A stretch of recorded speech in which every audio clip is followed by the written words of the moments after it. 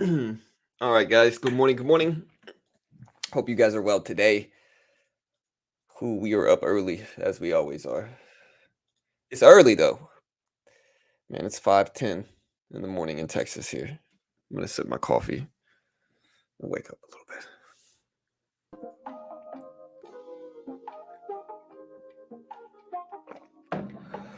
Whew. Bro, I just hit this and the music changed. I slapped myself and the music changed. Maybe that should be my go-to music changing, you know, method now. Let me know what you guys think. I know some people here would appreciate that. What's up, Mark? Hey, good morning, bro. Today we have Canadian CPI building permits, housing starts. So it's a Fed week. Tomorrow we got the rate hike decision. Yeah, market rebounded. My Disney trade is sitting beautifully here. You guys remember I bought Disney yesterday, right? I bought like 60 shares of Disney, 60, 70 shares of Disney. I took profit yesterday and after hours because, I mean, frankly, I was just up so much that I just needed to. It was like an itch I couldn't scratch. And so I had to take profit. And I'm still sitting on 30 shares. You can see I made about 100 something bucks on the trade. Not anything crazy, but green nonetheless. I told you guys I was buying Disney. And yeah. Hey, what's up, Toker? What's up, Rossi? Fife, DS, Ramsey. What's up, guys? Hey, tomorrow's a big day, bro.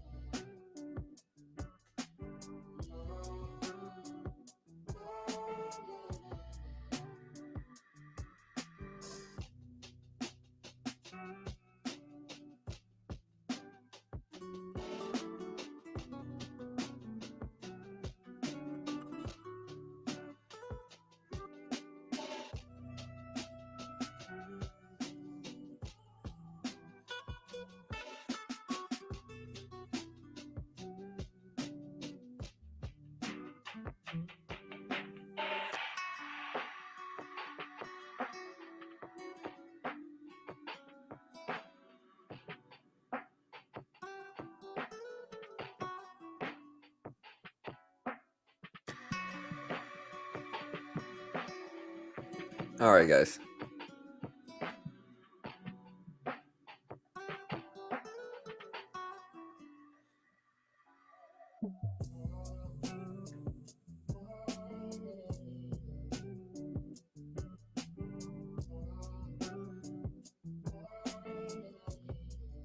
Yeah, so here's Disney right here.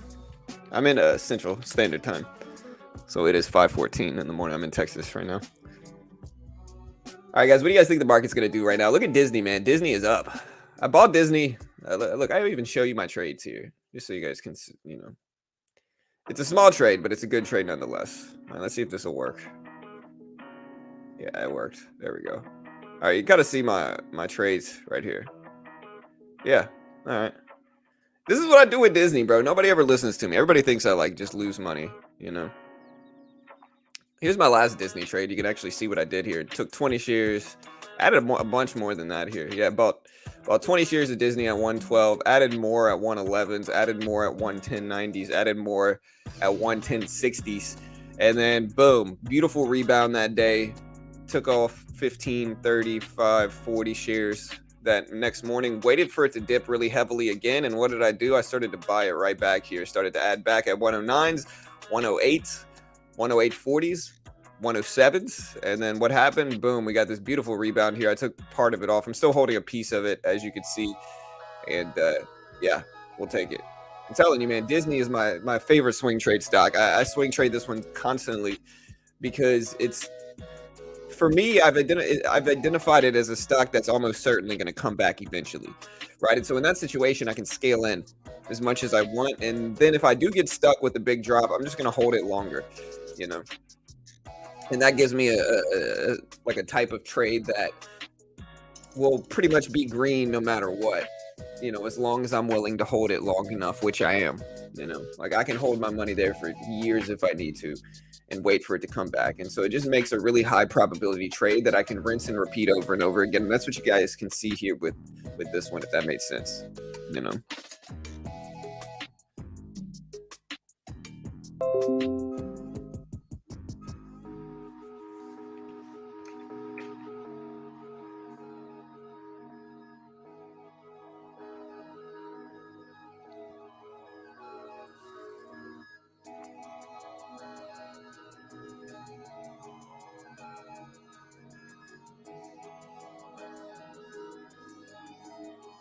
And then we got Bed Bath up there at 8.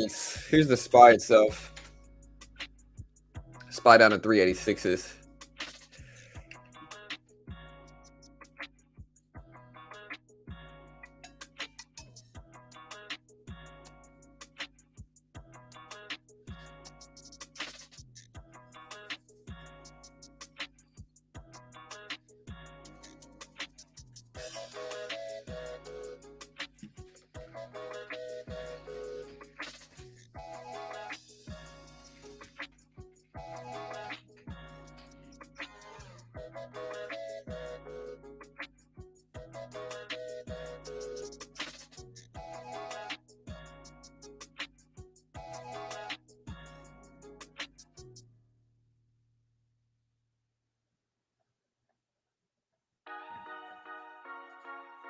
All right, team.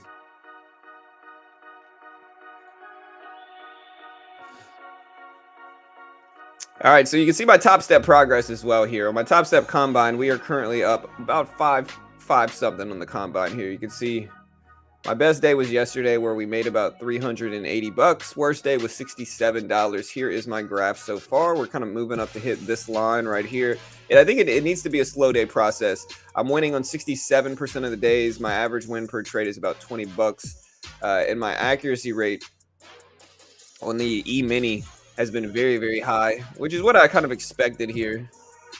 My winning versus losing trade could be better here, so that's what I need to work on. But this is my accuracy rate for the E-mini pulled directly from Top Step here.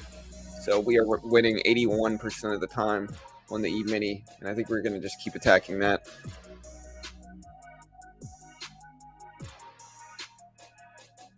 Hey, what's up, Beach?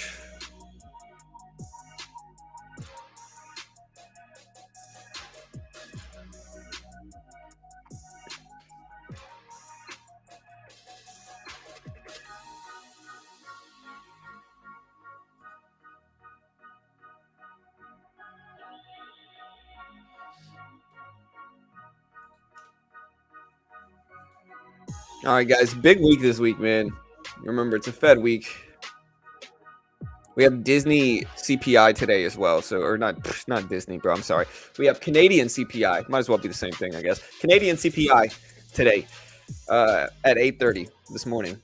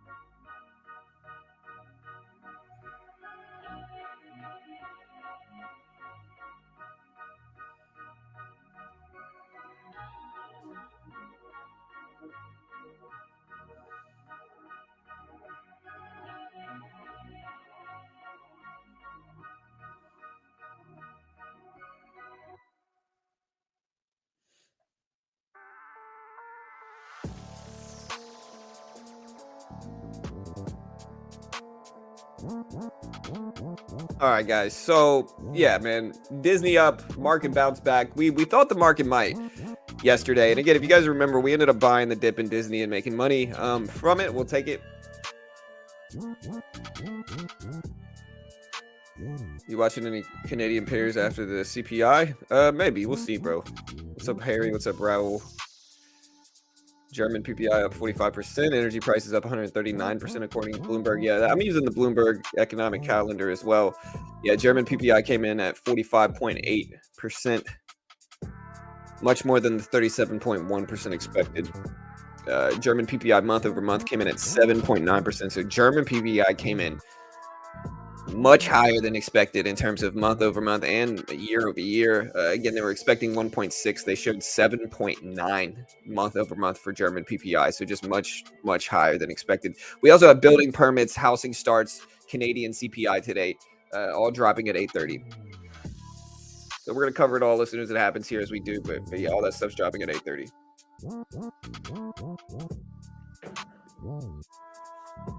SPY down today, this morning.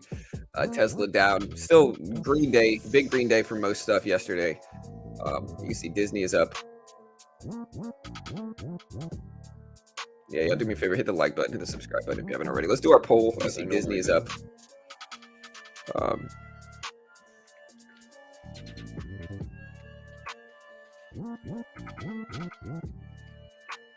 much will the Fed raise rates tomorrow?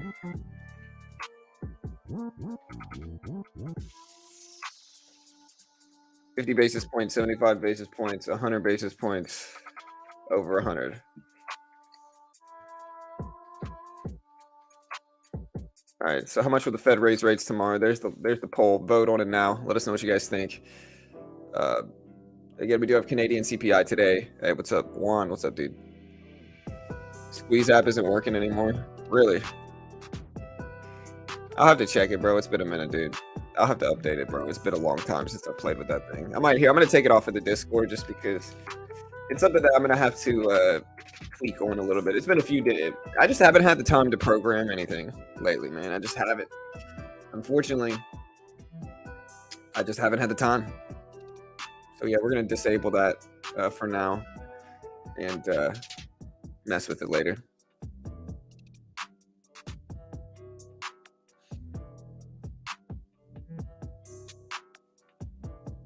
$100 basis points? I don't think so. Yeah, vote on the poll. We got 25 votes already. 60% think 75 basis points as expected. 38% think 100 basis points, though. So, y'all think it's going to come in higher than that? Let me know. Some actually voted over 100. The fear is incredible. Yeah, it's not going to be over 100. I'll tell you guys that. I'll stand on that hill right now. It's not going to be over 100. There's no chance it's going to be over 100. Now, it's highly likely that it's going to be 75 basis points, but there also is, there is a chance that it hits 40 or it hits 100 basis points, which 40% of people voted on. So there is a chance that it's 100, but it's unlikely, I would say. It's very likely that it's going to be 75 basis points, and I think that move is baked into the market already. This is stuff we talked about yesterday as well. I think that type of move is baked in already. So, we'll see.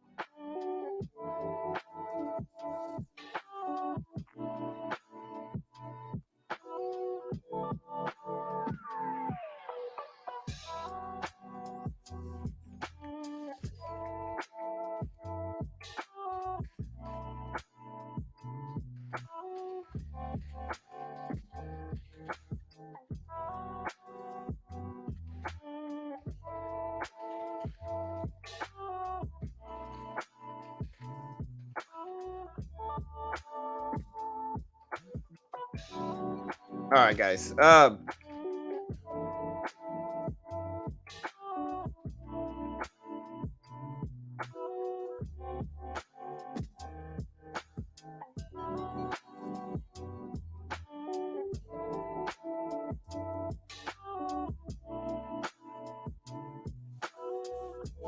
Hey, what's up, Mark?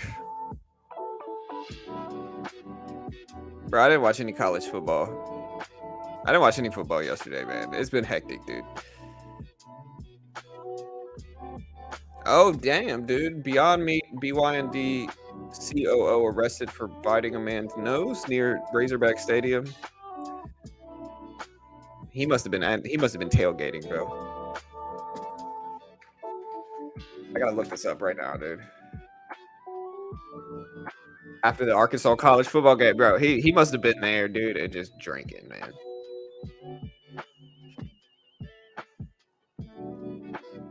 Yeah, is the operating chief of Beyond Meat since December. Bro, they're a failing company, though, dude. Like, I've been telling people, bro, I hate being right about stuff. And then people coming around being like, oh, you're wrong. Like, dude, like, I hate being right about everything, dude. It's a curse, man. It really is a curse. I talked about BYND. I talked about Peloton, too. I told people why BYND was not going to do as well as they thought it would. I've been saying this for years and years.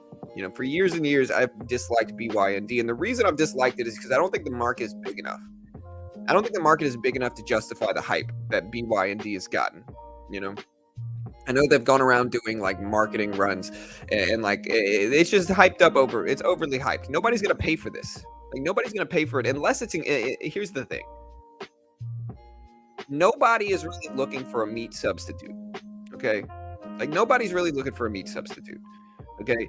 You got vegans who are going to make some damn good food just without meat, you know, but it's not going to mimic meat. It's not going to taste like meat. You know, it's going to taste different and that's okay.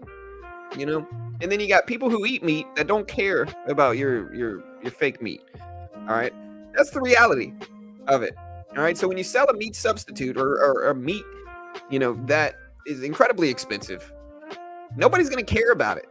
You know, yes, it's some great thing. Woohoo! You know, you can do deals with all these companies trying to bring in the vegans, but vegans aren't gonna go to your restaurant for this. Nobody is. Like, they're not gonna care. You know, vegans are very health conscious. The example I always use is the Burger King Impossible deal, right?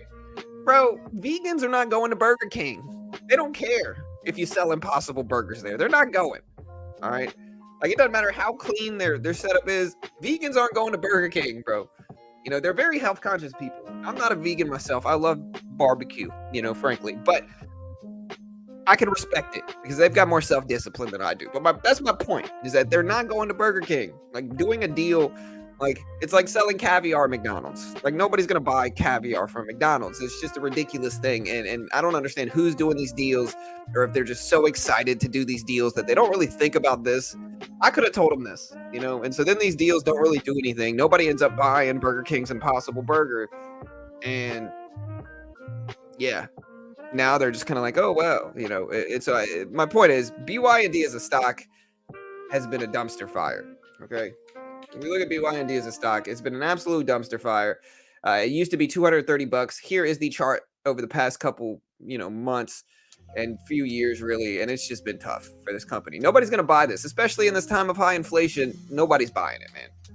You know, let's just be real here for a second. Nobody's buying this. And people have to understand that, you know.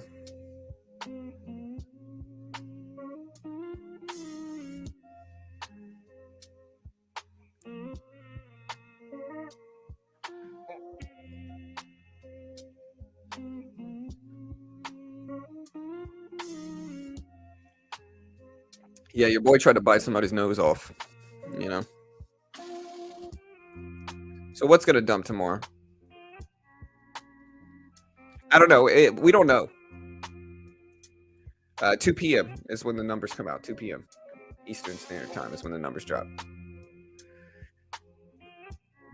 Today we have Canadian CPI and housing starts. It's going to be big news today too.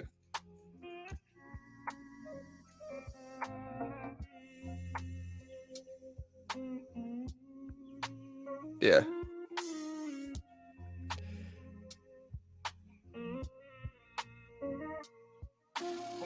Ever had that Impossible breakfast at Starbucks? Honestly, I've had the Impossible tacos, and as much as I'm ranting about them not doing well as a company, the Impossible tacos were kind of good. I had them at Disney World.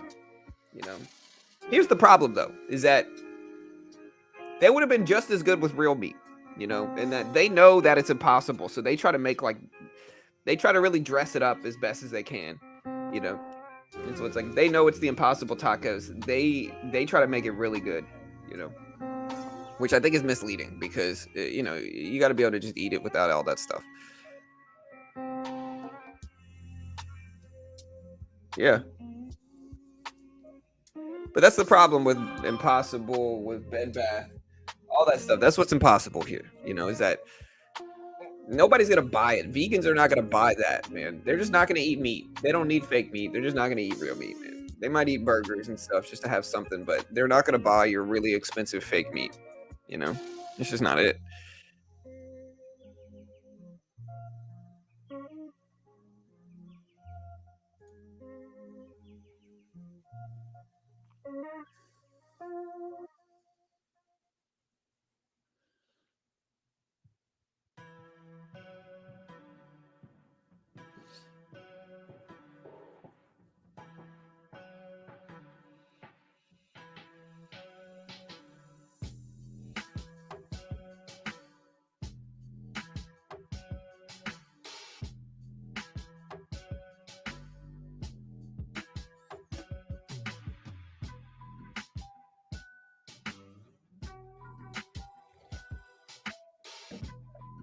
Eli Manning went undercover at Penn State as walk-on Chad Powers.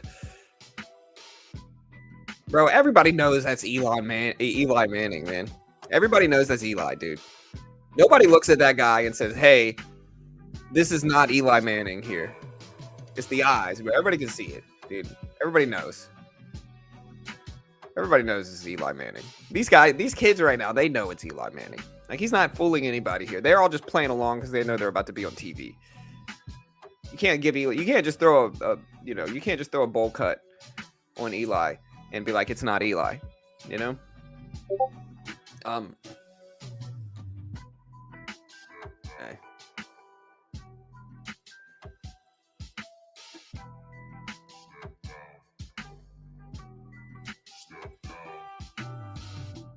Hey, what's up, Patrick? My roommate is the only person I ever saw eat the Impossible Whopper, and he just does it as a joke. Honestly, yeah, I get it. I really understand too. I truly understand.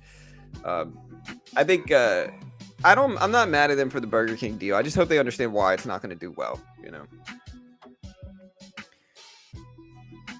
like the only thing that selling the Impossible Burger at Burger King is going to do. This is the only way they're getting sales. Is they're going to go there. People are going to go there and they're going to say, "Hey, I've heard about this Impossible Burger. Let me try it." You know, and they're going to try it and they're going to eat it. But it's only going to happen once and they're going to be like, "Okay, that was kind of good, but I'm going to go back to my regular burger." You know, or they'll be like, "Oh, this is gross." You know what I mean? That's what's going to happen here.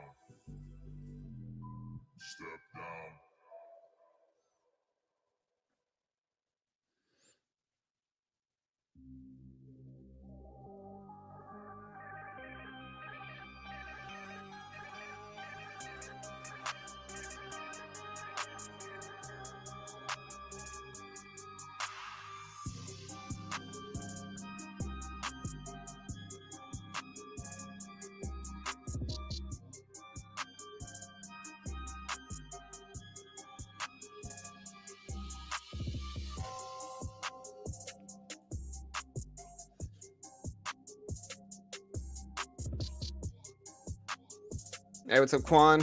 Hey, buenos dias, mi amigo.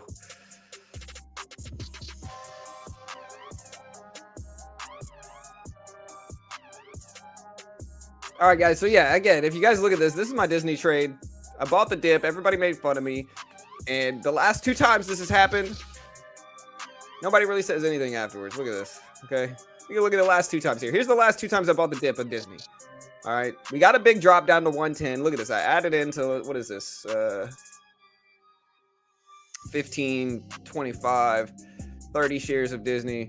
We take a lot of it off up here, you know. So we end up buying Disney on the dip and then scaling out after the run, and then we move on from that. And we move on to this latest dip here, which again, you can see we started to scale into it yesterday morning. We took 15 more, a little bit more, added some more to it, added a big position down here. Once I saw it drop down to 107, I'm just kind of like, okay, I'm buying. I'm adding some size here. And so we bought the dip, and then sure enough, what happened yesterday? We took more off yesterday. And so these little dip buys have been incredibly profitable for me. And yeah, you can see we scale in and out of Disney, Every time we take this trade, look at this. Like, look, you guys want to see how I trade here? Look, I can go back all of Disney. Like, it's just nothing but profit taking. I buy dip, I sell on the pop. Look, here's another dip. 15 shares, took half off there, added another 10 shares, took a little bit off there, took 10 off there, added 10, took 10 off, added more, took the rest off in profit, took more off in profit, added some more down there, took some more off up there, added some more down there, and I'm still holding a piece too. So you can see I'm still holding 30 shares, very green in this. I mean, I'm up like $50. And so again, I mean, Disney is one of those trades where I'll keep adding to this thing. I'll keep adding to it, especially when it's down to 105s, 106s. I mean, listen, there's just value there, I think, in my opinion. There's just value there, But yeah. We are live. We're going to do a Twitter poll as well here today. Today we have Canadian CPI drop.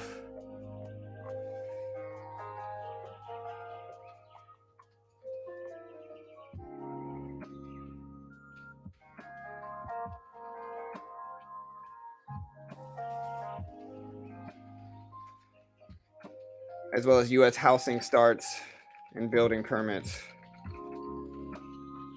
Calls or puts.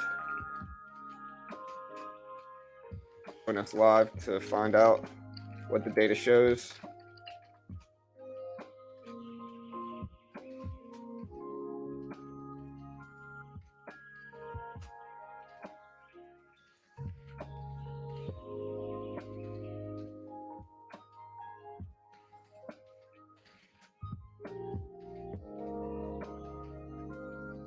All right, guys. So, yeah, we're going to do this Twitter poll as well here. Again, vote of the poll, calls or puts. You can also follow me on Twitter. We're going to announce all the fundamental data as we do it here. We're going to make this poll like 3 hours long.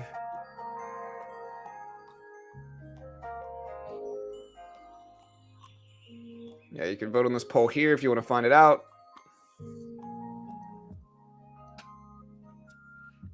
There's the link if you want to check out the poll we have on Twitter.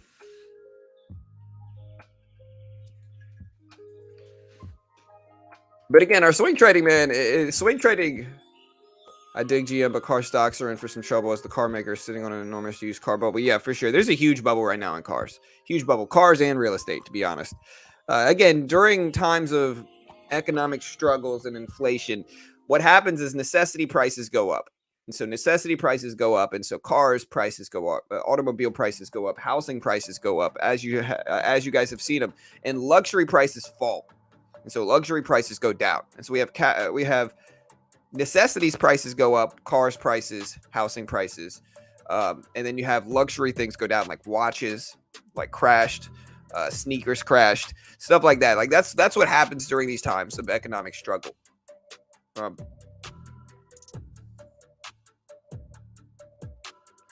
All right, Mariah Carey is releasing a 90s grunge album. Is she gonna wear Jinkos? She needs to wear Jinkos on the cover. If she doesn't wear those, I'm not buying it.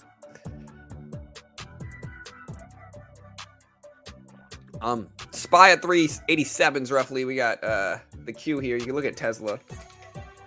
See, Tesla's down, but Tesla did well yesterday. It's up over threes. It's at 307s right now.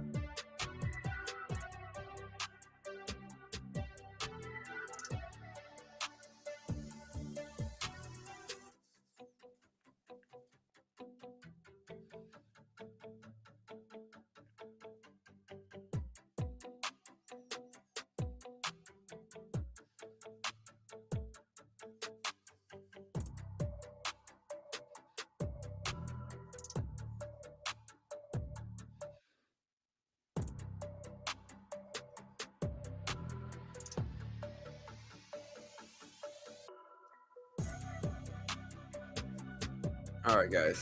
So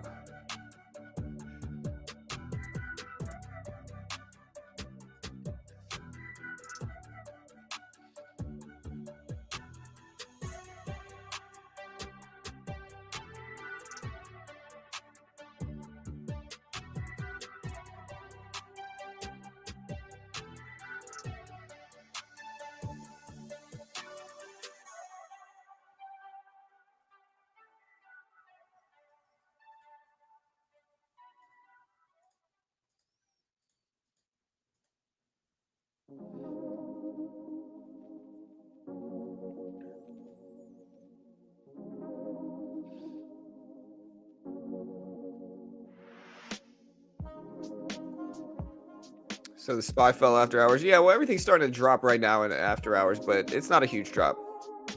Yeah, dude. Honestly, Mariah Carey is definitely talented. I'm not knocking Mariah Carey, bro. She might pull off the grunge album. I'm really not knocking her. I think she's got a great voice and just actual talent. 100% agreed. Shout out to Mariah Carey. You can watch it right here, Tony. We're gonna cover it as soon as it comes out, man. As soon as it drops, we're covering it. We're also going to be covering U.S. housing starts and building permits. But yeah, we're going to drop the data as soon as it comes out, as we do. Stick around. Dude, I love coffee, bro. Yeah, Mariah Carey's pretty. For sure, you know. Nick Cannon didn't deserve her, you know. All right, so the SEC claims the U.S. government has jurisdiction over all ETH network transactions here. Thoughts on that, guys? What do you guys think? Is that good or bad?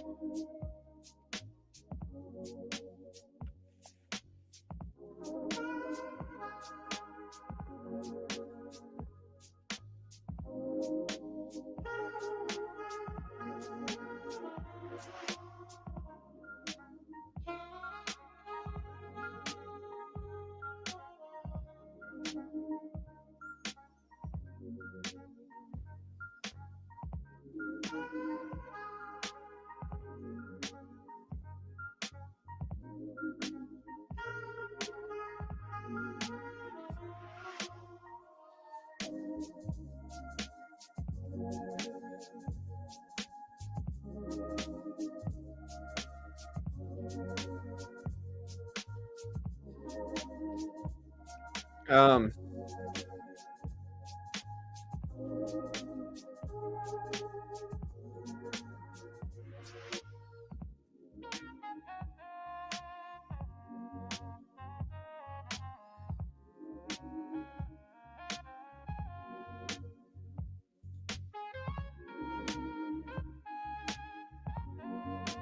all right, guys. So Tesla's starting to bounce back. What are you guys buying right now? Like, is there any stocks that you're interested in specifically here, team?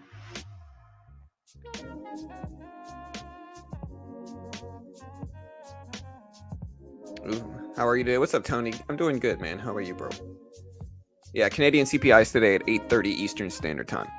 Looking at the poll so far here, guys, 56% voted for 75 basis points, 4% voted for 50, 35% voted for 100, and 5% voted for over 100. And that's about right. I mean, listen, I don't think there's any chance that we're going to show over 100 basis points. I think that's incredibly unlikely. I think the Fed knows if that happens, then there's going to be chaos, bro.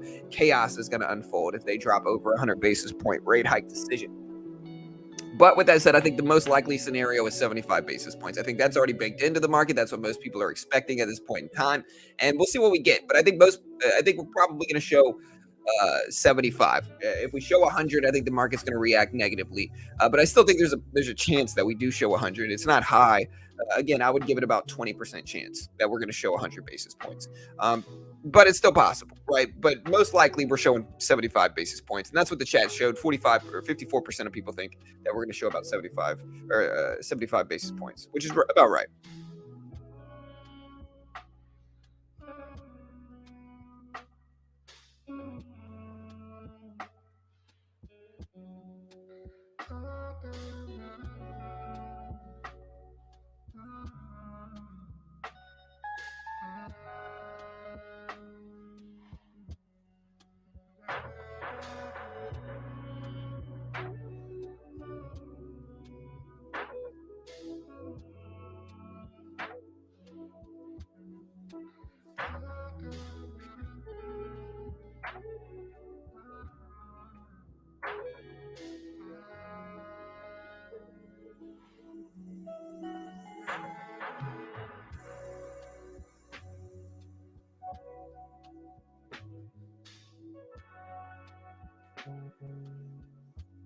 All right, so Twilio, TWLO CEO Jeff Lawson announced that he's going to lay off 11% of its workforce.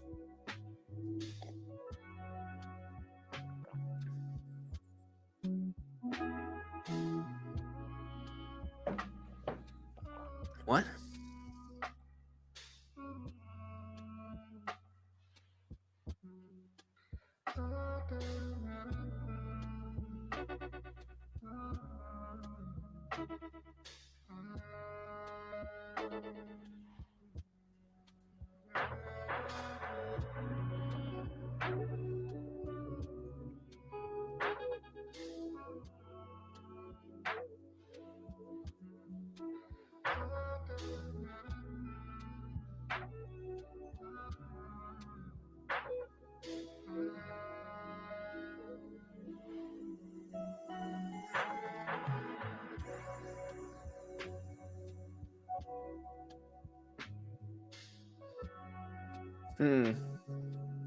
Cost of healthcare is up 24.3%.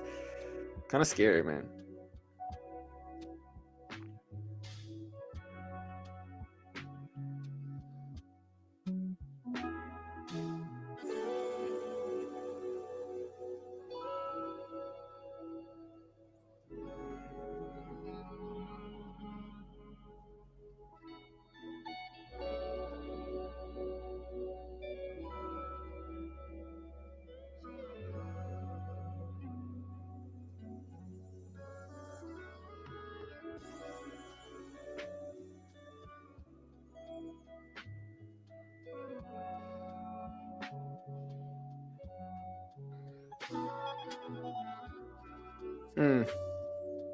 All right, guys. How do you feel about a strike on O? What? On what? Watch his business channel in the mornings. Honestly, Tom Brady, they just gifted him that W. They gifted him that W versus the Saints, bro. Everybody knows it.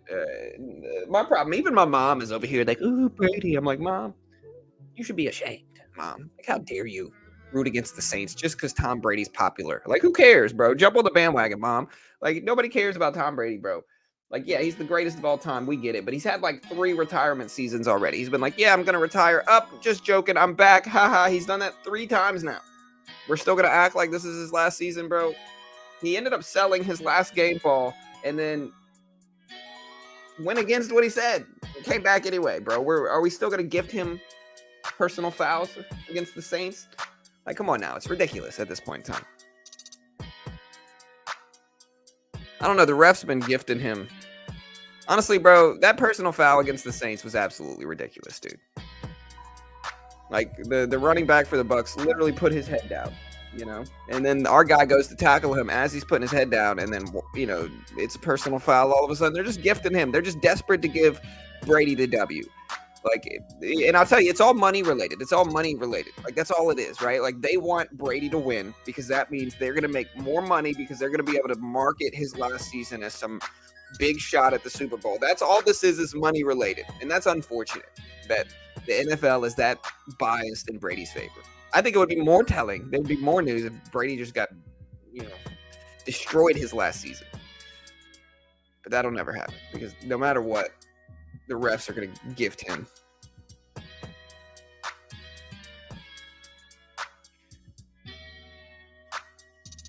Yeah, Jerome Powell's not speaking tomorrow. It's not CPI, Denise. It's not CPI tomorrow. Tomorrow is the rate hike decision. And Jerome Powell's definitely going to be speaking tomorrow. I'm pretty sure he is, at least. I'm pretty sure he is. Let me check. Bloomberg is usually my go-to for checking stuff like this.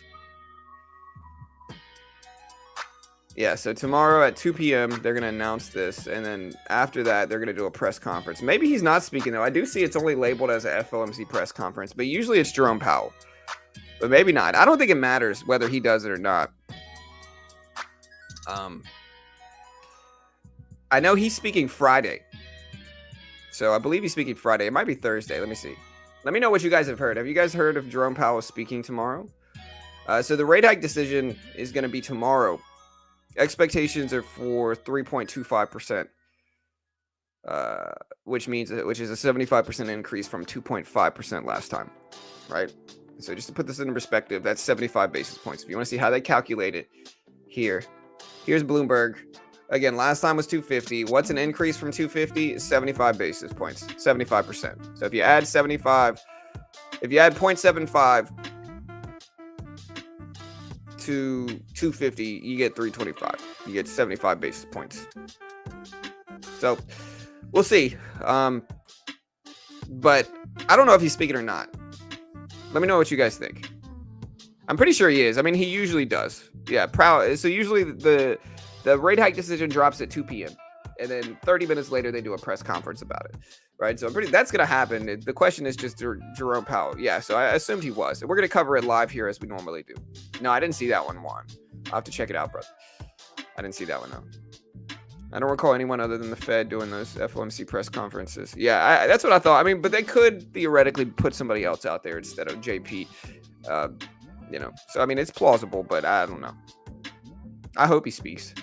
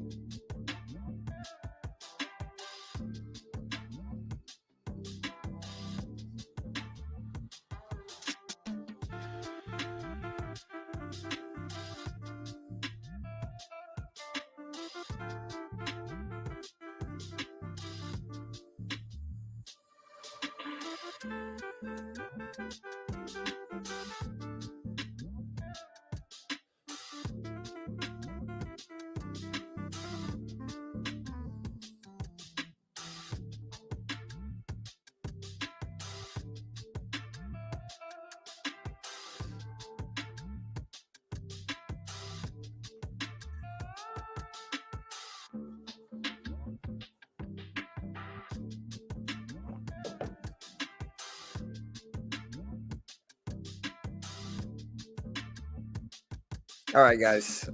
Planned 100 to 200 basis points are already planned. I don't know. I don't think they're gonna do 100. Yeah, we're gonna stream everything. Live you 100%. We're gonna stream everything, man. We stream and hit the subscribe button, guys. We stream all the major economic releases.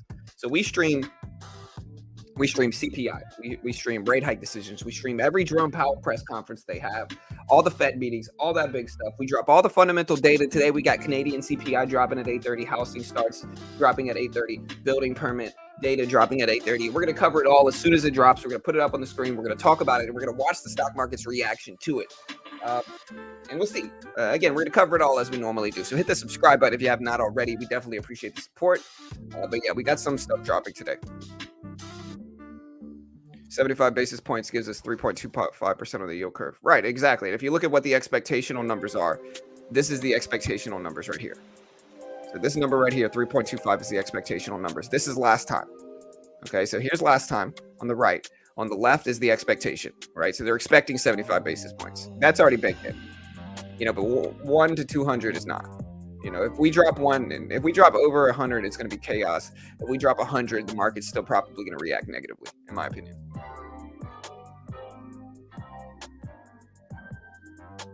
Yeah, I'll have to check it out. Tua, bro. Honestly, I'm rooting for Tua, man.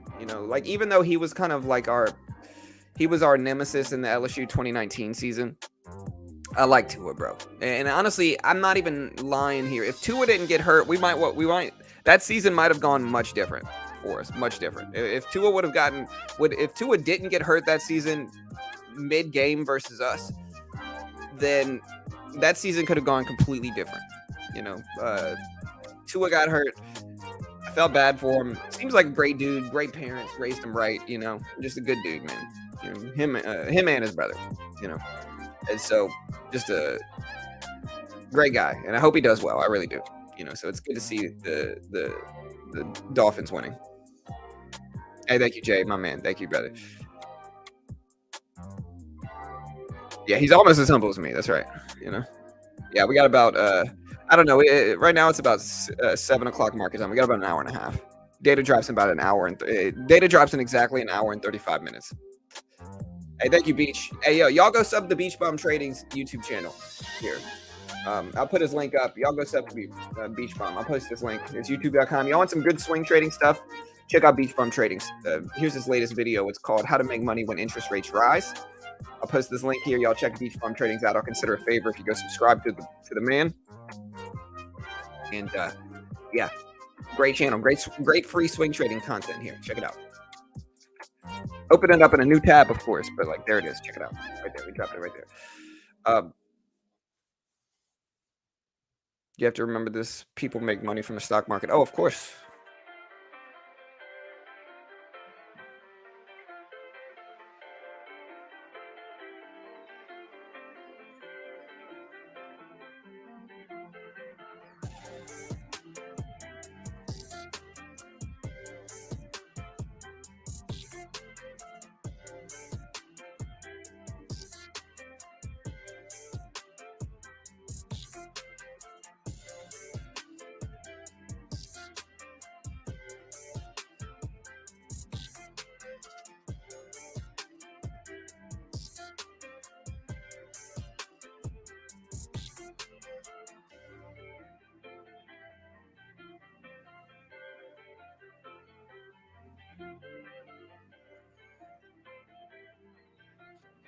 Man, you look politics everywhere, bro.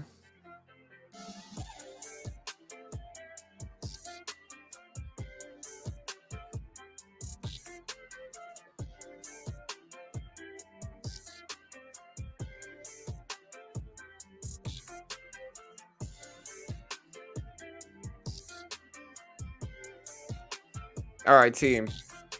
If you haven't already, hit that subscribe button, guys. Let's keep growing up.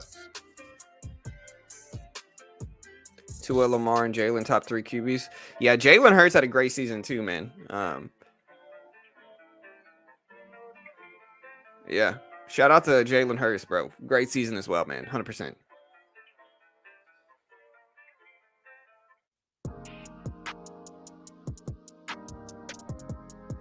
You think they will allow the stock market to crash? I'm not big on thinking the market will crash. You got some people that are all doom and gloom. That's not really me, man. I'm usually buying these dips, and you can see like I buy up stuff during these big drops. Again, I'll show you guys my Disney trades over the past couple weeks too, if you guys really want to see it.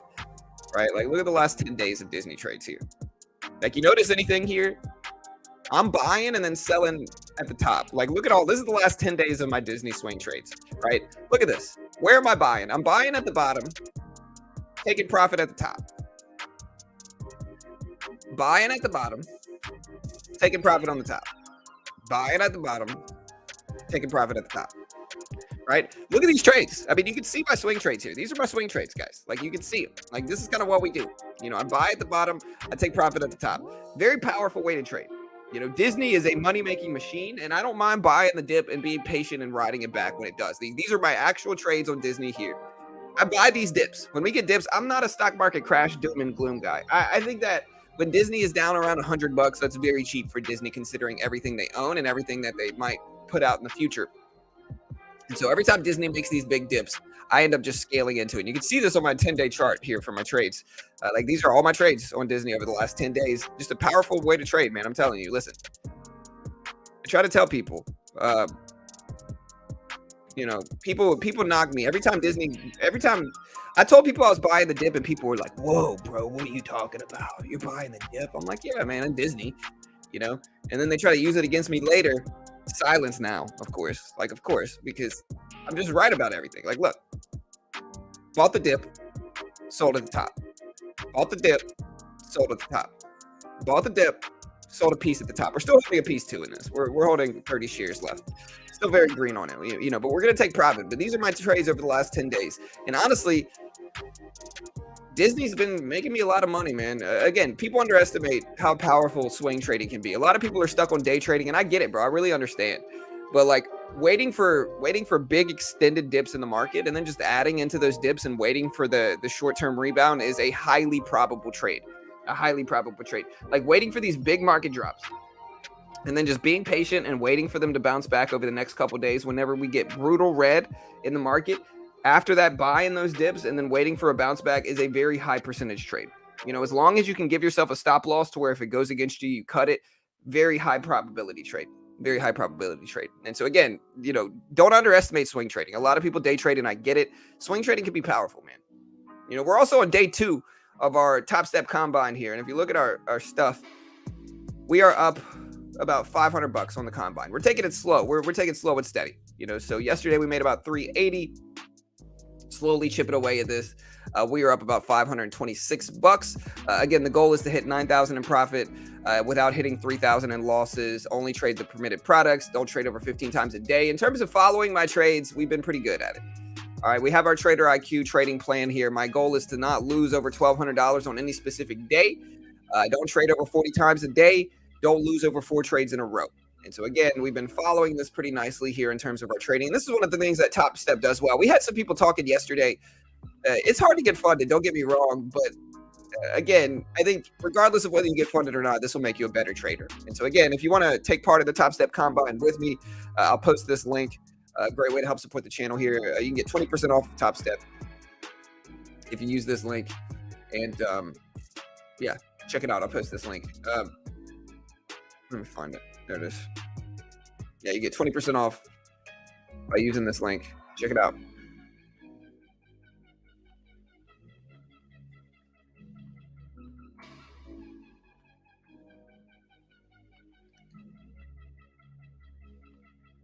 We'll also just pin this to the top of the page if you want to check it out too.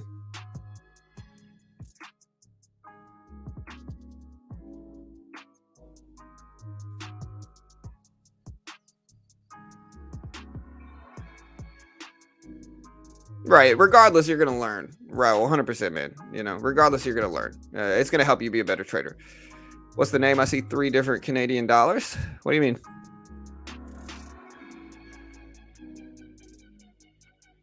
All right, guys. Tesla, pop it up.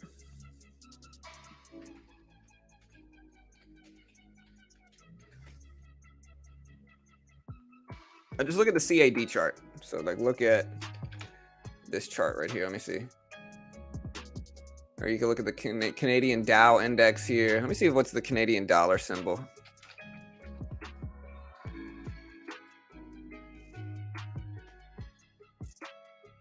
CXY is what it's called, CXY, right? So you look at CXY. Oh, it doesn't let me look at it on TD Ameritrade. DXY, I could look at DXY. Here's our dollar. But if you look at TradingView, you can look at the Canadian dollar index here. So like here is the Canadian dollar index. This is what we're going to be watching. Again, they have CPI dropping today as well. It drops at 8:30. We're going to cover it live as it happens. They also have U.S. housing starts. But yeah, right now it's at 75.40 for the CXY. Moving up a little bit today. You can see it here. So again, we'll see what we get. Tesla bouncing back. Look at Tesla pop here. Market rebounding some too. SPY up to 387.30s here.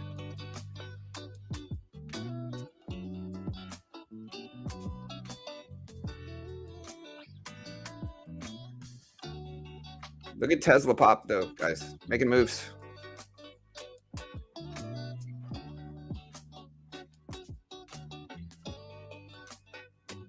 Well, I mean, some people might try to get funded in 2 weeks. I mean, you could get funded in 2 weeks, but it depends on your risk tolerance here, to be honest. Like I'm sponsored by Top Step, number one. And so Top Step is a sponsored platform to me. And this is, I've been very open about this. But I want to actually get funded. They do give me a bonus if I get funded too. And so I actually want to get funded because they give me a bonus, And so we're working on getting funded, but it's a slow and steady race here. Like again, regardless of whether I get funded or not, this is teaching me to be a better trader here. And again, you guys can see here, like if you look at my accuracy rate, we are doing pretty solid here. On the regular E-mini, we're winning 81% of the time. 81% of the time. So here's the regular E-mini. We are winning, and this is pulled directly from Top Step, 81% of the time. So we're doing pretty solid. We're doing pretty solid. My average losing versus average winning trade is a little bit thrown off, and that's only because I am taking very small trades and cutting them, and then when I lose, I'm being very patient with my small wins. So I'm winning small sometimes on the micros, and kind of getting out very quickly. But I got a lot better about that yesterday too. So we're doing fine. We're doing fine.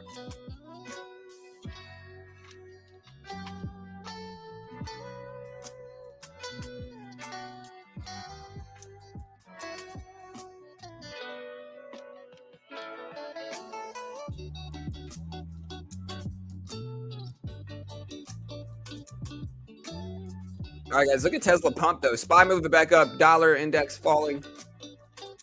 Do you think the market is pricing on a 75 basis point? Yeah, I think so.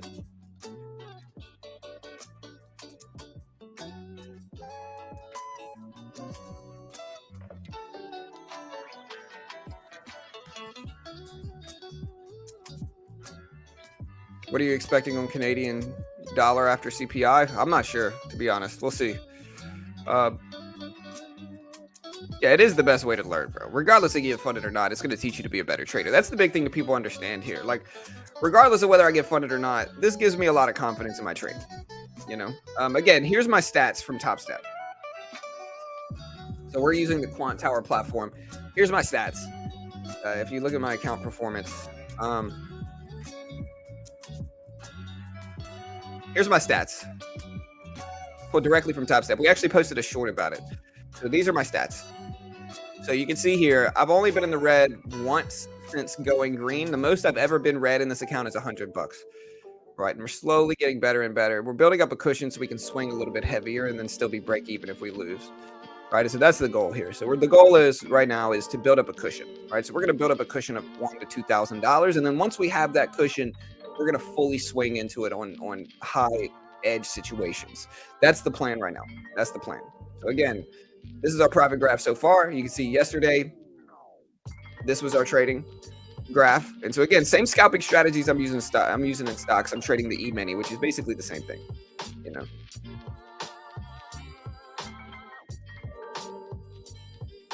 And we'll see. It should be fun, man. We'll see.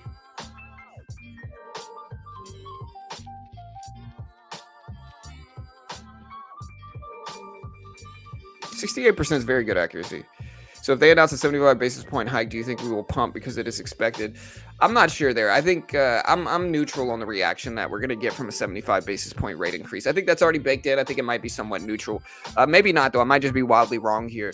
And so I really have no idea what's going to happen if we show 75. I think if we show 100, the market's going to drop. And if we show over 100, the market's going to be in chaos. If we show 50, the market should just pump up big, in my opinion.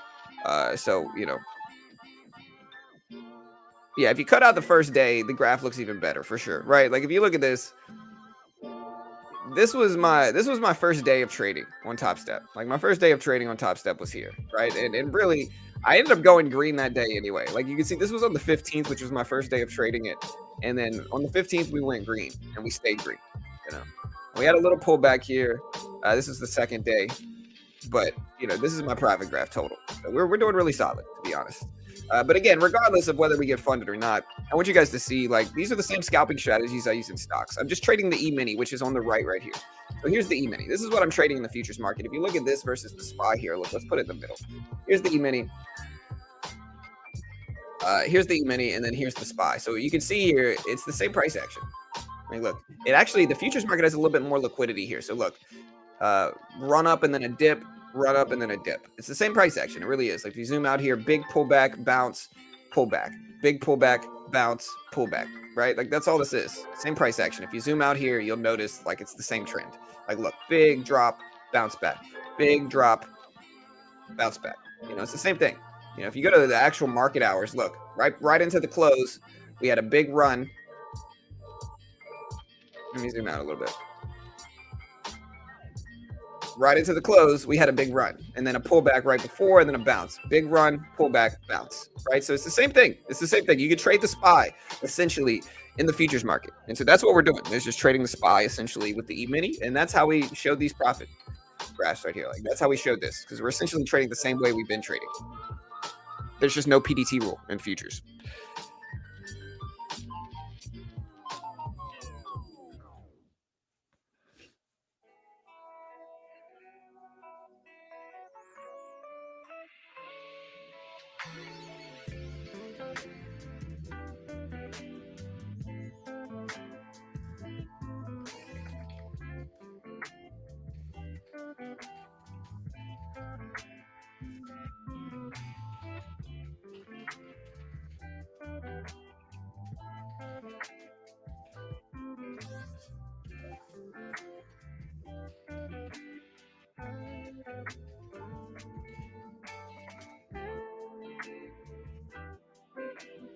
Yeah, traders getting weird with other traders simply because they don't like a specific stock is ridiculous and shows high levels of emotion.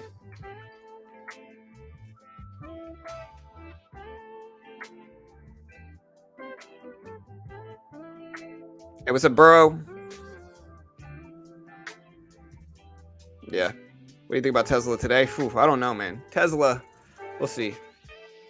What's Apple doing? Did Apple bounce back with everything else? Yeah, so Apple back all the way up about $4 a share yesterday. So nice. No, it's only futures, Cedric. So it's only futures. If you want to learn more, look at the link pinned at the top of the page. Right, immaturity, bro. Again, the reality of it is, man, if you're mad at somebody else just because they don't like the same stock you like, then you're just highly emotional about the stock. Usually it's just because people have been wildly wrong. Right? Like if I tell everybody XYZ is going to run and then XYZ fails, and then I see somebody coming along saying XYZ sucks, I might feel kind of weird about it, but you got to separate yourself from that and just look at it honestly, man. You know, a lot of the time it's penny stocks too, and like people are getting weird with other people if they don't like a really sketchy penny stock that has gone down like 90% over the last year. You know, it's just a ridiculous thing, man. Like, take yourself out of that. Like, number one, you should never be fanboying any penny stock. You should never bag hold and fanboy any penny stock. There's just risk there. It's just a risky endeavor. And so it's one thing to do so. It's another thing to do so and then get mad if somebody else doesn't like it. It just shows high degree of emotion and a lack of knowledge in the stock market, to be honest. The beautiful thing about the stock market is that everybody's a little bit different. You know, everybody's a little bit different. Like, people like different stocks, people like different things, and it's fine to do so. It's fine to like stocks. It's not okay to just hate somebody because they don't like a really sketchy stock, you know. But again, what I notice is it just shows emotion.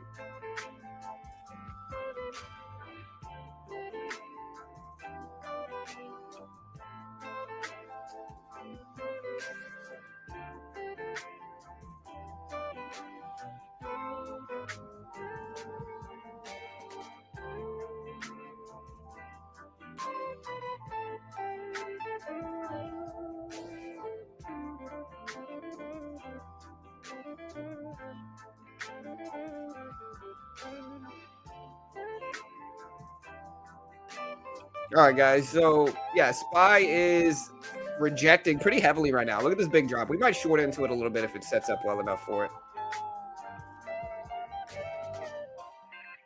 Yeah, I got you, Tony. Yeah, we're covering it as soon as it comes out. Drops in about an hour. 1,000 basis points, never. What's up, Ride? Yeah, that's probably true, Christopher, to be honest. Costco earnings pumped the market this week. Target at Walmart. Do you mean Target at Walmart is going to move in sympathy, or do you think Walmart drop earnings this week?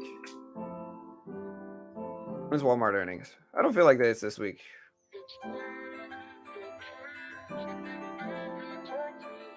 All right, so Walmart dropped earnings. The last time they dropped it was August 16th. So yeah, this is not. Next Walmart earnings are going to be November. Yeah, Costco earnings this week. Let me see. Again, we cover some of these earnings streams, but like other times, it's just not worth it because they just don't get enough views. They don't get enough attention. You know, we could cover Costco, I guess. We could try at least.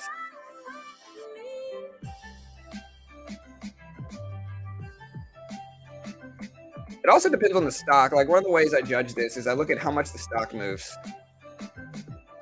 It's an expensive stock. I mean, it might be relevant to retail. It's also the only big earnings that we have this week, so maybe it's relevant here.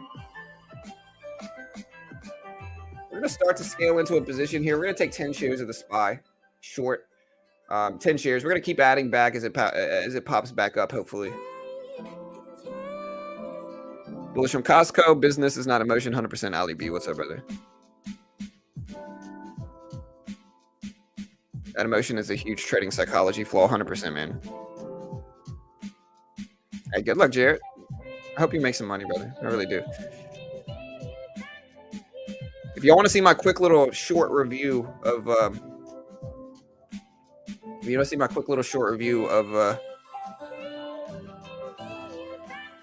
of my progress on Top Step so far and kind of hear my plan on Top Step, check out this link.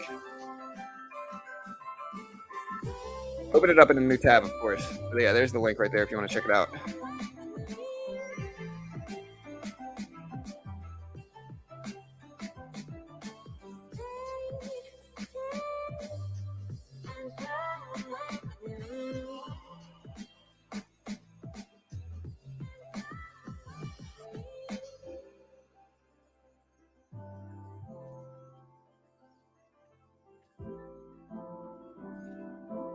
Check out the link if you want more info, Zachariah. Here's a video. I can give you a video of like what they do here. Let me find it. So here's like an educational video on kind of what Top Step does. If you want to find more info on it, check out this link. What would be ETH's move on 75 basis points? I don't know. I don't know how the market's going to react to 75 basis points, to be honest here. All right, so we're going to start to add a little bit more to this. We're in 20 shares of the SPY now. We'll take 30. I don't know what the market's going to do if we do 75. Again, the question is, are we baked in? So I think it boils down to extension in that regard, right? So I think if we do show 75 basis points, people are going to look at the market and say, hey, are we overbought or oversold? I think if you look at the market over the last 30 days, we're going to be a little bit oversold. And so maybe we run in that situation. But again, it's pure speculation. I have no idea, to be honest. No idea. We'll see. I know if we show anything outside of 75 basis points, we're going to have a big knee-jerk reaction in that direction, right? So we show 100 basis points, market's going to probably tank. We show over 100, market's going to just fall down very fast. If we show under 75, the market's probably going to fly. Market's probably going to rip. That's my logic right now, but I might be wrong. But I think if we show anything outside of 75 basis points, we're going to have a big knee-jerk reaction to it. So we'll see, you know.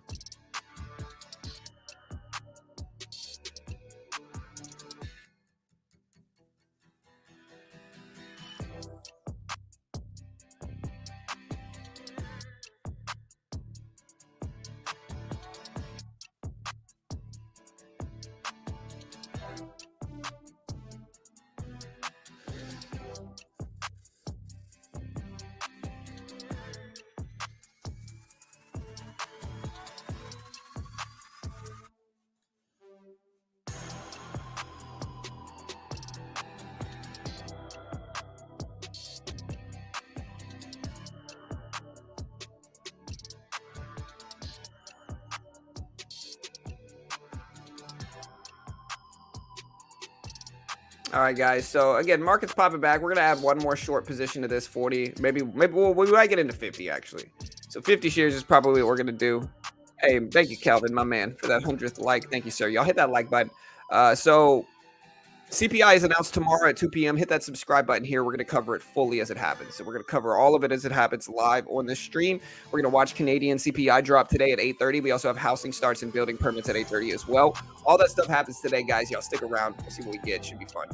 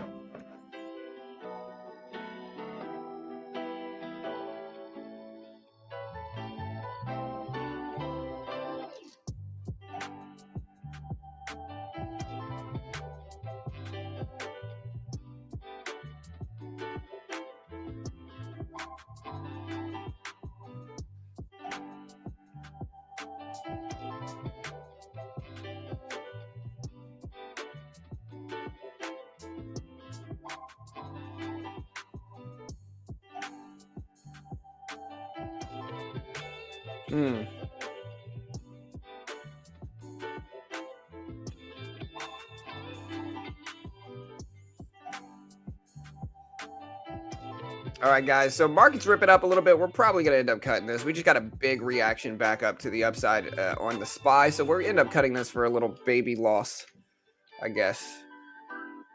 We'll let this level test here and we'll cut it if it breaks, which is pretty close.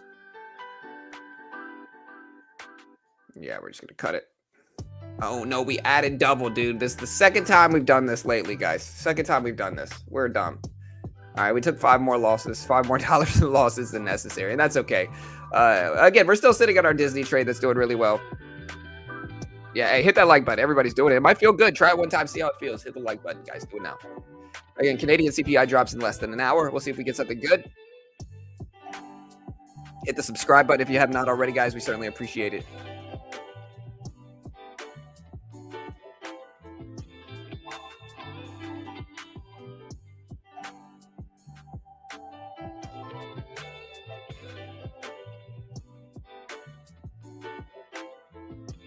All right, guys. Market bouncing back though.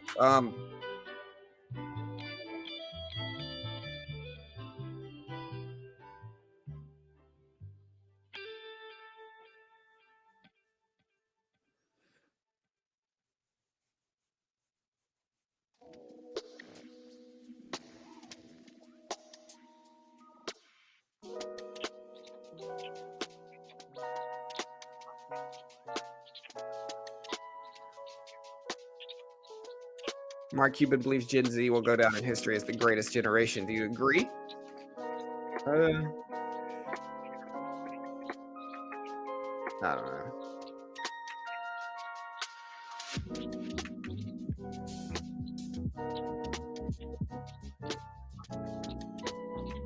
All right, so yeah, Cuban said Gen Z are the real greatest generation and boomers are the most disappointing.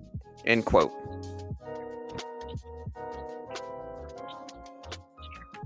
I don't know, man.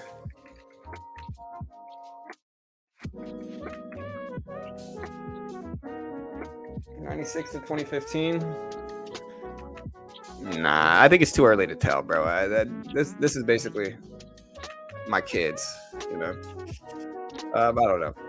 They're gonna be the more technologically inept group of people for sure. But that's not even like we're way more technologically and like capable than our parents are too. I don't think that really is a huge thing. I think that's a natural result, and I think that's going to happen with each generation after all this. You know.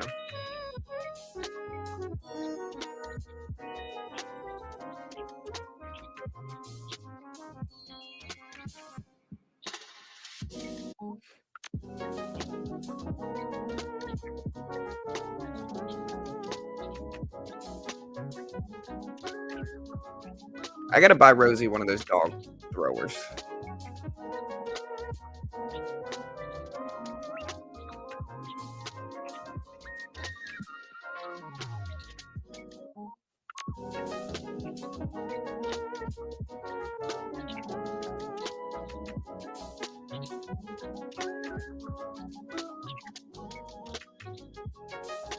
Uh, I'm not saying I agree with it, bro.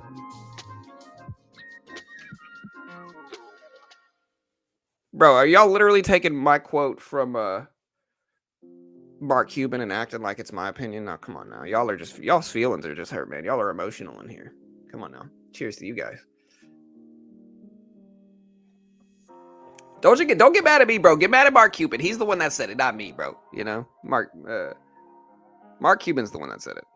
You know, I don't actually believe that. I think it's too early to tell how good or bad Gen Z is going to be, right? Like somebody born in 2015, they're literally 7 right now, and so you know what I mean. Like, how do we know? Like, Mark Cuban's over there. Mark Cuban's the one that's doing that, not me. Don't get mad at me for just repeating a quote from Mark Cuban.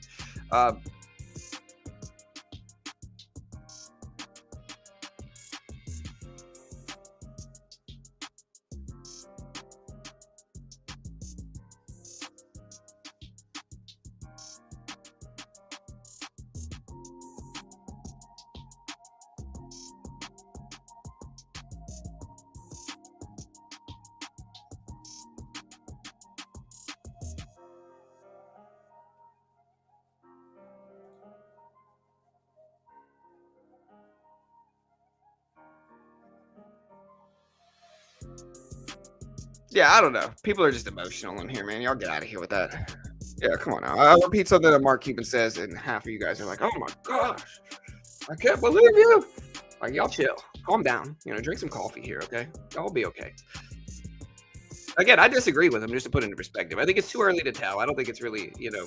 Again, I didn't say millennial. I didn't see boomers were the worst generation either. This is all quoting from Cuban here. Again, boomers worked really hard. Like, I'm not like my parents were boomers, very hardworking people. All right, I'm not knocking boomers. Okay.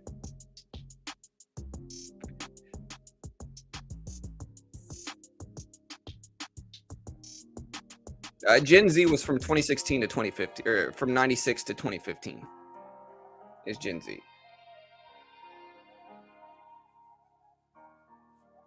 So again, from 1996 to 2015 is technically Gen Z, right? So those are my kids. That's my kids' age.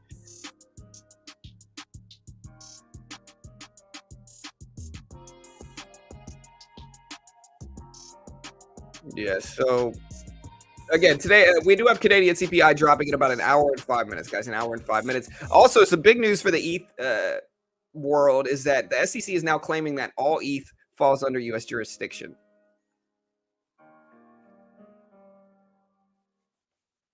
All right. So in a civil complaint against a crypto influencer, the SEC basically said that they believe the U.S. government has jurisdiction over all ETH transactions. End quote.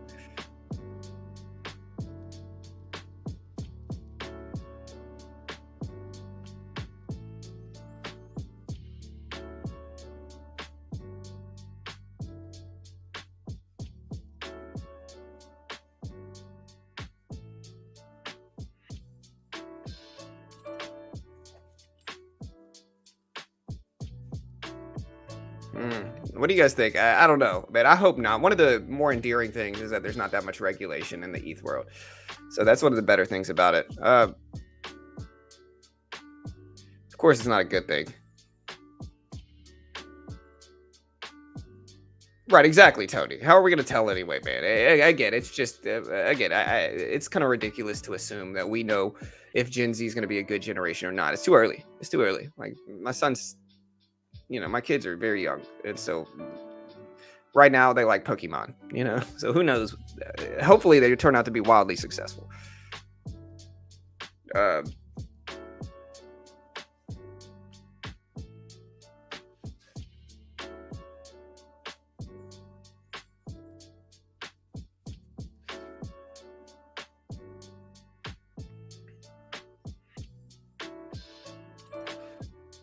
how's the housing market doing?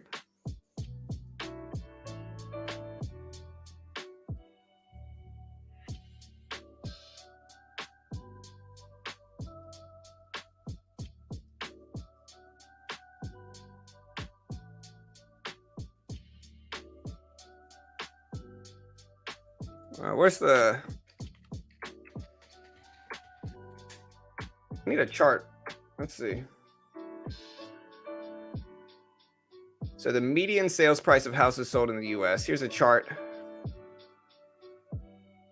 We want to look at 2022. The earliest we can look at is April. I need a more recent chart here. Why is April the latest month? Like, this is 6 months ago. There's got to be a better way to look at the chart. All right, so here's the Texas housing market. So the median sales price of a home in Texas is up about 10.5% year over year.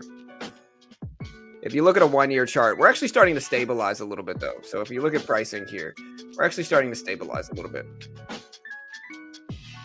So here is the housing chart, and this is from Redfin. So you see, we're actually starting to stabilize over the last couple months, from May to August. We're down a little bit.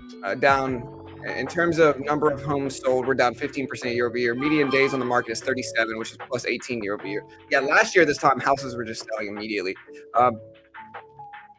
Again, I hope prices keep dropping. I think real estate's been in a huge bubble for the last few years, and it's time to get some drop there.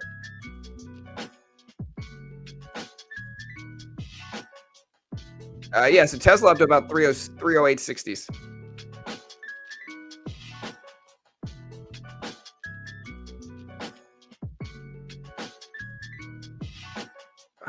11. I'm gonna just assume you're trolling, and so just a heads up. Yeah, you're gonna get banned here, dude. I've never seen you before. You're just trying to troll here. So, good day to you, sir. You're just trying to say divisive stuff. So, cheers to you, 11. But go do that somewhere else, man. The Discord link from the bots has expired. I got you, bro. Let me update it here. I don't know, man. That sucks, dude. Like, for whatever reason, Discord links are just never they just don't work that well.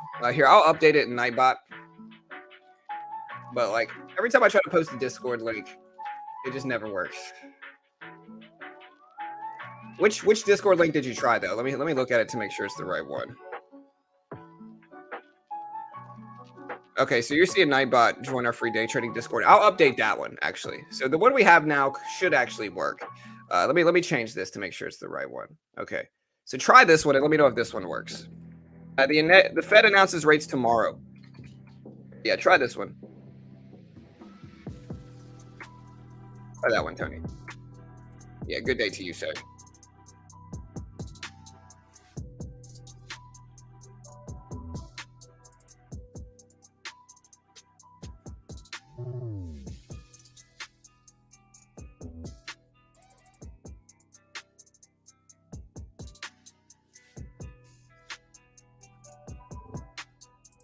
But yeah, the Fed's announcing rates tomorrow at 2 p.m. and then at 2:30 they're going to do a press conference about it.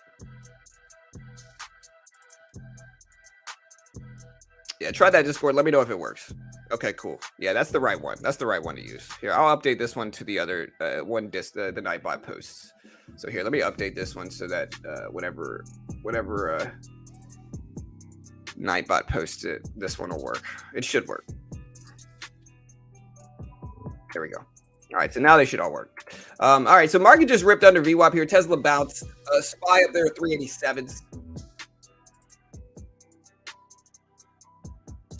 Yeah, it just kind of goes to show you guys, if I feel like y'all are trolling or just trying to start drama or over and over again trying to ask me something or trying to start something super divisive or super drama and conflict starting, I'm just going to ban you and move on. It's just not worth my time, especially if I don't really see you posting here a lot. If you post here a lot, maybe I'll give you kind of a second chance. But like, if I never see you posting here and you show up and you're just trying to start stuff because your own insecurities, I'm just going to ban you fast and just move on with my day.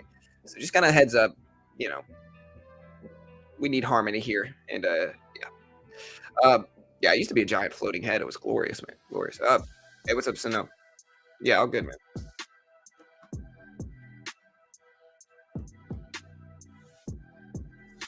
All right, guys.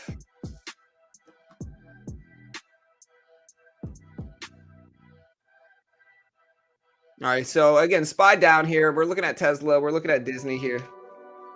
Again, we're in Disney small.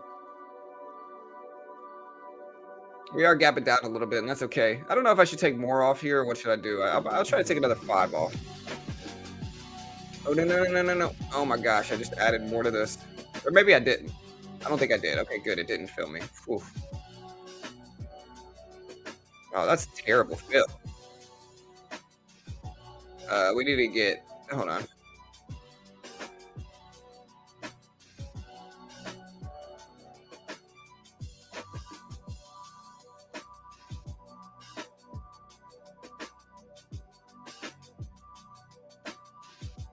That should get filled. But we're going to wait until we get a little bit more liquidity, I guess, for Disney here.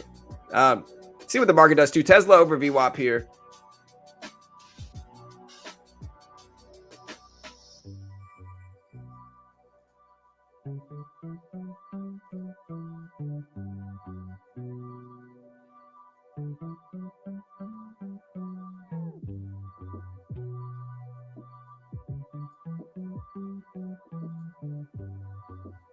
Hey, hit that like button, guys. Hey, what's up, Jeff? What's up?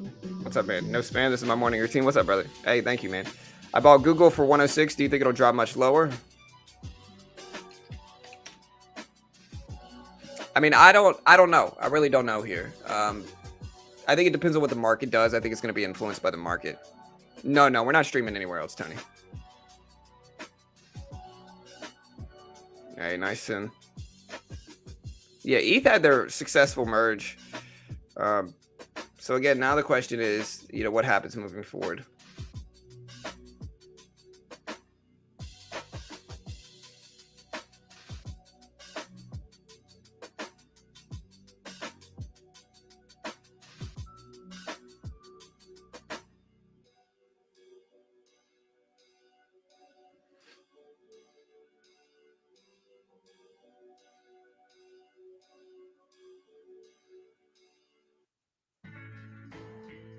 All right, guys. So again, let's see if the market holds.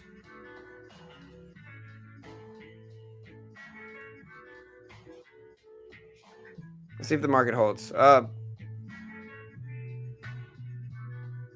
Again, I'd love to see the market hold, but who knows if it will.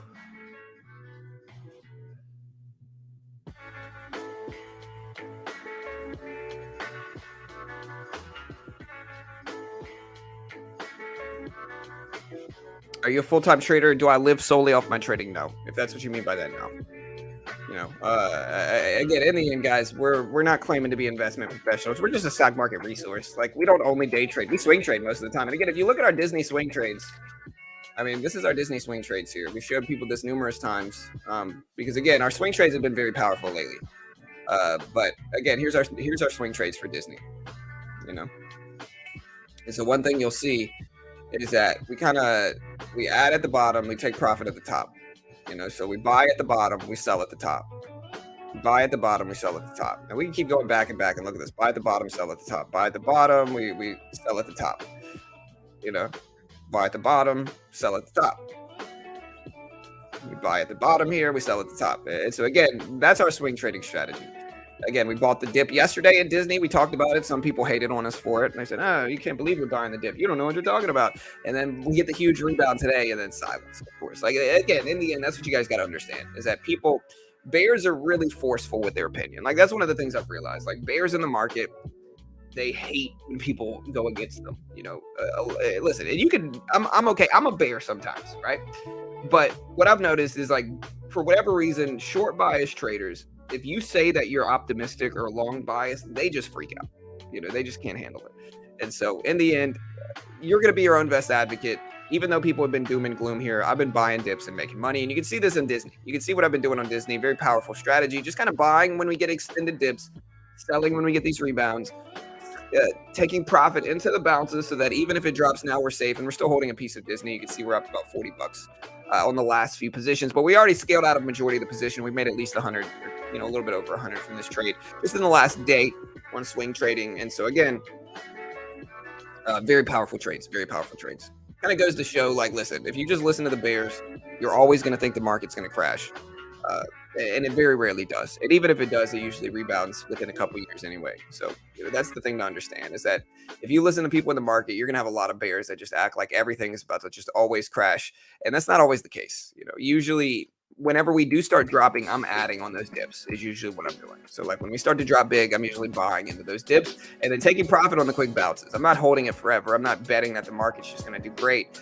I'm just buying the dips and holding,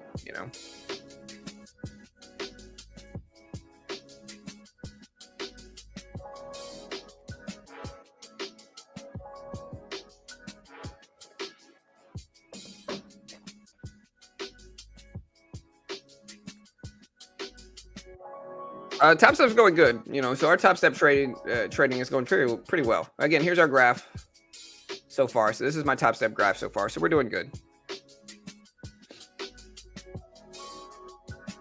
Swedish bank just raised rates by 100 basis points. And again, Canadian CPI comes out today. So we do have Canadian CPI dropping today. And we'll see how it goes, Yeah, we're going to stream the Fed event certainly tomorrow.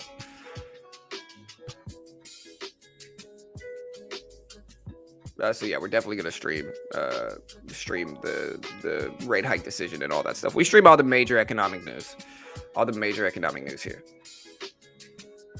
Yeah, to a certain extent, of course, Ali B. But I mean, I also give away a lot of free content for you guys. So I mean, yeah, we certainly make money from this channel. I mean, anybody on YouTube does though. I mean, that's the thing people understand. You got some people who are usually just not making money, who get weird when other people make money, and that's not a profitable long-term like ideology. In the end, if you spend too much time worrying about what other people are making, then you're just going to be unhappy with yourself, And I'm not talking about you, Ali B, that's not what I'm talking about. But in the end, anybody on YouTube spending hours a day here is certainly doing this to make money. I certainly am, and of course, I mean, and we're providing a service here. We're giving away free content. We don't sell anything. We don't charge for any of our content. It's all free. We put it out there for free. We don't claim to be experts. We just got to create this community where you can get fundamental data as soon as it happens, watch all the big earnings streams, watch somebody that day trades every day, and, have this community here. And we appreciate you guys for sure. All right, guys. So market's starting to bounce back a little bit. At least Tesla is. Disney at 108, so we'll see if Disney bounces back. We're holding a piece. Yeah, we do, James.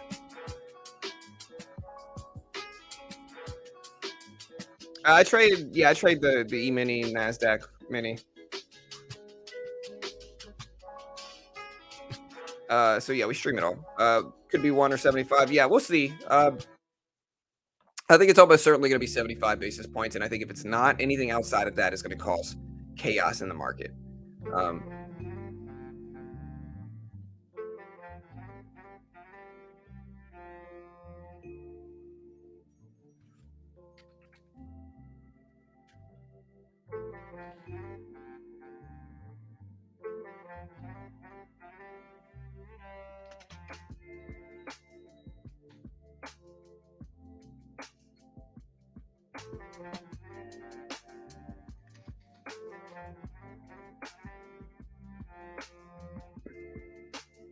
Fed meeting. So yeah, the Fed meeting's tomorrow.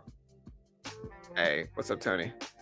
You're also helping a lot and giving good calls instead. You could rip off a subscription like most do. Yeah, 100%. I always try to tell people, like, people underestimate. If I really wanted to go the sleazy route and sell a course for thousands of dollars and just put some sleazy, sensationalized marketing out there, I'd make way more money, way more money, And so in the end, it is what it is. I don't do that because in order to justify having this community, I just try to give people value. I want to sleep good at night. Like I just try to give people the real value that I see.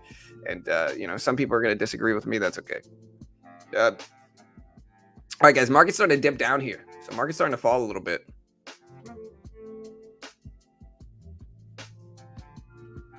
I don't stress too much. No, I trade a lot. Don't get me wrong. I swing trade, day trade every day at the open. I trade a 30,000, 120K buying power account. So my account's not small. We trade a pretty big account, and so if we got a lot of money on the line, we're definitely stressing at least some. But that's pretty normal, I would say.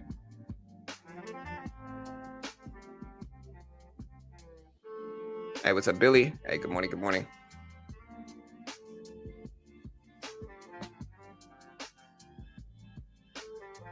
John, would you ever move back to BR? No, almost certainly not.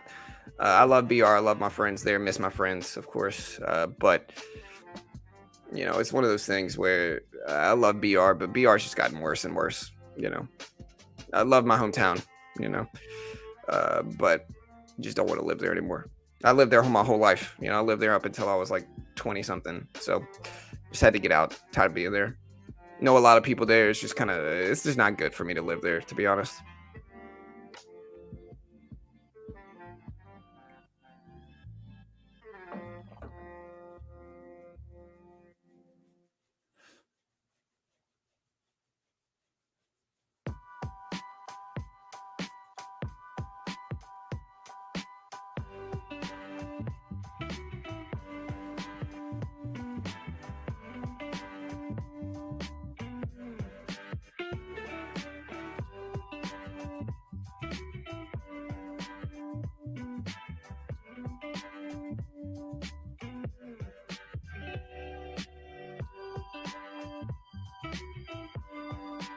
All right, guys. So let's see if the market bounces back. We got Tesla at 308. Yeah, we're covering CPI. Hey, my man. Thank you, Masab. I appreciate that, brother. Thank you, man. What's up, David? What do you think about Tesla and its technical area?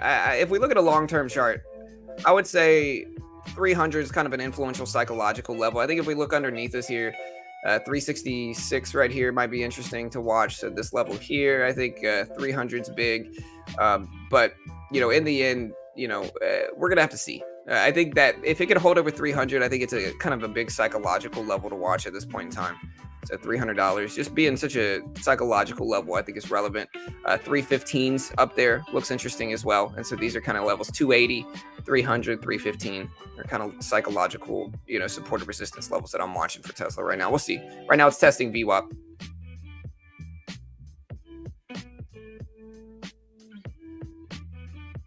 Yeah, no, you're good, Ali B. Like I said, I wasn't talking to you, brother. I was just kind of, like I said, some people get weird that I make money. I didn't think you were, Ali B. So you're good, brother. I didn't think you were. But you know how it gets. Some people get weird. I've noticed some people over time, like anytime you do a promotion or anytime you promote an ad, they're like, oh, I can't believe this guy. It's like, look, in the end, anybody on YouTube's here to make money. Like if they claim that they're doing it out of the kindness of their heart, unless they're like a really famous person, that might be true, right? But any small to large channel is doing this to make money 100%, in one way or another, whether they're growing a following and using that to make money or whatever they're doing this to make money. I'm not spending five or 6 hours on YouTube every day out of the kindness of my heart. No offense to everybody here. That's not what I'm doing. I'm here 100% to make money. And of course, if I can help people along the way with giving people free content by protecting traders from scams and nonsense, then I will. And that's what I'm trying to do. And I think anybody that watches the stream for any extended period of time understands it. I think what happens is like people I think what happens here is like people like the guy yesterday that I banned. They try to piggyback off of my following. And then when I don't let them, they get kind of like a sour taste. And so then they just kind of come back under different names and kind of talk smack just because they're mad because I wouldn't let them essentially get free promo from myself. No offense. Any small channel, you got to pay me. No offense. Like if you're a small channel, unless you and I are cool like that, If I've never met you before and you want to grow based off of my channel, you're gonna have to pay me. No offense to anybody here. Again, if I know you and you're my friend, then I'll give you free promotion. Like Beach Bum comes here all the time. I plug him, as much as I can for free. I don't ask anything from him. I just kind of give him because he's got great content. Same thing with anybody else here. I'll give him free content if you've been here for a long time. But if you just showed up and you're trying to plug yourself in my channel, you're either going to get banned or whatever. You know what I mean? So it depends. Like if you've been here for years, of course I'll promote you. Just let me know. I'll plug your stuff as long as it's nothing controversial. But if you just now show up and you're gonna have to pay me. No offense.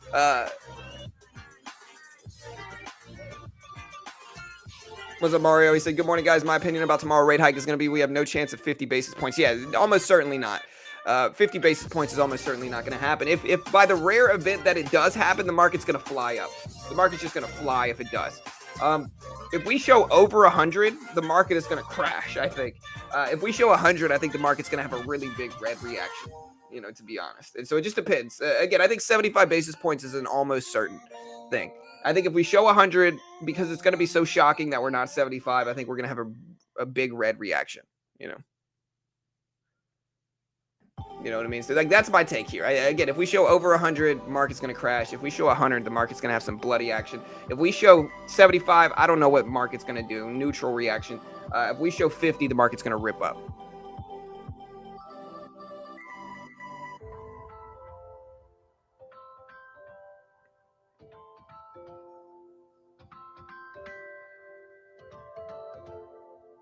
How will the stock market react to the interest rate hike? I really have no idea.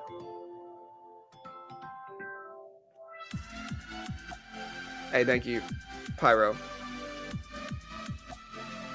Hey, I got you, Andrew. Like I said, bro, you start something, dude, especially a gaming channel, I got you, bro. I'll give you a promote. It's all good.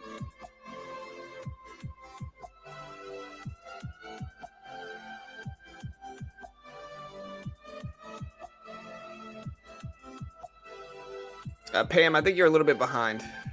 Yeah, 100%. Yeah, 100% Ali B. It's all good, brother. I appreciate you, man. Yeah, 100% Zachariah. I love Baton Rouge, bro. I love Louisiana. I'm born and raised there, man. That's my hometown. Go Tigers. But I don't want to live there right now. Unfortunately. Canadian CPI drops in 40 minutes. Hey, what's up, Mo? How's life in the fam? Hey, we're good, bro. Rosie is good, man. Hope you're doing good, Mo. Yeah, we're good, bro. Like I said, life is good, man. Just kind of doing our thing, dropping this fundamental data for everybody. Today we got Canadian CPI. How's your market treating you, Mo? You making money? Let me know, man. Yeah, Canadian CPI drops in 40 minutes. What happens to the market if we go 75 basis points? I'm not sure. That's a neutral reaction. That's about what we're expecting. Again, here's what we're expecting right now, just to show you guys this. This is essentially what everybody else is waiting for, right? So if you look at this here, just to show you kind of how it works. Last time was 250, right? So if we get a 75 basis point rate hike, it's going to go to 325, which is what everybody's expecting here.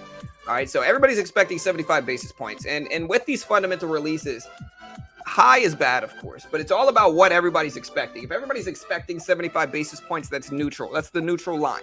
Anything outside of that range, because it's so expected at this point in time, is going to cause us a big knee-jerk reaction in the stock market, right? So if we drop 100 basis points, market's going to fall, because again, that's a more aggressive rate hike than expected here. And again, the thing to understand is every 6 weeks the Fed meets and they raise rates or they lower rates, depending on what's going on, depending on what inflation is like, right? We're in a period of high inflation, and so they're aggressively raising rates. Last time was 75 basis points, and the expectation for this one is 75 basis points. And so at 2 p.m. tomorrow, they're going to drop the rate hike announcement. And then at 2:30, they're going to do a press conference. We're going to stream it all live here. This happens every 6 weeks. Again, the balancing act of rate hikes and what that means is that in periods of high inflation, the Federal Reserve, will raise interest rates in order to discourage spending. When they discourage spending, businesses have to lower pricing in order to remain competitive, and thus it combats inflation. That's the whole reason we're raising rates here. That's the reason they raise rates, is to discourage spending in order to combat inflation. That's the point. And so the higher the rate hike, short term, the more pain that we're going to get short term, right? But the better long term combating of inflation. Okay. And so again, there's a balancing act here. If they don't raise rates enough then people are going to fear inflation more long term, and that's not good long term. But short term, it's good because it's lower interest rates short term, right? If they raise rates too much, it's going to cause too much short term pain. Although it's better for the economy long term in that regard, it's going to be better for inflation long term, I guess I should say. And so again, 75 basis points is an aggressive rate hike, but they're trying to get inflation under control. The easier way to look at it is look at the CPI last time. It came in worse than expected, higher than expected CPI last time, which was last Tuesday. Today, we have Canadian CPI dropping, and that's going to be relevant and interesting to pay attention to, and that drops in about 40 minutes. So that's something to watch as well. We have Canadian CPI dropping today also, and again, we'll see what we get. It should be an interesting few weeks. Again, the Fed meeting, we're going to stream it all live here as we do. Hit that subscribe button if you haven't already, and yeah, we'll see what we get.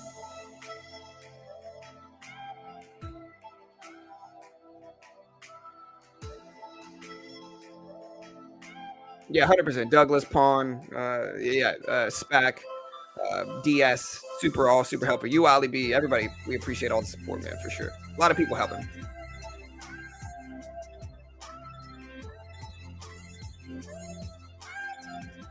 How doesn't have the guts to do 100? Hey, what's up, Mo? Don't trade anymore? Hey, all good, brother. Will Canadian CPI have an impact on U.S. market? To a certain extent, yes. Now, to what degree, I'm not sure. I just don't trust stocks or crypto anymore. Well, you got to go with investing, brother. Like day trading is always going to be risky. If you're investing in day trading in penny stocks, there's always risk there, bro. You know, like I started making a lot more money when I transitioned to large caps, bro. When I started like swing trading Disney and just attacking large healthy companies that are going to be fine long term. Like, look, here's my trades. Like, you can even see my Disney swing trades over the last 10 days. You know, we've shown this to people a bunch of times. A common theme here is like I might hold this overnight.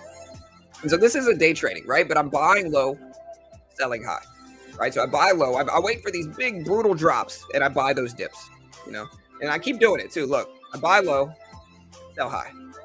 You know, and I keep doing this over and over again. You'll see me rinse and repeat this strategy multiple times. Buy low, sell high.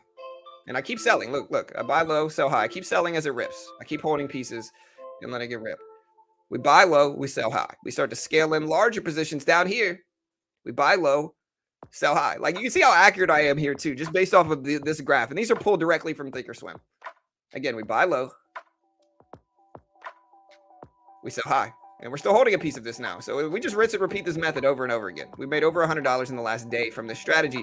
But again, that's the real edge in trading, in my opinion. If you're not day trading, this is how you do it. Like, if you're swing trading can be incredibly powerful.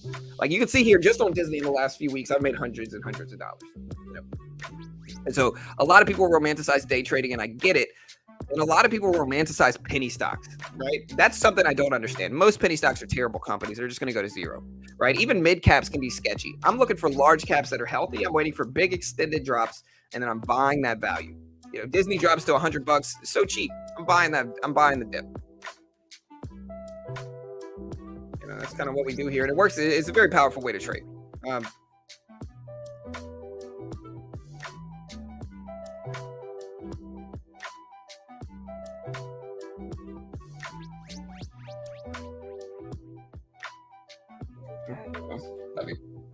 Have a good day at school, guys. You're welcome. All right, y'all stay safe. Love y'all. All right, kids coming in. Hey, what's up, T4? My favorite pro UFC player, bro. We got to get that rematch going, dude. Yeah.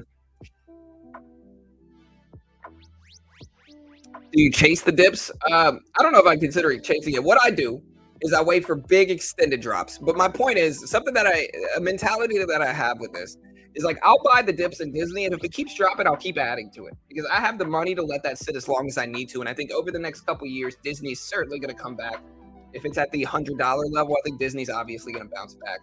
Disney owns too many things. It's too diversified. Star Wars, Marvel, ESPN. They just own a lot of different media groups and companies, and so in brands. And so I think with that, when Disney starts to dip down to $100, I'm seeing value. I just start to scale it.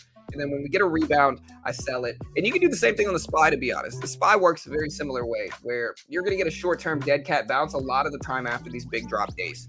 When the market drops big, I buy the dip, I sell on the bounce.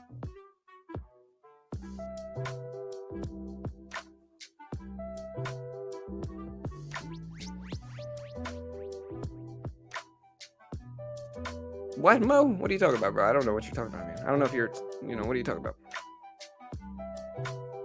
Oh, I don't know, man.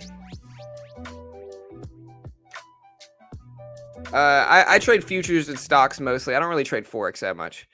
So futures and stocks, don't really trade forex a ton.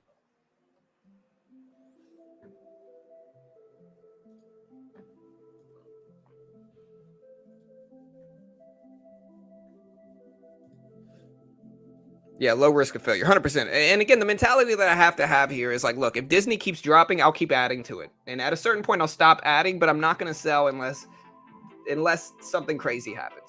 And so it's one of those things where it's like when it does what I want, great. If it doesn't do what I want, I don't mind bag holding Disney long term. Like, I don't mind holding Disney for a couple years. And I never buy big enough positions to where I'm not okay with doing that, because that'll make it to where it's a very high probability trade. And I think when you look at it with Disney, I can turn this into an investment if I want to. I don't recommend most people do this. I have the financial means to do this, where I can just kind of sit in Disney as long as I need to. But what happens in that situation is that it just turns into a really high probability trade, where it's like, if it bounces back in my direction short term, great, I'll take profit. If it doesn't, then I'll just sit on it. Again, people bag hold penny stocks. I never understood why. The likelihood that a penny stock is going to run back up is crazy low.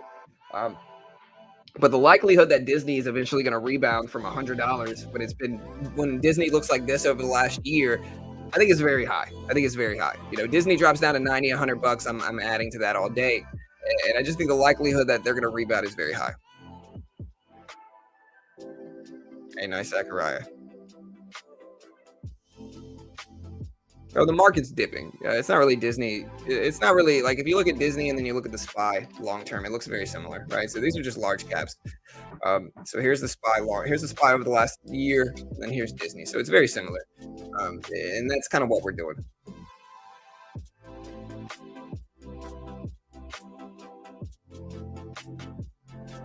Hey, thank you, Intrepid.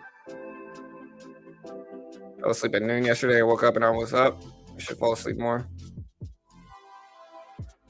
Also, Nvidia. I like Nvidia, but I think there's risks in Nvidia right now with the ETH merge going through, with all the question marks regarding crypto. I think the ETH merge is short term negatively affecting Nvidia, and so I think it's a little bit too much for me to bet on right now.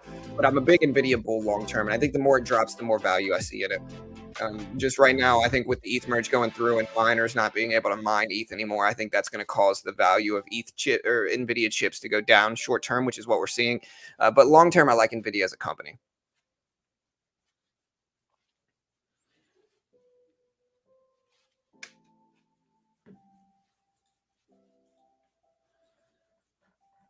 Yeah, let's keep it non-controversial, Mo, if we can, brother. Let me find some music.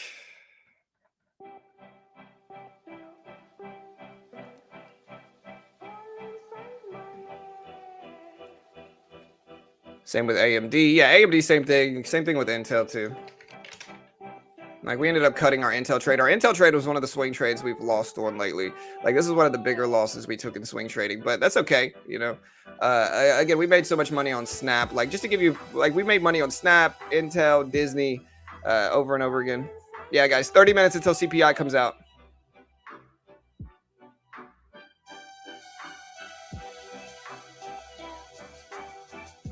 Yeah, I feel you, Mo, but just out of respect for me here in my community, come on.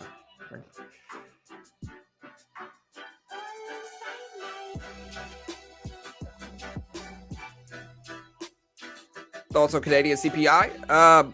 Yeah, I don't know. I hope it's lower than expected, because I think if it's lower than expected, then that's good for everything. My man, thank you, brother. I appreciate you. EVGA leaving, yeah.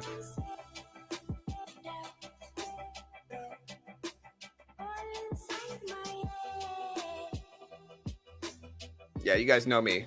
Mo, I got your back, bro, but let's keep it less controversial, bro. Hey, what's up, Kryptonite?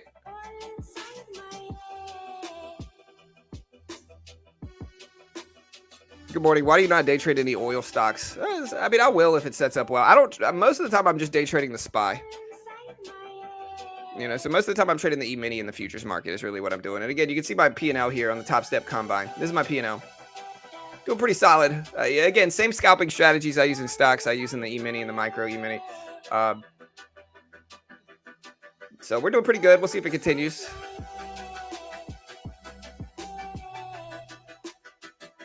CEI bottomed. Minimum downside, huge upside.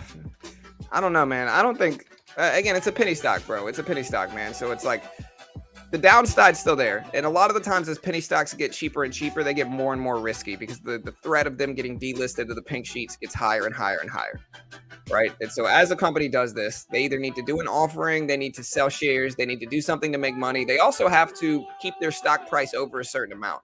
And so in that way, like what happens is they get potentially delisted from the major exchanges, which is essentially, just over with for their company. And I think the risk gets higher and higher with stuff like that.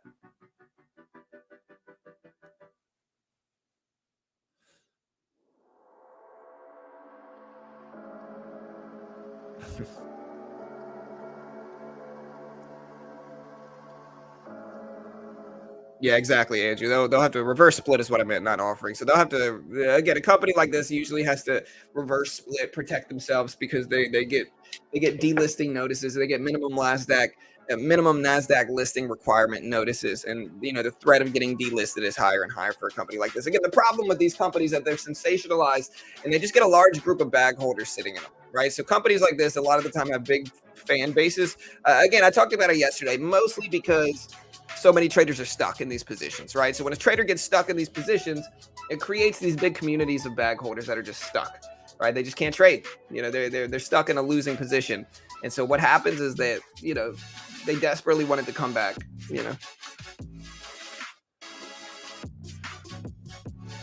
delist isn't until 20 cents. Yeah, but we're at 26 cents now. I just think there's risk. Market breaking lows as we speak, though. So look at the SPY breaking down here, down at 386.50s. So SPY breaking lows. Here's the Q. Q breaking down. Here's Apple. Here's Disney. Glad I took a little bit of profit off on Disney here. We'll see if it continues. There's Apple. Apple at 153.50s. Again,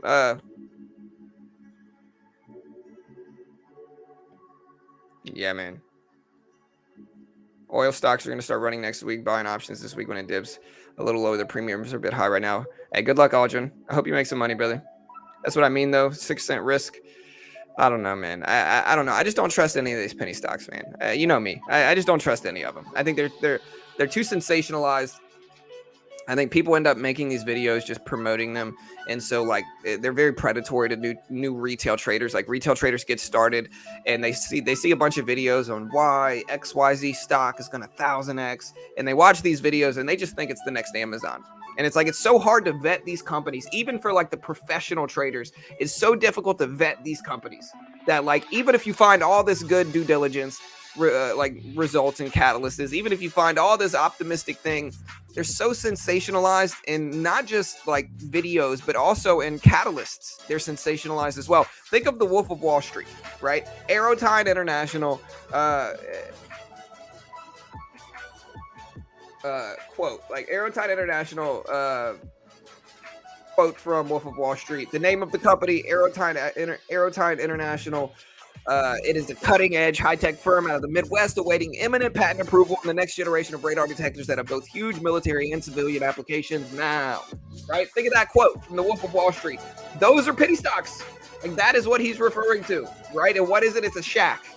Like, it's a little bitty shack that's just sensationalized. That is what you get when you watch these penny stock videos. They're so sensationalized, so scammy. Investing in them is a losing endeavor almost always. Now sure, maybe 10% of them will eventually run, but it's just not worth the risk for most people.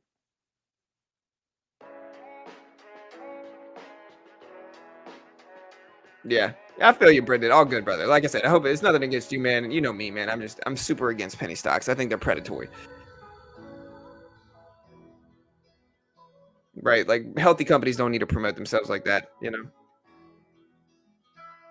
Um all right, guys. So again, we got Canadian CPI dropping in less than 30 minutes. In about 24 minutes, Canadian CPI drops.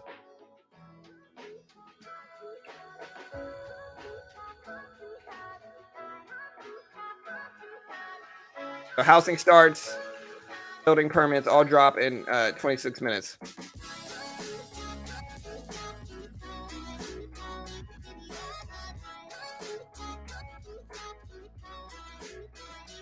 At 8:30 Eastern Standard Time.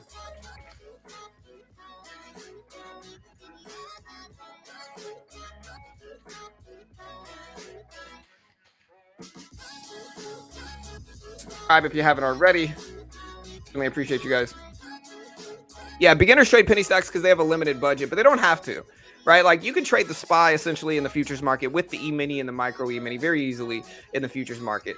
You can trade no PDT rule in futures, day trade short as much as you want, all that good stuff in the futures market with no PDT rule. And so there's a lot of ways to trade. SPY breaking lows, look at this. And so again, you can trade just like I do in the futures market with no PDT rule.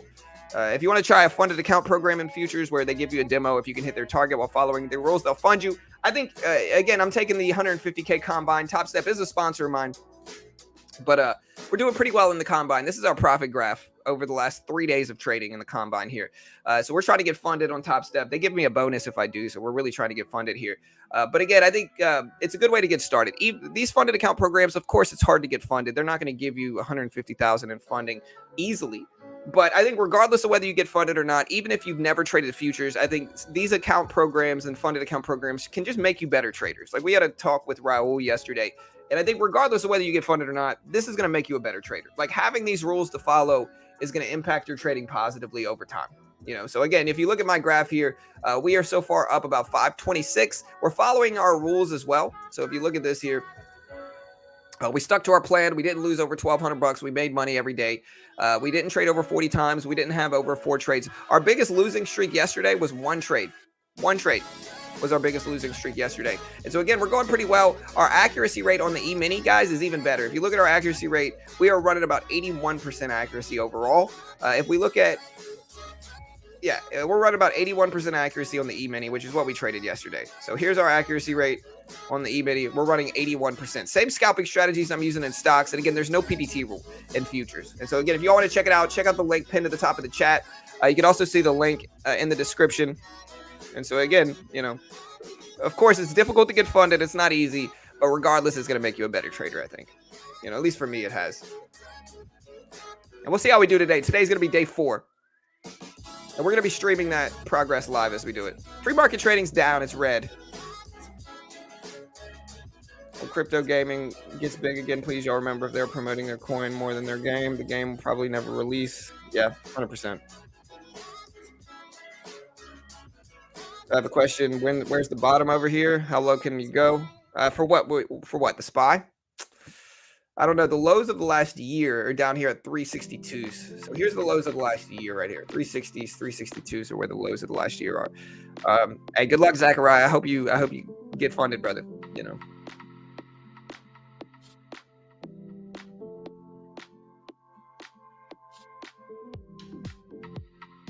All right, but yeah, the lows of the last year are down here at 362s.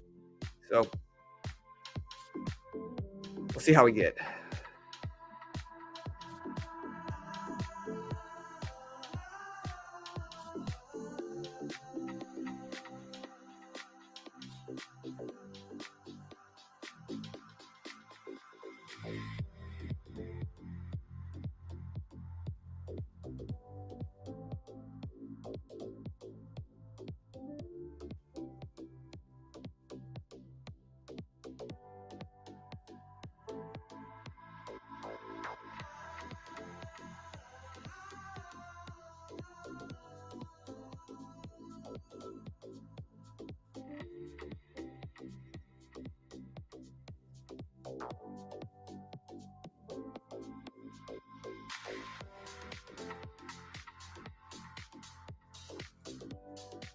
All right, guys. So yeah, 386s. So we still got about $20 on the SPY before we get anything good.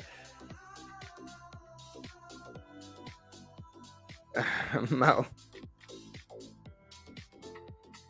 MicroStrategy about 301 Bitcoins right now. Where's Bitcoin at? I haven't even looked at it today. There's Bitcoin. Yeah, Bitcoin falling with the market as it has been, down to 19K now. You think he will, or we will rally to 70 if it's 75 basis points? I'm not sure. Again, I know 75 basis points. I'm not sure the reaction we're going to get. At the very least, I think this is my guess for tomorrow here. Okay, so I think for tomorrow, this is my guess.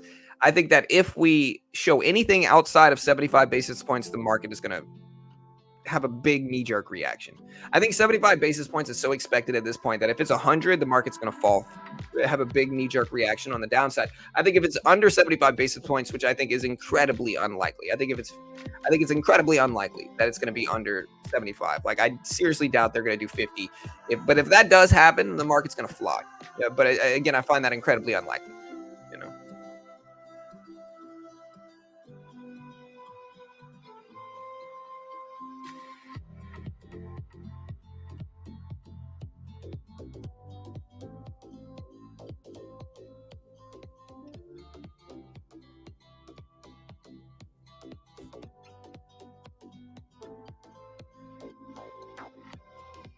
Yeah, 20 minutes. Stick around. Canadian CPI drops in about 18 minutes. We'll see what we get, guys. It should be fun. Again, Disney's fallen down, so luckily we took some profit yesterday into it.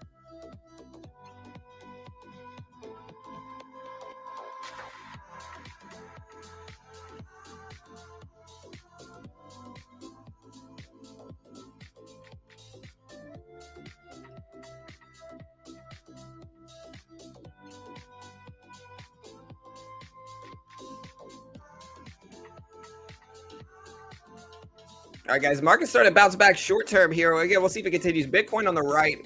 Apple started to rebound too. Again, we bought the dip at Disney. We're riding it back. We're going to give this time to rebound fully, though. And we still got about 25 shares, I think, 25 to 30 shares still. Again, we do have Canadian CPI dropping in about 17 minutes here. 17 minutes at 8:30, guys. Wish us luck. Hopefully, we get some good stuff. Here's the Q. Q was down as well, but starting to bounce back some. Let's see if we get this trend to continue here. If it's only at 50 basis points, we have some awful. Yeah, I don't think it's going to be 50. I think it's incredibly unlikely that it's going to be that little. Uh, hey, nice, Andrew, my man. Thank you, brother. Hey, we appreciate you, Andrew. You know.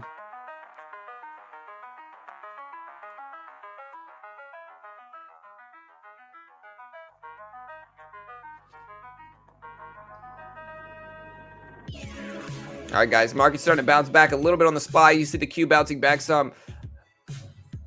Trying to be patient. Hey, sorry to hear that, Mo. That's tough, man. Sorry to hear that, bro. That's 3,900, then slam down. Phew, I don't know, brother. I hope not. I hope we bounce. Again, regardless of what my stance is, I hope we bounce back. Like, I want to see the market do well. Yeah, the big question is what happens if it's 75 as expected? Maybe the market breathes a sign of relief. Possibly. We'll see. But, hopefully we're baked in and we raise up if the market shows only, if we do 75 basis points, which I think is very expected, then hopefully we get rebounds in the market.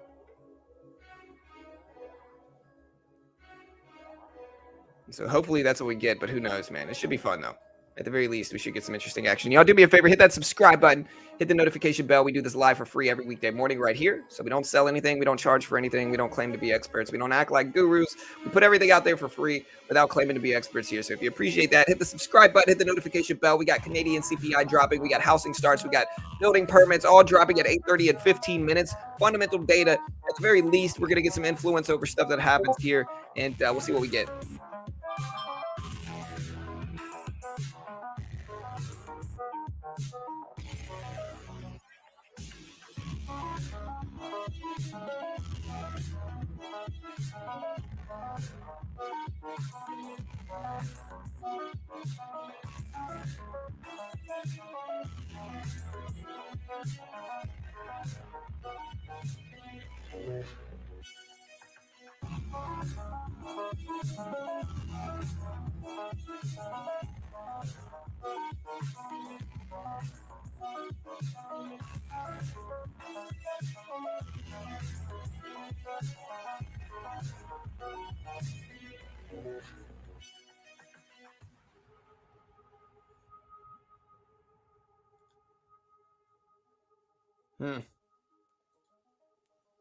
All right, so FOMC this week, guys, should be a crazy week. And again, last time we put 75 basis points, everybody's expecting 75 basis points here. I'm not sure what we're going to get. I think we're almost certainly going to do 75, though.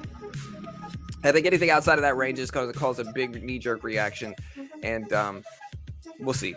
Hopefully we do. I would love to see 50, but I think that's very unlikely. And again, I don't think that's going to happen. I think we're at least going to show 75. I think the only two reasonable expectations here are between 75 and 100. I think there's about a 20% chance we show 100. And so I think we'll have to watch to see what the market's reaction is going to be. And again, we're going to cover it live here as we normally do.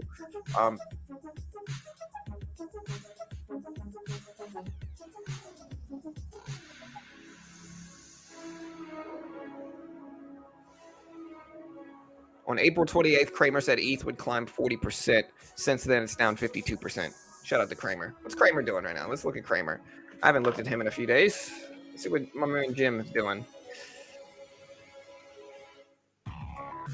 As long as we keep flirting with 4% for the 2-year, all rallies are funny. Okay, so he's essentially saying that as long as we keep, flirting with high inflation, that he doesn't like this bull market. We'll see, guys. It'll be a fun few days in terms of market activity.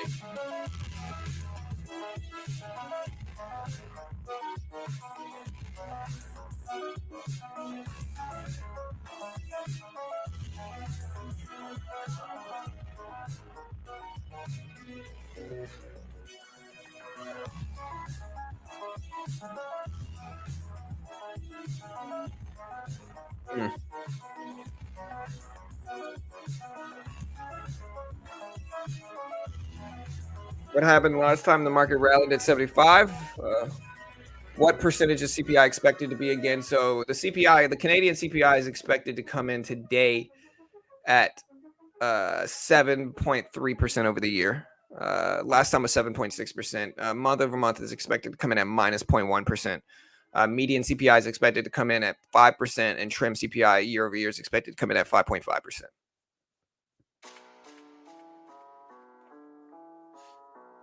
So we'll see. And it'll influence markets. Again, we also have U.S. building permits. Expectations for August are for 1.6 million, 1.661 million. Housing starts for August are expected to come in at 1.445 million. So we got that data dropping today. We got Canadian CPI dropping. So there's a lot of stuff happening here. We'll see how these impact markets. But yeah, we got Canadian CPI in about 11 minutes. We have a lot of stuff, to be honest.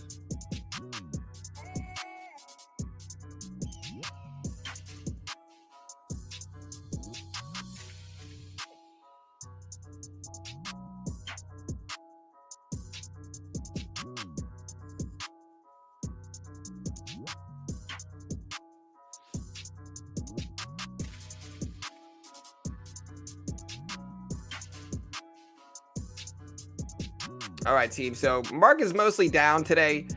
We had a big green day yesterday, but you can see the SPY and everything else is essentially fell leading up to that. So you can see the SPY here. That all is basically fallen in pre-market today. So we're still green over the past 24 hours, but not by much. And we still got some time. Y'all do me a favor, hit the like button. We got a little bit less than 200 likes before 8:30. Let's bring those like counts up to 200 plus if we can. Hey, what's up, Tiny? Good morning. Hope you're doing good.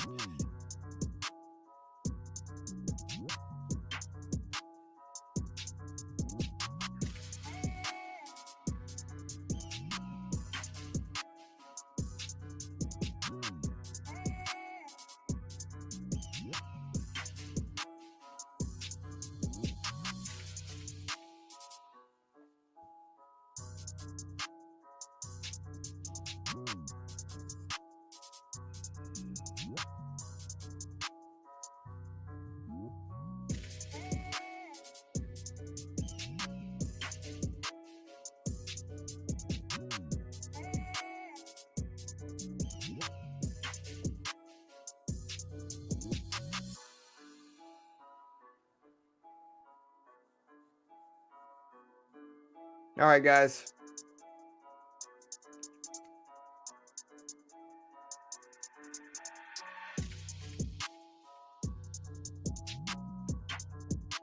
Getting a pullback here at 386.11s.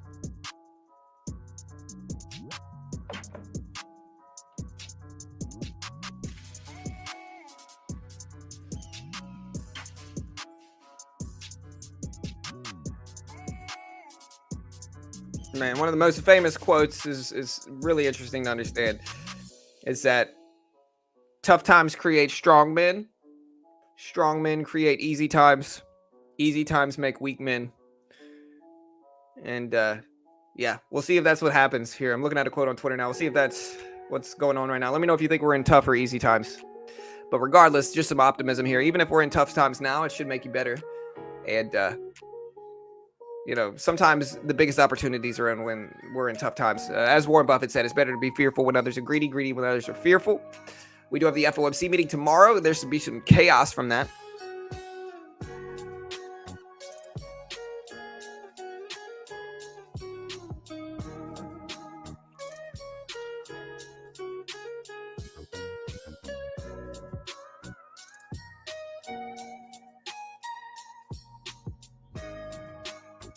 Yep. Get to go get paid for my house sitting gig and some more stuff sold at the yard sale. A nice tiny. How will the Canadian CPI impact direction today?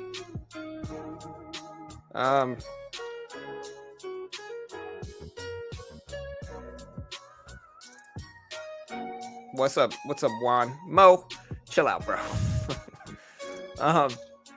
The building permits come out. They come out at 8:30. I can't. You didn't miss much, Juan. We still got all the big data. We got all the big data dropping in 7 minutes. In the midst of chaos lies great opportunity. 100% T4. Let me know when you want to get that rematch in there, bro. I think I've gotten better. I still got to work on my ground game, bro, in UFC 4. When's the next UFC game coming out, bro? Hasn't it been years and years? Are they just not making another UFC game?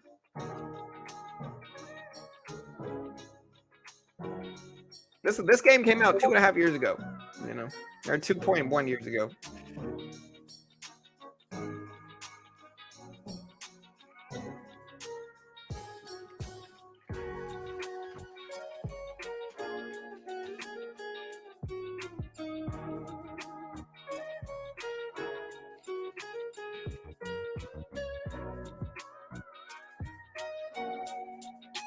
Dang, SPY. Yeah, SPY still testing lows here. Break it down here. Look at the SPY testing lows right now. Just a weatherman at here. Look at the SPY right here. Just breaking down, breaking the lows. And hopefully it holds. But, man, market's falling.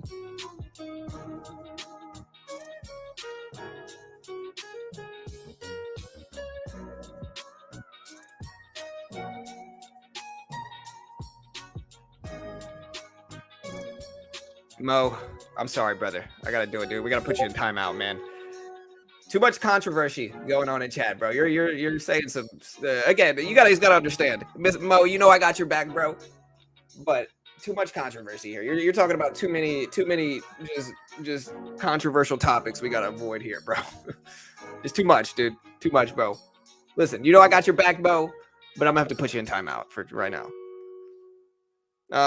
Anyways. Yeah, so that's exactly what we got. And we ended up buying the Disney dip there. Hello. So we ended up buying the Disney dip. Yeah, all good, Mo. Like I said, you guys, Mo's been a long time person here. He's been here for years. So I'm gonna give him a little bit of room. But yeah. All good. Yeah, he'll be okay. I'm sure he'll be back,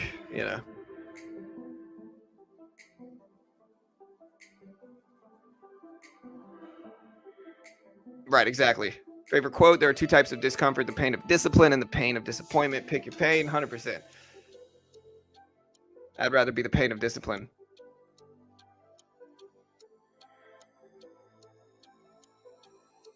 Yeah, too much controversy at this point with Mo. All the stuff Mo was saying. I'm sorry. And I got his back. I mean, he's been a long-term. He's been here for years and years, But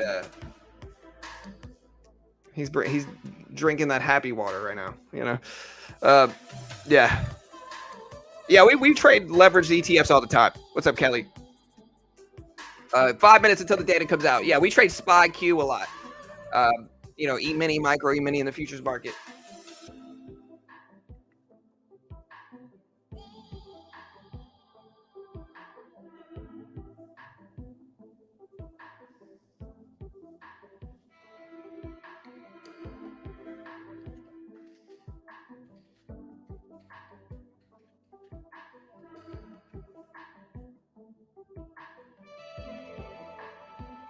All right, what's up, Kelly P? 5 minutes before we got again, we got big fundamental data. The market's dipping heavily here. We got housing starts, building permits, Canadian CPI, all dropping in less than 5 minutes. In 4 minutes, we got all this stuff coming out. Y'all hit that subscribe button if you haven't already. Hit the notification bell. Let's keep growing. And data comes out in 5 minutes, guys. 5 minutes.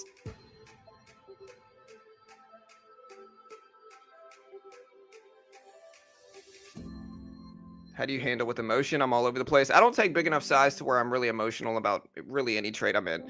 You know, so I mean, of course, I don't like to lose. Nobody does, but I'm not taking big enough size. If you're really emotional about any specific positions, you're probably trading a little bit too large relative to your account size.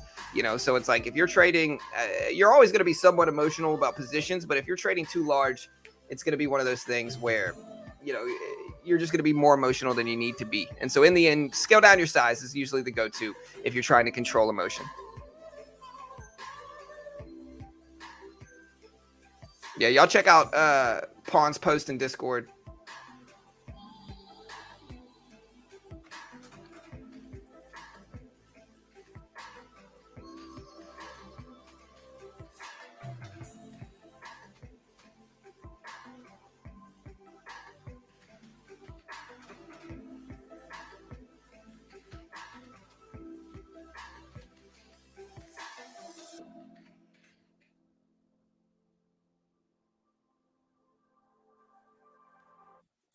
All right, guys. I'm all in bed about to be out. Hey, good luck.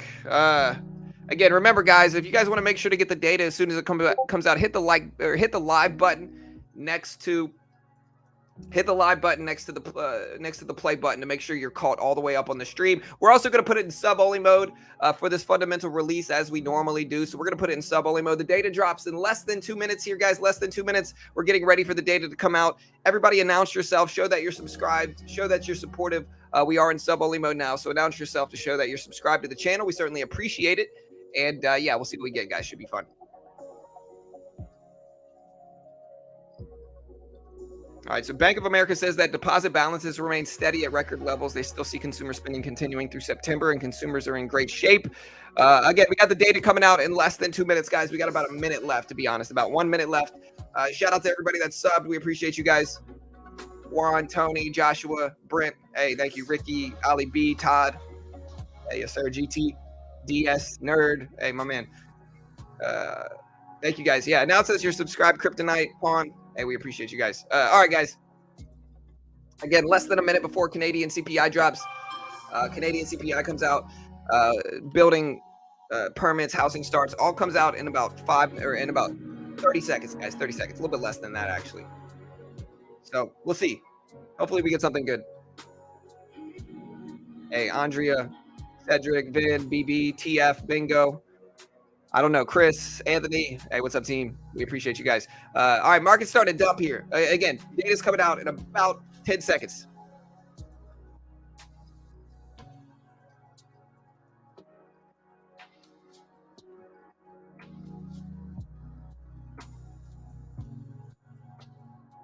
All right, guys, so let's see what the data drops. So it should be out anytime now. Just wait. Bear with me as we wait for all this stuff to come out. All right, so here we go. Canadian CPI, core CPI came in at 0.2%.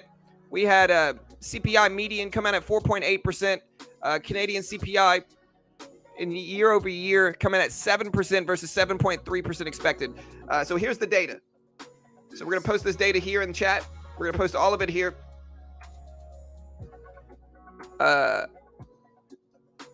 Here is the full list. Building permits change month over month was minus 0.10%. And housing starts was 12%. All right, so here's all the full list of data here, team. Again, Canadian CPI came in at 7% versus 7.3% expected, which is actually a little bit lower than expected. Month over month CPI came in at 0.1%. 0.1%. And again, here's the full list. So again, core CPI came in at 0.2%. Canadian CPI common came in at 5.7% versus 5.6% expected. Canadian CPI year over year came in at 7 versus 7.3%. Month over month, Canadian CPI came in at 0.1%. Let me see what it was. Let me update this.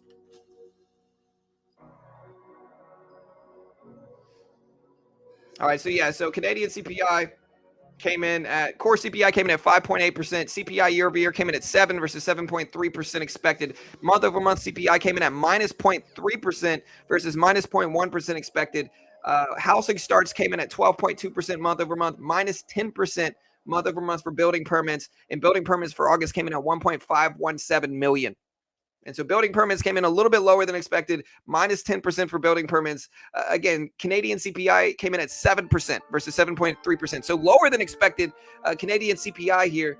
The month over month CPI came in at minus 0.3% versus minus 0.1%. So Canada actually had lower inflation than expected here, is what this is showing us. All around, trim CPI lower than expected, median CPI lower than expected, CPI month over month lower than expected, year over year CPI for Canada lower than expected. Core CPI came in at 5.8, which was lower than last time.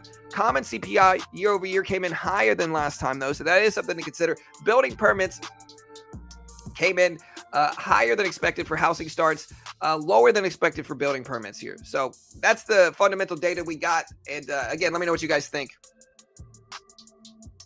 Hey, what's up, Mo? You back, bro? Hey, good to see you, man. Okay, thank you, Mo. I appreciate you, bro. Thank you, dude. You know I got you, Mo. It hurt to do, but you're wilding out in the chat today. Well,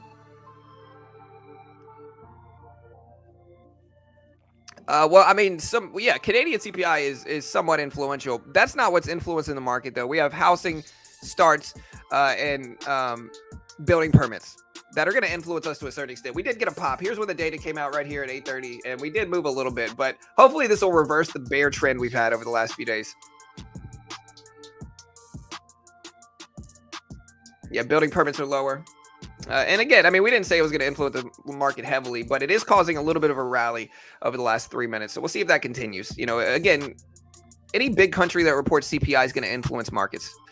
To a certain extent. Now, to what degree is debatable, but yeah, most of the time it's at least going to influence markets some. Building permits came in, building permits again came in a little bit lower than expected. So that's not good, of course, but.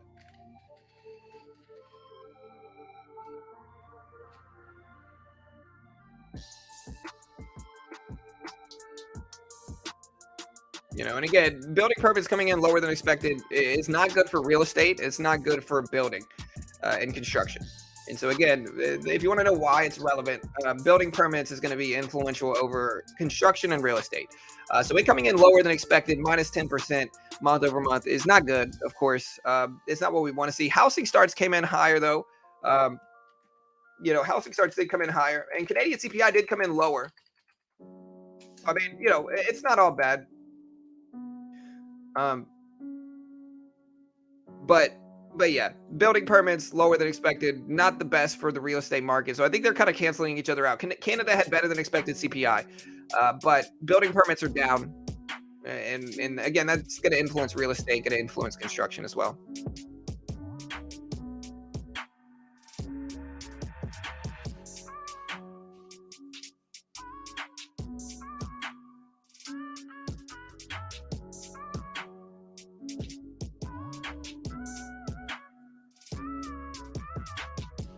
Supply is what dictates building permits. We get supply chain issues fixed. This should correct. Yeah. I also think, I think there's somewhat of a bubble, though, in real estate. I think that's obvious, and I think that is going to be influential over this stuff, too. You know what I mean? So I think there's somewhat of a bubble in real estate, and I think we're eventually going to correct back down some. I don't think it's always just going to be super strong like it is. I think eventually we're going to correct back down some.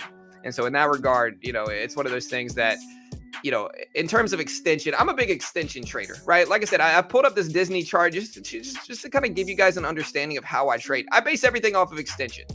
Okay. So people can get all doom and gloom and they can get overly bullish, but like I'm waiting for dips. I'm buying those dips. I'm selling it at the top. And if you look at all my trades here, that's what I do. Like look at all my Disney trades over the past, what is this? Over the past 15 days, 2 weeks. Okay. Over the last 2 weeks, look at my Disney trade. I buy low. I wait for a big drop. I buy Disney up. I sell it when we rebound. Okay, I'll wait for a big drop. I buy Disney up. I sell it when it rebounds. Okay, I wait for a big drop. I buy Disney up. I sell it when it rebounds. All right, I've done this over and over and over again over the last 2 weeks.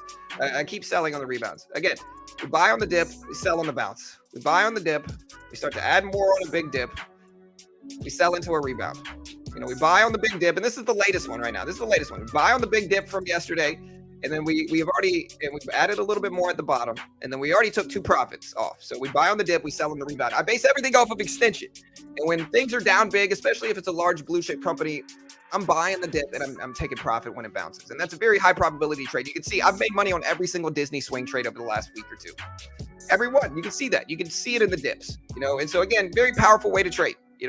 Again, I'm not recommending anybody trade it. You can also do the same thing in the E-mini and the micro E-mini.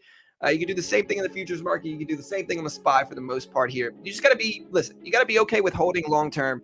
Don't spend money that you're not okay with tying up, because I think over time, they can be very high probability trades to where even if they don't do exactly what I want, I can sit on it, and Disney at $100 is almost certainly going to be higher than that eventually.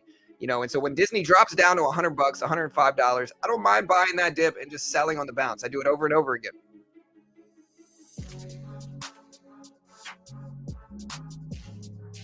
It means Canadian inflation is down for August. This is August's reading. So we get this data this month for last month, right? Like that's how it is. That's how fundamental data is. So any data we get now is going to be for last month, which is August. Every time I buy the dips keep dipping to my stop, then it goes lower and right back up. Yeah, for sure. And again, it's one of the things where I only buy companies that I'm confident enough long-term, because if I do get into that situation where it keeps dipping, I don't mind bag holding a blue chip company like Disney.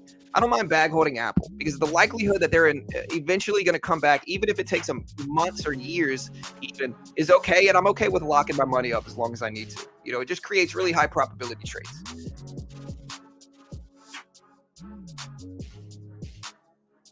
Right, exactly, Kevin.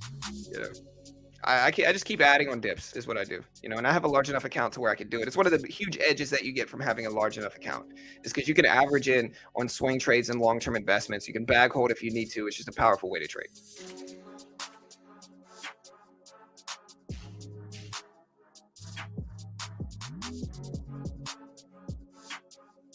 So yeah, we'll see what we get. But y'all hit that subscribe button if you haven't already.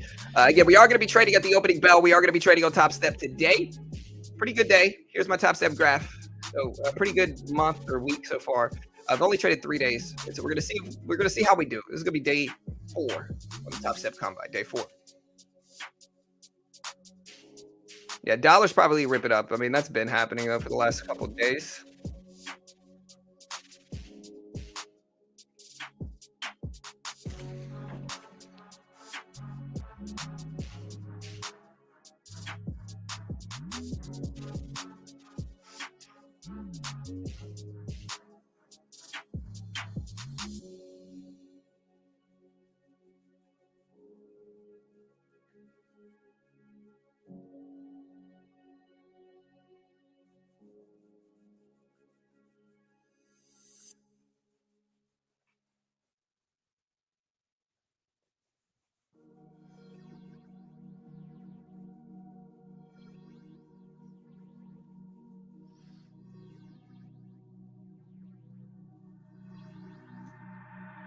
All right, guys. So market's kind of consolidating a little bit, but again, we were in a really big bear trend leading up to this data. So hopefully this is positively impacting everything. I'm not sure if it will or not, but hopefully it does. And we'll see if we continue to get bounces here. That's what we want to see. Hey, what's up, Ghost? Yeah, that's probably a good idea. AJ is just separating them. You can bag hold if you need to, right? I mean, listen, it's just my strategy for, again, I kind of merge swing trading and investing. Like, I don't mind sitting on something for months if I need to, and I think when Disney's down at $100, I'm okay with sitting on Disney. I don't do it on everything. I certainly don't ever recommend doing it in penny stocks. And most of the time, I don't have to bag hold because my accuracy is high enough, as you guys can see. But I do cut my swing trades. Like Intel, we had scaled in big on Intel, and we ended up cutting it after like a couple $100 loss, which is fine, But again, the accuracy in those trades is fine. The accuracy in those trades justifies being able to do it, I think. Yeah, so if we look at the DXY chart,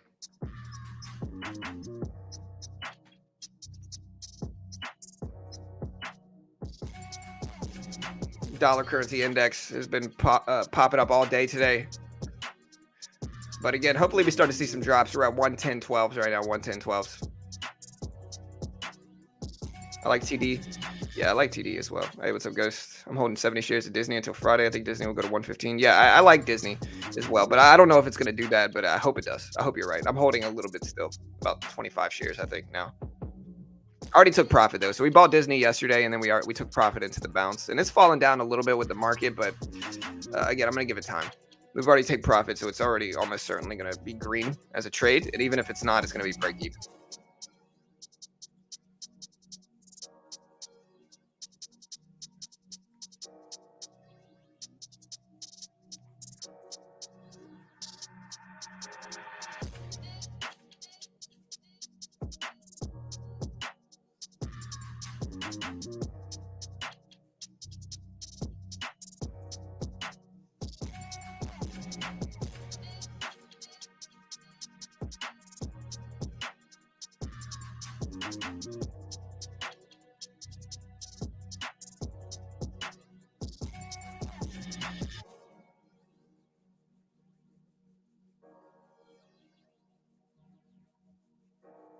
All right, guys. So we're starting to get a little bit of a rebound, and the SPY here back up to 856s almost. So again, hopefully this bottom down here at 850, 850, and this low down here at the 385.30 level, this 385.50 level. I mean, hopefully these hold and we continue to move up, but time will tell. Again, we're gonna sit in our Disney trade, small position now. We've already scaled out of most of it.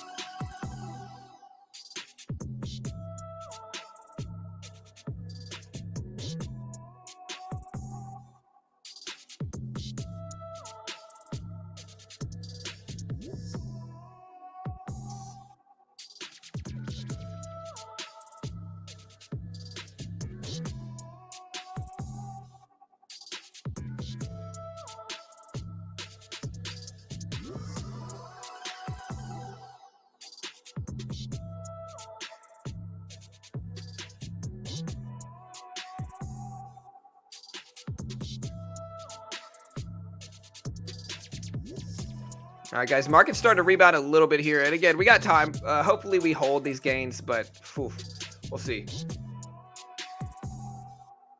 What do you think about AMD being at 76? I think there might be value in AMD long term there, but short term, I'm not sure. I think there's a question mark in that regard. I think long term, there might be value here, though. Again, I tend to be a big dip buyer, but a lot of people disagree with this strategy. Again, I bought the Disney dip, and I had a lot of people saying, this guy doesn't know what he's talking about. He bought the dip. Of course, I was profitable in the trade, because it's all relative to time frame here. So it's like, yeah, if you look at long term and you're long term bearish, of course you're gonna have some people that disagree with that. But I'm trading Disney, and so regardless of what happens, Disney's gonna do well, I think. Yeah, I don't think 385 is a good support. I mean, if we look at a daily chart here, I think 380 is probably the real support. 385 might be some, but I think, or maybe not. Let me see. Yeah, 385 I think is support. It was historical support. We're gonna clear this out. So I think 385 is support, but who knows if it will actually hold. 390 was the actually larger support. So if we can get back over 390, I think 390 is a more relevant support level, if that makes sense. So 390 seems like a more relevant level, but again, who knows? 390. Let's see if we dip under that. Try to be patient, but again, let me know what you guys think. What do you think is the biggest support level in the SPY right now? Let me know.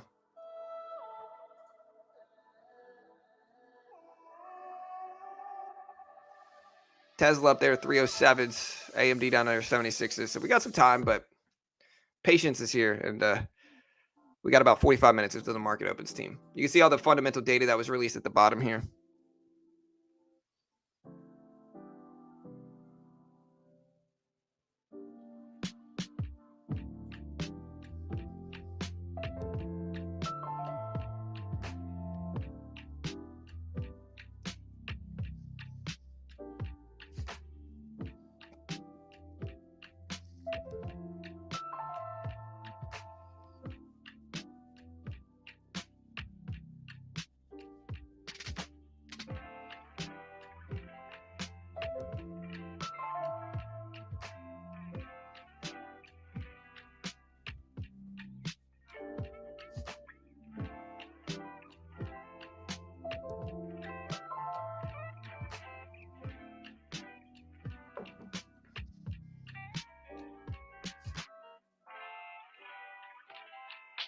All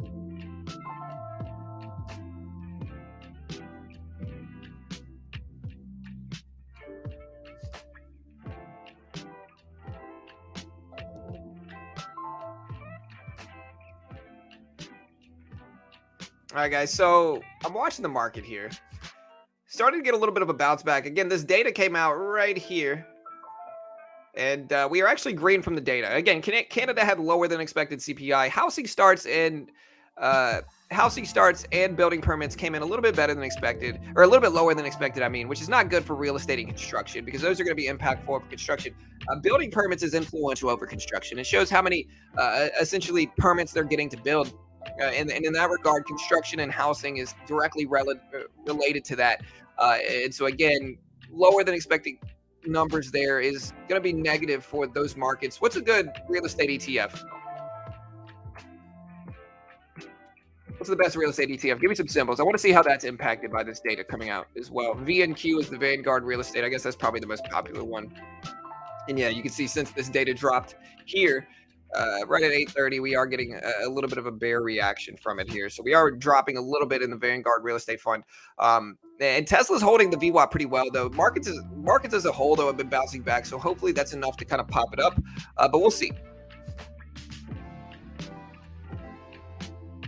So it's every 6 weeks, RS. So it's every 6 weeks. So again, just to put it into perspective about the Fed rate decision, 385, a big level, 390 to 387. Yeah, 390 is the big one, I think, in terms of support. But yeah, as for these rate hike decisions, again, just to give you some understanding about Fed data coming out. All right. So every 6 weeks, the Fed meets to determine whether to raise or lower interest rates. And they do it based off of how bad inflation is. If inflation is really bad, they'll take a more aggressive rate hike. And that's what we're essentially in right now. Inflation's bad. And so we're aggressively raising rates. Last time was 75 basis points. The expectations for this one are for 75 basis points. And it's very expected that we're going to get 75 basis points. But with that, if we get anything outside of that, then we're going to have a big reaction either up or down. If we show 100 basis points, the market's almost certainly going to tank short term. If we show under 75, which is incredibly unlikely, because it's so unlikely, the market's going to fly, in my opinion. But with that, the Fed meets every 6 weeks, right? And so we're going to be dropping this news at 2 p.m. tomorrow. We're going to be covering it live. Hit the subscribe button if you haven't already. We're going to cover all this data live as soon as it happens. Again, starting at 2 p.m. tomorrow, and then the press conference, they're going to drop the rate decision at 2 p.m. And then at 2:30, they're going to do a press conference. We're going to stream that here as well. And so be ready for that, guys. Hit the subscribe button if you have not already. And then CPI, which is an inflation report, drops every month. Last drop was last Tuesday for the U.S. So the U.S. dropped their CPI report last Tuesday, and that happens once a month. All right, so Fed meets every 6 weeks. So every 6 weeks, we get the Fed's decision on their rate hike. The next one is tomorrow at 2 p.m. And then weeks after that, you get what's called the Fed Minutes Report, which is a PDF file. It's not a press conference, but it's just a PDF file that drops weeks after the Fed meeting. As kind of a more detailed explanation on why they chose to make the decision that they made during the rate hike, during the rate hike. For the rate hike, they drop basically a report. It's called the Fed Minutes Report every a few weeks after the Fed meeting. So again, that is the procedure. That is the schedule on why and when and where. And then again, we do cover all the big fundamental data and news here, guys. So hit that subscribe button if you have not already. But that is kind of a breakdown on what's going on right now, what everybody's talking about, what happens tomorrow with JP. And yeah, hopefully we get some good stuff coming out. I'm looking at to see if we have any other fundamental data dropping tomorrow. I don't think we do. So early, we have the NBA 30-year mortgage rate, the NBA mortgage purchase mortgage market index dropping at 6 to 7 tomorrow, or dropping at 7 a.m. tomorrow morning. That comes out. Nothing else except for existing home sales, crude oil inventories, and all that stuff dropping. And then again, at 2 p.m., you got to remember, we got Jerome Powell speaking with the FOMC conference, and that'll be interesting. Thursday, we've got, as we always do, continuing jobless claims, 4-week average. And yeah, that'll be fun to watch as well. So again, we're kind of break even right now. Man, it is hot in my house, bro. Somebody must have turned the AC off. It is warm right now. And I think we do have some earnings today. I think we have ACB and Stitch Fix earnings. I think we have Costco earnings later on as well. Hey, what's up, Spac, my man? Hey, what's up, brother? Hey, what's up, Burrow? Hey, thank you, man. Yeah, y'all hit that like button, guys. Yeah, DXY over 110. If you look at the dollar price, here is the dollar index. Rip it up here. If we look at the Canadian CPI, so if you look at the Canadian CPI, or the Canadian dollar is actually dropping, probably because of lower inflation, right? So if you look at the Canadian dollar after the Canadian CPI dropped, again, there's an inverse relationship with equities and the dollar, right? So higher inflation, the more the dollar goes up. Lower inflation, the more the dollar drops. The Canadian dollar as well. Same thing here, right? So again, this DXY chart moving up is bad for the stocks. It's bad for our market. We want to see our dollar lose value. And again, the logic behind that is simple. As the dollar gains value, people don't want to put it in equities. They don't want to put it in asset classes. They don't want to put it in speculative things like Bitcoin and crypto. Instead, they're sitting on their gaining dollar because their cash is gaining value, right? As the dollar drops, they don't want to sit on their losing dollar because they're losing money as the dollar drops. And so what do? They flood crypto and stocks and equities and homes and all that stuff. They put their dollar to work in other things if their dollar is losing value. And so in that regard, if you want to see the equities market go up, you want to see the dollar drop. And so the dollar going up is not good. It's not what we want to see. Hey, what's up, Steve? Hey, thank you, brother. Nice to have company trading in the morning. Thanks for your site. Hey, thank you, Steve. We appreciate you, man. Thank you, sir.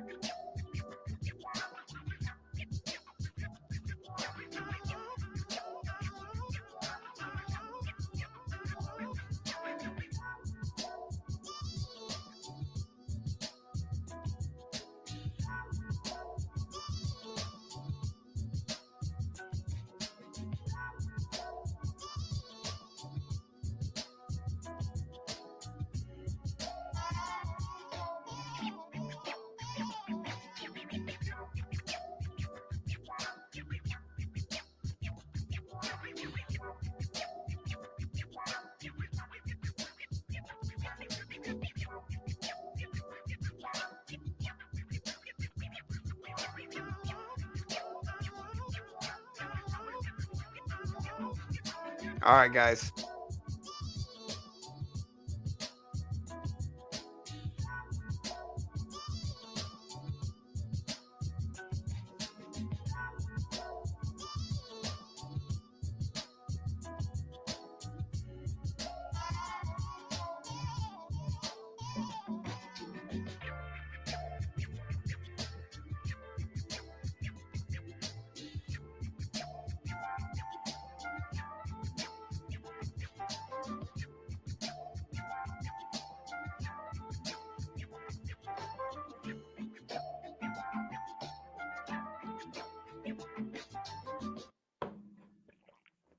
All right, guys. So market's rebounding. Look at the market bounce back here, down up to 386.20s here, 386.20s. Tesla bouncing back a little bit.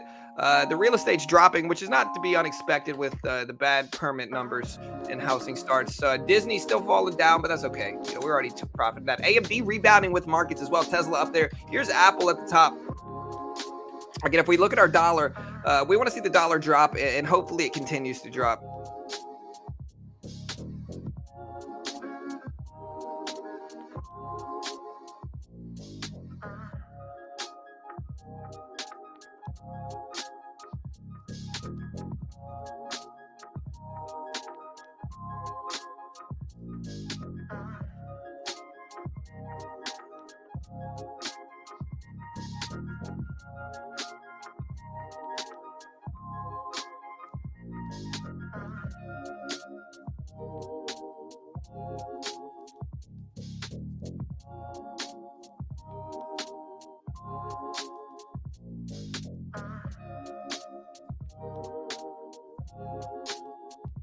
All right, guys. So we're starting to rebound here. Tesla up to 308s, DXY at 110s.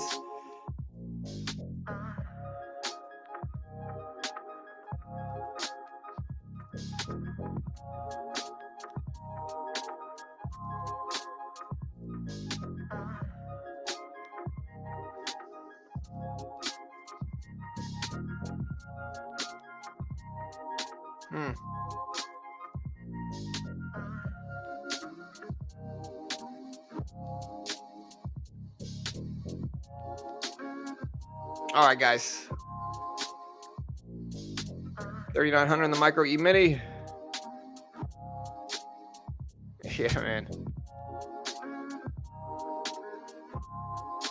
Hey, it's not trash day today, bro. Trash day is Wednesday. You at my old house it was Tuesday, but today is Wednesday. Now it's Wednesday. Yeah, bullish DXY is bad news, right? We want to see the dollar drop here. And again, market started to dip down. We're at 386s now. Tesla at 308s. Yeah, for sure.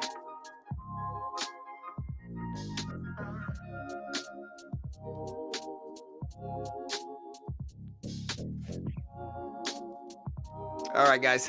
Today is going to be day 3 of the Top Step Combine. Day 3. And or day 4 of the Top Step Combine. We'll see if we get something good. Hopefully we do. And again, if you want to check out the Top Step Combine, again, here's my results so far. So if we look at my trading results, we're on day 3. This is my last 7 days. Again, I'm using the same scalping strategies I use in stocks in the futures market. Again, what I'm trading now is here's the SPY. If you look at the E-mini, which is what I'm trading, it's what I have like an 80+% accuracy rate with. It's the same thing as the SPY. So if you look at this, closely, you'll see this is the same price action. Look, 2 red candles, or 3 red candles, 1 green, 3 red candles, 1 green. And you can trade this middle one here with no PDT roll in futures. And Top Step is a funded account program for futures. And so if you look at the link pinned at the top of the chat, you can try out the futures market. Top Step funds traders, and so they give you a demo. If you can hit the target on the demo while following their rules and conditions, they fund you between 50 up to 150,000 with a 90% split. And so once you're funded, if you make 20K, you get to keep 18,000 of that. They keep 2 for funding you the money. Legit funded account program, regulated in the U.S., and we are in the 150K combine. We are a sponsored trader from them, but they give me a bonus if I can get funded too, which is what we're pushing for. And so we're on day 3. Again, my goal with this, what I'm going to do essentially in this combine is I'm trying to build up a cushion first, right? I'm trying to build up a cushion. And if I can build up a cushion, then I'm going to take a little bit larger swings. If we look at my dashboard here, again, this is my graph so far. So we're doing pretty good. Like this is my graph so far. You can see first day we made about 224. Next day we made about 70. Next day we made about 361 here. So green day, we haven't had one losing day yet. I think we lost a little bit after commissions, but so far we are up. Not too bad. We're not doing too bad. So we are right around 526 in profit so far. So we're building up a cushion. And again, my plan is to build up that cushion and then swing a little bit heavier once the cushion is built. We'll see if we get that right. Again, if you want to check it out, you can find the link in the description as well as pinned at the top of the page if you want to get 20% off. We're certainly biased in their favor, of course, because they sponsor us. And, but I think it's a great way. Even if you don't get funded, the futures market is the easiest way to get around the PDT rule. There's no PDT in futures. You can day trade short, instant settlement, just like you do in stocks, but without being restricted by the PDT rule. And I think if you want to try out the futures market, Top Step's a good way. Even if you don't get funded, it's a lot cheaper to try Top Step out. Base one's 165 minus 20%. It's a lot cheaper to do that than put up thousands yourself and potentially lose that. And so it's a good way to get started, test yourself, try out the futures market without risking a ton, I think. So my max contracts, Todd, is 15, but I'm usually trading 1 or 2, to be honest. And we're scalping back and forth. This is usually what we've been doing. And it works really well. We're not taking any large risks. Again, I've tried it a few times before, but I had the smallest package. And I think with how I trade in scalping, I think that's too restrictive. I think having room like I am now is much better for me. And again, my plan is to build up a cushion. And then once we build up that cushion, we'll start to swing a little bit heavier. That's the goal. That's what we're trying.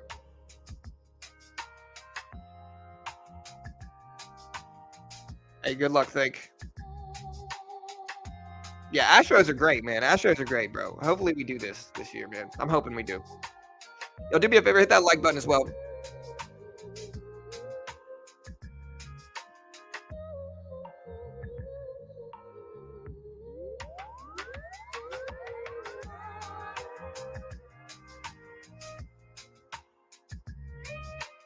All right, guys, let's do this.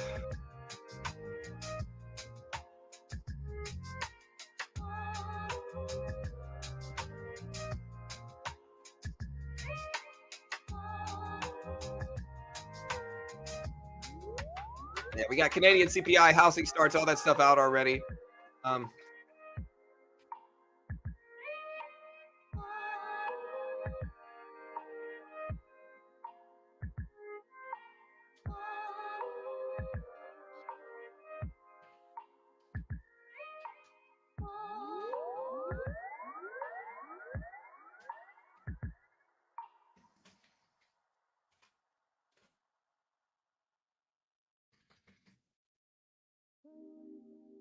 All right, team. Wish us luck. Should be fun.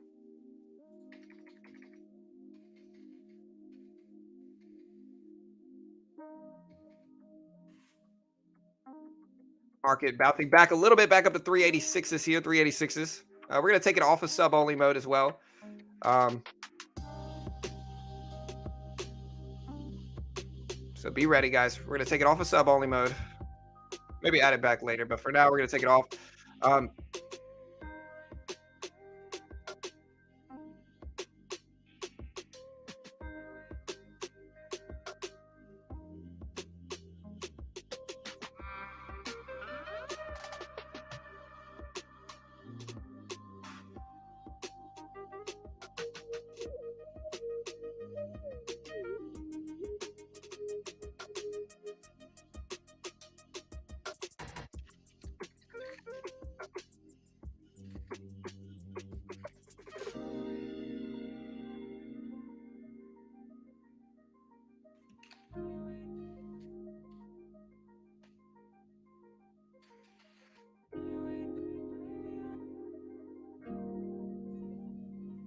all right, team. Again, wish us luck today. We should hopefully make some money. I'm trying at least. We'll see if we do. Uh,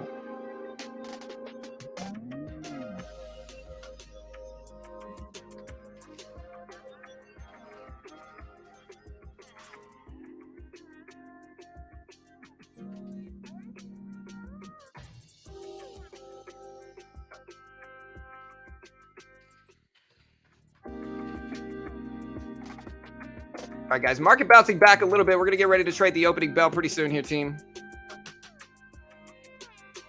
Yeah, the itchy part's the worst, pawn. Hey, you as well, Steve. Thank you, brother. Yeah, I still use Benzinga. Hey, thank you, Secret, my man. Thank you, brother.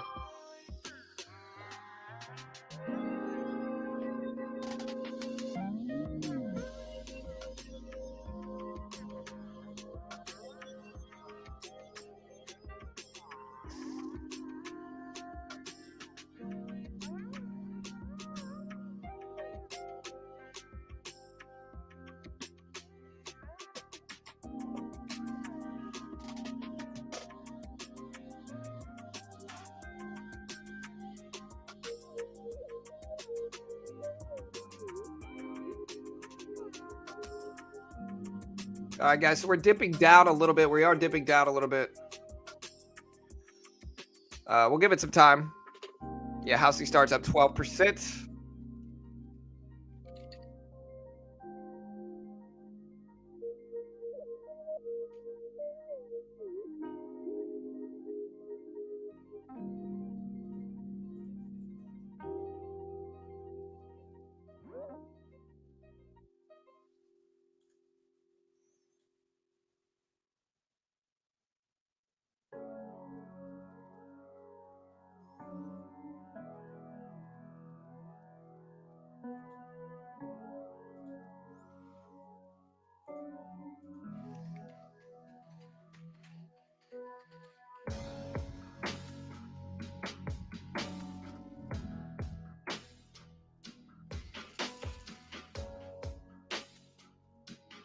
All right, guys. So we're starting to rebound a little bit here on the SPY.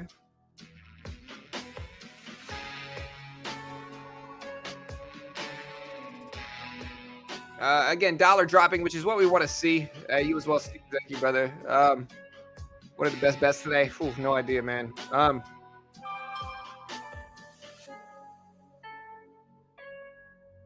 Apple trading just below all-time high. Channel 110. APPL, or you mean Apple? This is the dollar cost. This isn't Apple. This is the dollar cost. Yeah, so I'm not sure which one you're talking about, brother. This is the dollar price on the right. Apple currently is at 153.60s. So 153.60s is where Apple is.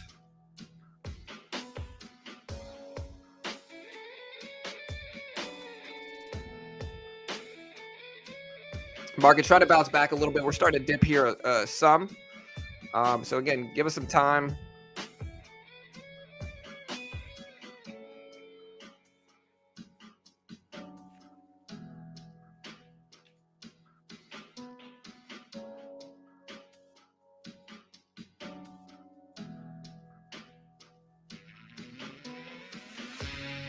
All right, guys, market's coming down a little bit.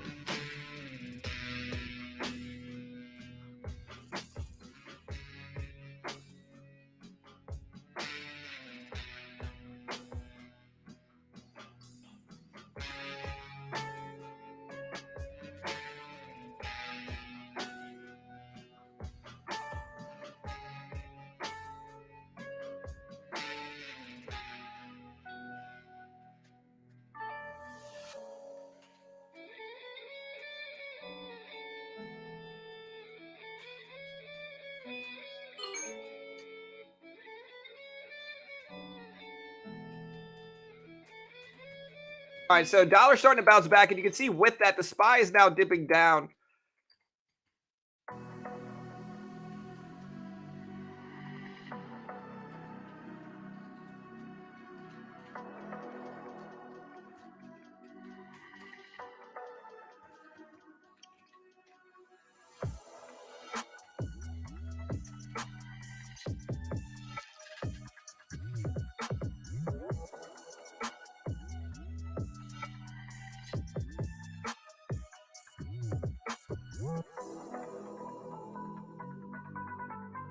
All right, guys. Because honestly, I don't have that much screen space. Yeah, my posture is terrible, bro.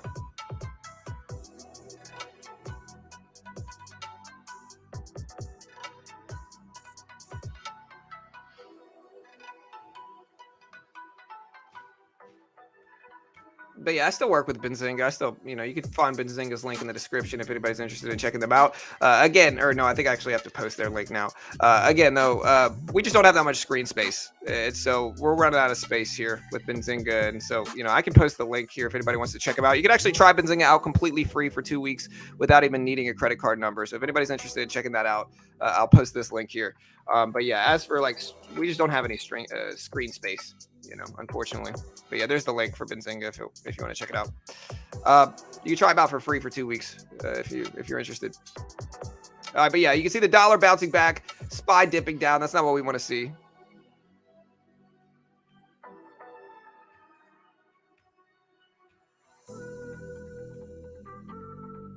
All right, guys. So this is day 4 of day trading on Top Step. Let's see if we get something good.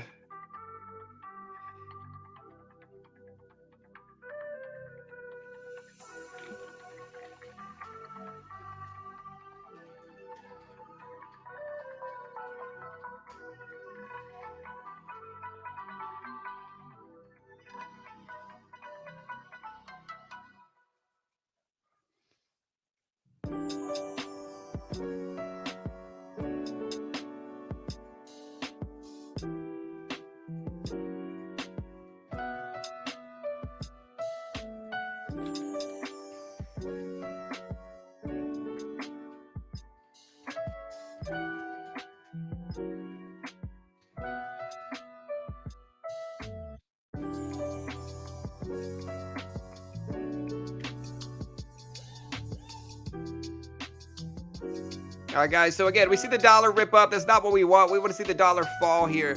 And so if we can have the dollar drop, we want to see the markets bounce back some. You can see the E-mini on the side. Here's Tesla. We're also looking at Apple. Tesla bouncing up to Tesla VWAP. Is there a reason I can't trade the dollar on TD? Well, yeah, because it is a Forex pair, bro. Essentially it's a Forex pair. It's just the dollar index. So it's not really something that it's not a tradable security for most platforms, to be honest. It's just something that if you want to look at the strength or weakness of the dollar, that's the way to do it.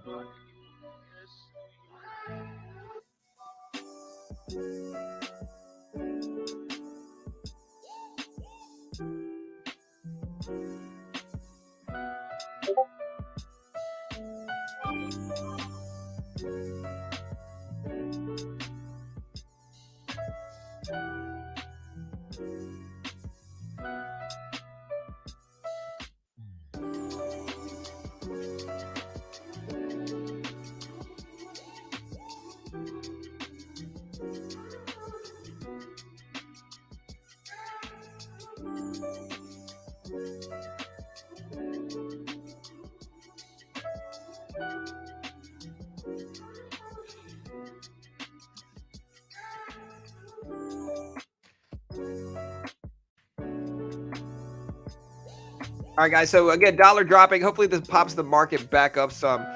Um, bear with me. We're kind of working on some stuff. There we go.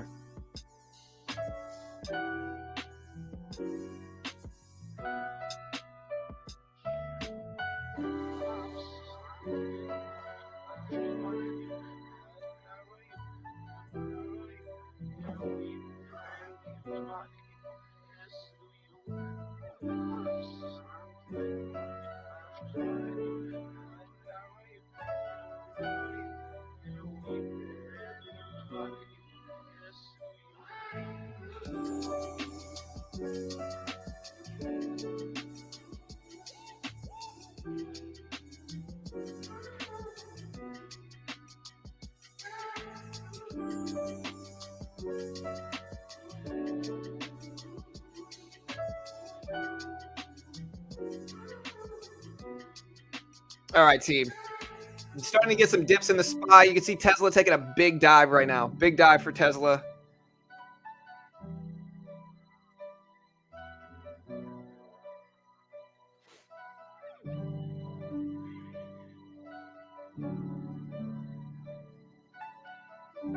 Let's see if we could do it this way. It's probably the best way to do it. There we go.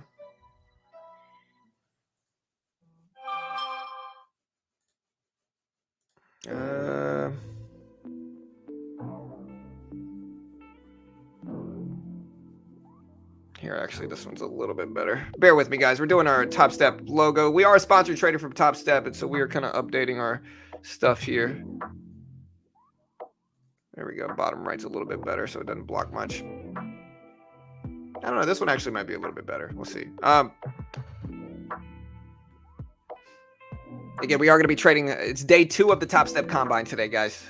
So, yeah, we'll see. I don't know if that one's better. I think that one actually might be a little bit better. Yeah. All right, we can do that one. But see, I'm still small on that one, so we'll probably have to do it like that. All right, guys, today is day 2.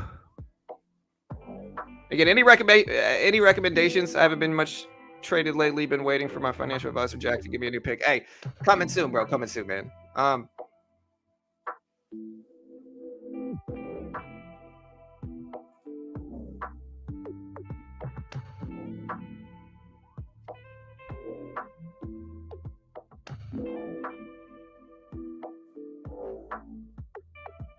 Actually, I'm not gonna do this one. Let's try this one instead. I'm trying to make it so we can see the biggest screen here. All right, so let's get our Top Step Combine ready out. Again, we're gonna be on Quant Tower for our platform. Let me make sure we're still logged in. Nice. Make sure we're signed in still.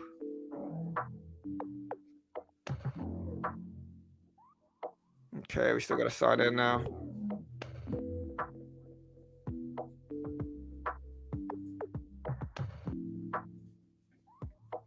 All right, guys, dollar's starting to fall. Market's trying to bounce back some here. We're gonna get ready here, team, to trade on Quant Tower.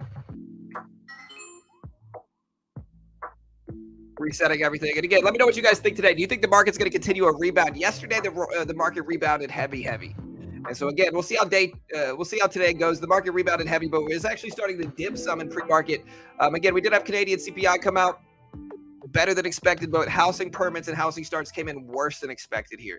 And so again, let me know what you guys think in that regard. Do you think we're going to bounce back in the markets? Do you think we'll have a great day, a red day? Let me know what you guys think will happen here. JP Morgan CEO says economic storm clouds building. Yeah, we'll see. Remember, tomorrow is a big day in terms of CPI, but big day in terms of everything going on.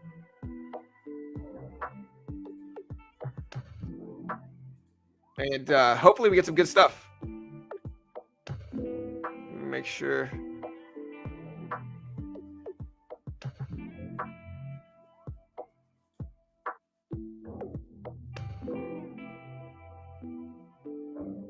All right, guys, we're getting the E-mini set up. Again, we're going to mostly be trading the E-mini and the micro E-mini.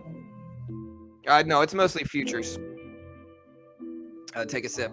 So they do futures and I think Forex in some ways too, but you have to reach out to them to see about Forex. So I think they do Forex also.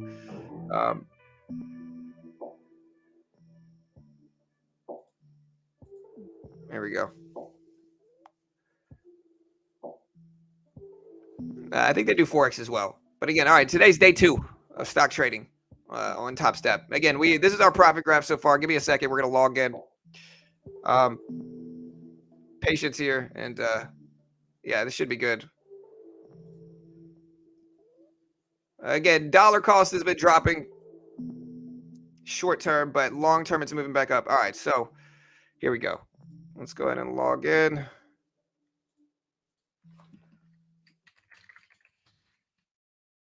Bear with me here.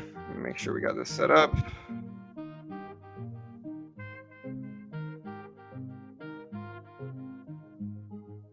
There we go.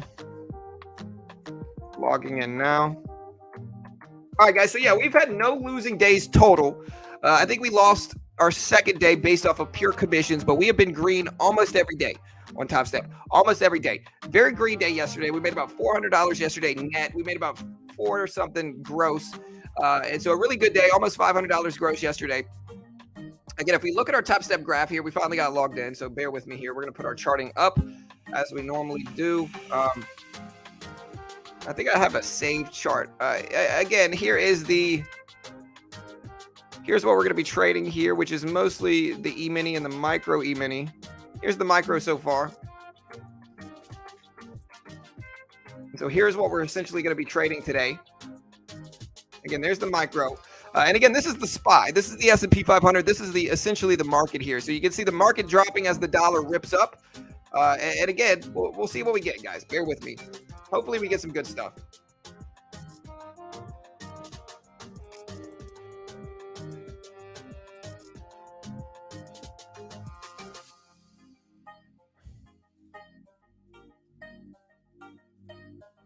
No, this ends up blocking me a little bit. I wish, there we go. That's better. All right.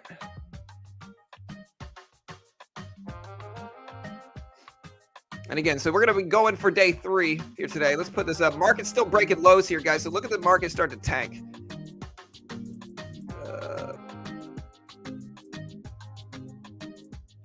Let me put this up here. Like that. And then we'll put our P&L up. Let's put our P&L up here now.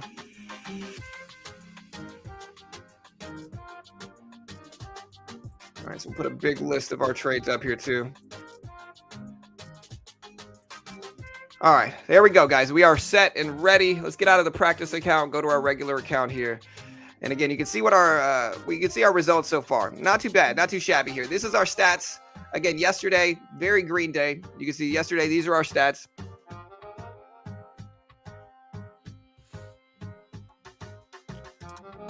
I mean, no, you're going to be restricted any good broker. Should have kept that short. I know, bro. You see that? I got barely stopped out of that short. Barely stopped out. But again, these are our stats here. This is yesterday. This is the last 7 days. Our first day, we struggled a little bit. But if we zoom out here, that is our profit graph. So, same scalping strategies I use in stocks, I use in the futures market. And again, if you want to check out Top Step, you can see the link in the description. You can also see the link pinned to the top of the page. Market's breaking lows. S&P 500 breaking lows right now. Look at the E-mini fall here. So the S&P 500 is breaking lows right now. Again, wish us luck today. We actually haven't had a losing day in terms of gross profit. We've only had 1 losing day net out of 3. And the other 2 days were much, much better days. So again, this is day 3 or day 4. No, I'm good, Simon. I'll pass on that, bro. Sorry, dude. I'm mostly just day trade futures. When I swing stocks. Like I'm holding Disney still. If you guys remember, I bought Disney yesterday on the dip, rode it back really nicely on the bounce. My entry with Disney is 107.30s. We're at about 108.30s, 109.30s this morning. So we mostly swing trade stocks, but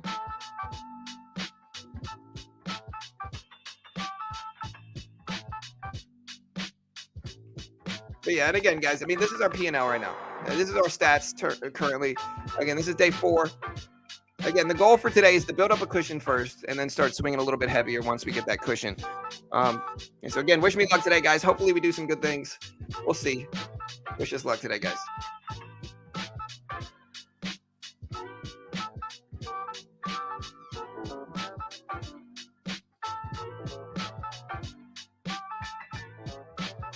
All right, getting a bounce back at 3885. 3886 on the E-mini, and this is essentially the SPY. If you look at the SPY, you can see it tanking down here as well, breaking lows right now in pre-market. So here's the last low. If we zoom out here, here's the last low right here. Relevant level. If we draw this, let's see if we reject now.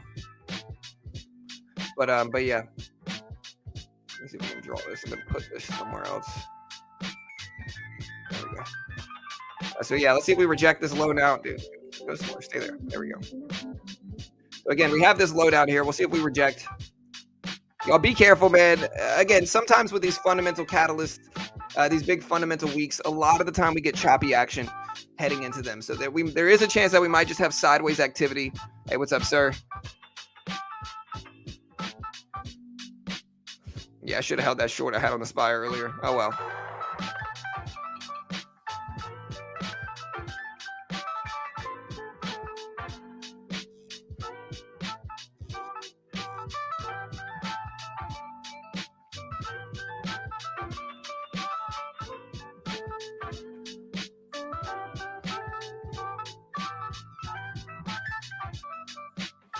All right, guys. So again, we'll see if we hold that previous low as resistance now.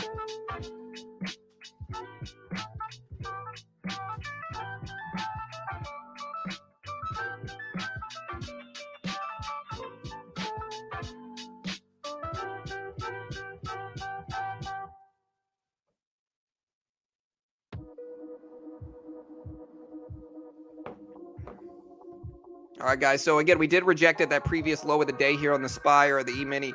Starting to just really break down here.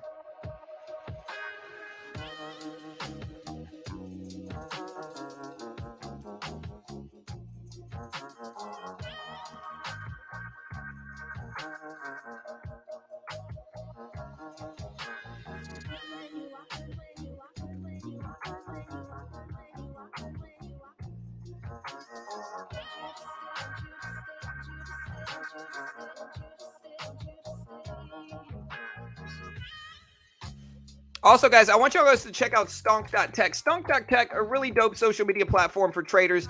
Again, what they essentially do is they're creating a social media platform for retail traders. They're trying to help retail traders grow. You can sign up for their their wait list here. I'll consider it a favor if you sign up. They are a sponsor, but just their job is to help retail traders, and they're going to give you free dark pool and option flow access, saving hundreds of dollars, zero commissions eventually, hopefully. And again, they're talked about by a lot of big names. You can join their wait list. They're supposed to go live either late this month or early next month. Really great platform for traders. Really great platform for retail traders, especially like the ape community and all that stuff. And so if you want to check them out, I'll post this link. Again, great way to help support the channel. Cool social media platform for traders, and we're going to be on there when they go live. Here is the link if you want to check them out.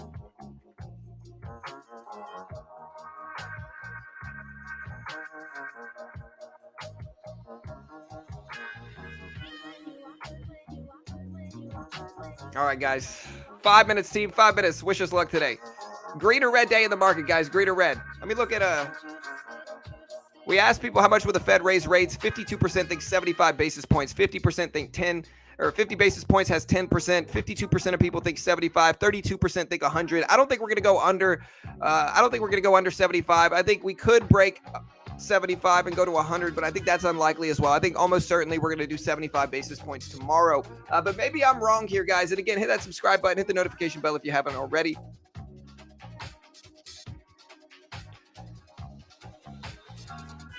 Market rebounding a little bit heading into the opening bell, guys. Wish us luck.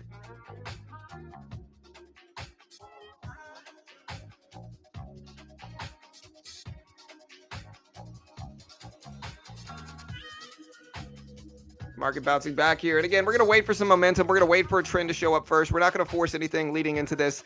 We're going to wait for a trend to show up first and then attack that trend. We're not going to take anything against the trend. We're going to wait for big momentum to show up. If it's on the downside, that's fine. We'll short it. If it's on the upside, that's fine. We'll long it. But we got to wait for momentum to show up first. And right now, momentum's on the downside for sure. Luckily, I took most of my Disney position off this morning. And 4 minutes, guys. 4 minutes.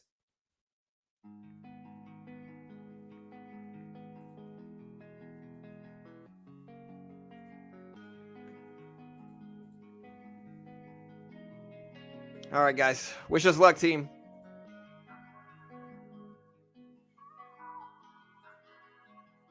Getting a bounce back in markets now. Hey, we'll see if it continues here.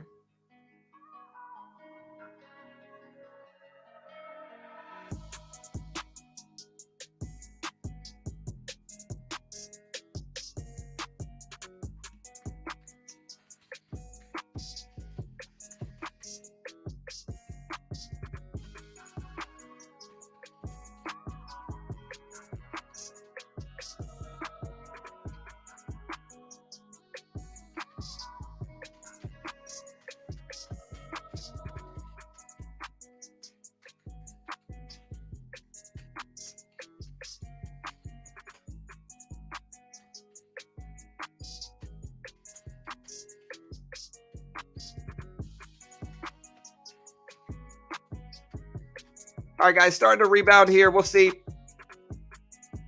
if it holds.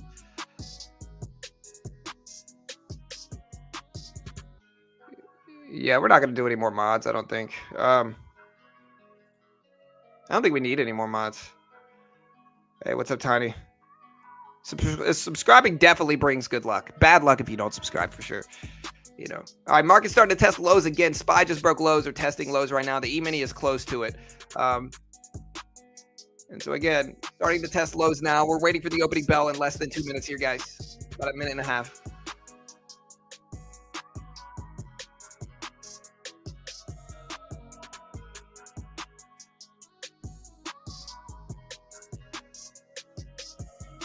Market's trying. Yeah, dollar index popping up, causing the markets to dip is what's happening here. Dollar index bouncing up. Look at the dollar index rise. The dollar index is currently up to, let me see what it is. Up to 110.20s. 110.20s on the dollar index. 110.21 right now. So again, dollar pushing up.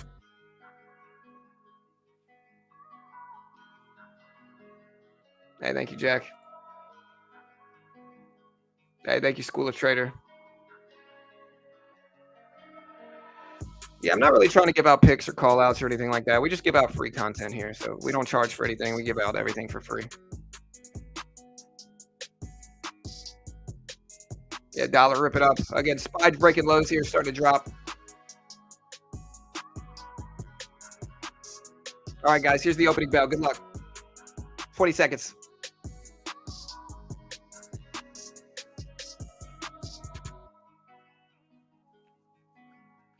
Why is the dollar going up? Oh, wait, Tiny. Oh, you want to be a mod, Tiny? I can make you a mod. All right, hold on. There's the opening bell, guys. Coming soon. Dollar dropping down. Dollar dropping down. All right, so there's the opening bell, guys. So the open just happened. SPY at 385.13s. E-mini bouncing back up a little bit, though. So we're getting a rebound here. Let's watch this resistance level at 3885 on the E-mini. If you look at the S&P 500, which is what it's following. Market is pulling back a little bit. We'll see if it actually holds now. Everything's starting to rebound some, but then correcting back down some. We're watching Disney here. We just broke lows on the E-mini here. Again, we got to wait for a trend to show up. We're not going to force anything yet. Using patience here. I know, man. Emmanuel always is super supportive. We appreciate you, bro. Thank you, man. All right, guys. Market breaking lows right now. Market breaking lows. Break it down. Snapchat just flew up at 11:30s right now. Snapchat just ripped up. Again, nothing to really trade yet. Nothing to really trade yet.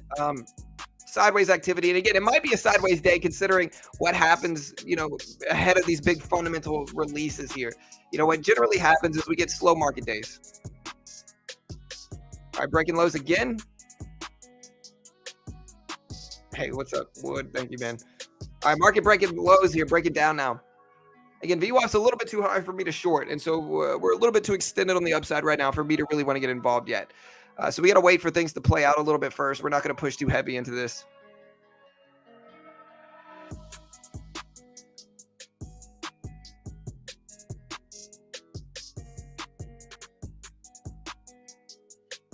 All right, guys, a little bit of choppy action at the open. We're not going to force anything yet. The range is too sideways. And we're a little bit extended on the downside short term here. So there's the break of the lows, though. Again, if we start to get a downward trend, we might start to attack some stuff. But for now, we just got to be patient, I think, in this situation. All right, we're going to get out of Disney here. We just cut the position. We might add some on a dip. But ahead of the FOMC meeting, I'm just going to take profit and lock in the profit that we made on that trade. All right, market's starting to break down here. Look at the E-mini break. Again, no trades yet. No trades yet. Got to be patient here and wait.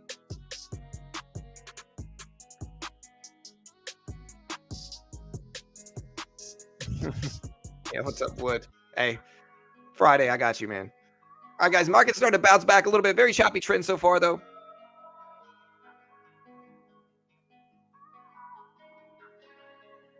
Choppy trend so far. If we get a rebound here, again, we're watching the VWAP very close. Watching the VWAP very close. I still got to figure out how to put the VWAP up.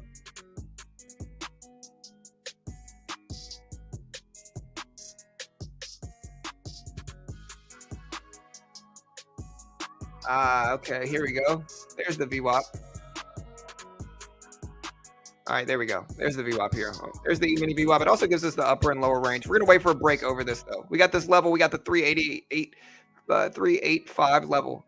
385 level right here. So we got to get a break over that first here. Right now, we're just choppy. Snapchat is flying up right now, though. Look at Snap.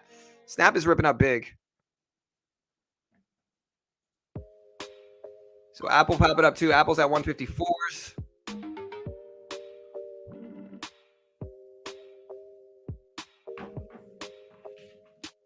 Bro, I gotta call Carol. Did she turn the AC off or the heater on, man?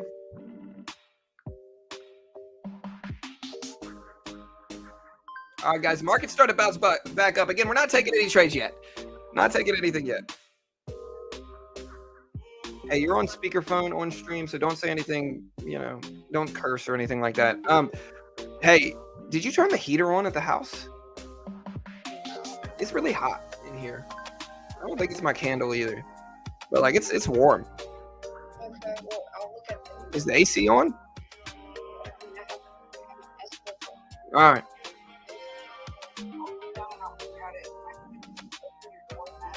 Yeah. All right. All right. Love you. Bye.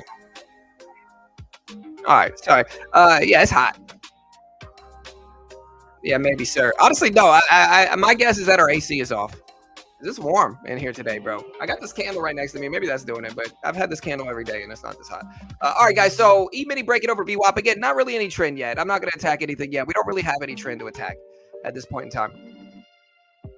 So very choppy sideways neutral market right now. We'll see if we find something better. But for now, we're just kind of sitting back waiting. Starting to break over VWAP. If we can get over this 885 level and then hold support, then we're talking about stuff. But even on the SPY is very choppy right now. Not really any trend, and we just got to be patient and wait. Yeah, it must be my hot stop picks. That's what it is, dude. All right, very choppy market right now. Again, rejecting at VWAP. You can see us reject right at the VWAP area. Coming right back down on the E-mini.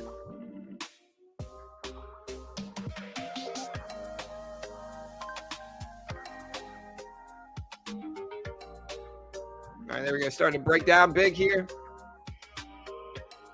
Testing the bottom of that range right now, which is right here.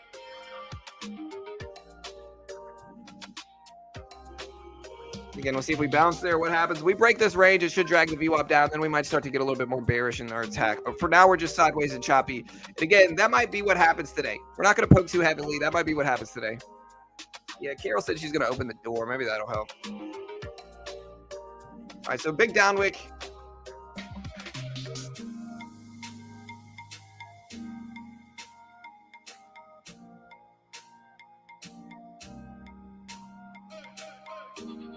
All right, getting a little pop back up again.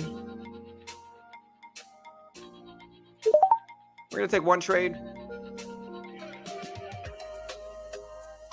Wait, where is our P&L? What? All right, we lost 10 bucks. Okay, there it is. I don't like that. I'm going to have to get one of the other windows up here. Hold on. Let me figure out what else we can do. Positions, maybe? No?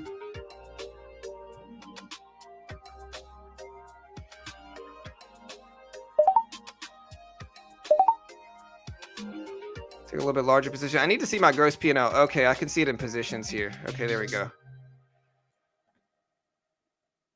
All right, we're in 2 contracts right now. See if we get a flush breakdown here. Sideways trend right now. So we're going to cut this pretty quickly too.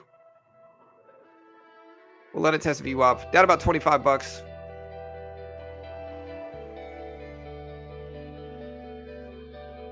Trying to be patient to see if we get like a flush breakdown here. We start to test the top of the range. We're going to just have to completely shut down our trades and wait for something better to show up. Got a little flush. We're only in 2 contracts right now, though. I like the upwick. That's usually indicative of some weakness coming through. $15 in this trade down. So just being patient, see if we can move back down to the bottom of the range. All right, got ourselves close to break even now on this one. Yeah, we got 2 contracts. Okay, good.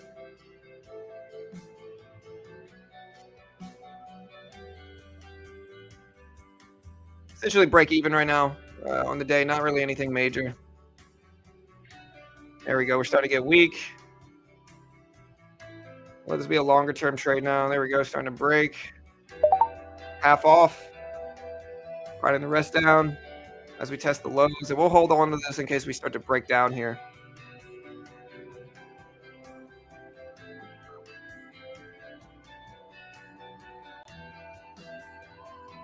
Let it sit.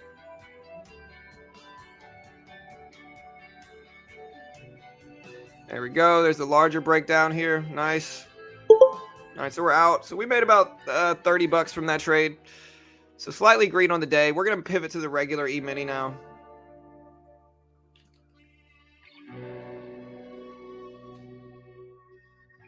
Wait. All right, we're going to just pivot to the regular E-mini, getting a big breakdown, a big bearish move that we'll try to capitalize on if we get a bounce back.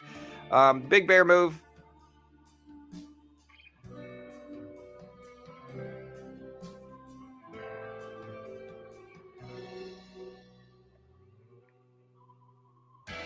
Quick little bounce back here. Take 1 contract there. I really wish I could see what my P&L was in this trade. All right, we're down 60 bucks. Kind of frustrated because I couldn't actually see what my P&L was. But a lot of the time we're going to make this move and we're going to move back down to test lows.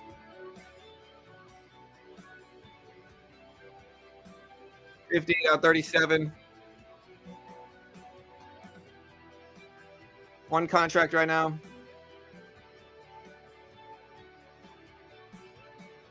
right, we got a big bear move, and then we got a big gap down. We're almost break even there. We're break even on the trade now. See if we get a flush, breakdown, rejection with this hammer candle. Looking good.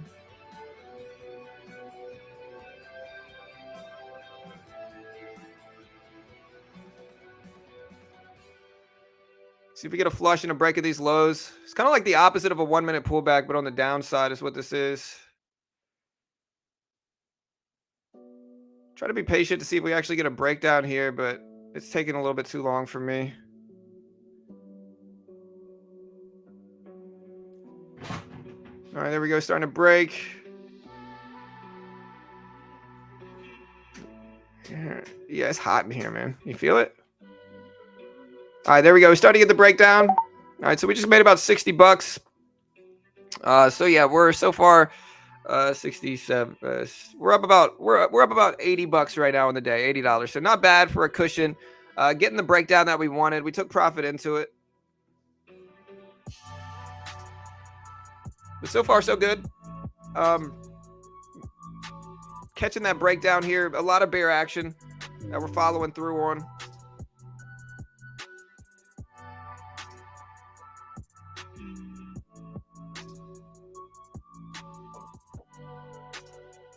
I get big red action in the market right now. Glad I got out of Disney this morning. We ended up cutting that this morning. Bear trend so far, but we got to be patient because it's kind of extended now. Again, I think a lot of people are just nervous heading into the FOMC meeting tomorrow.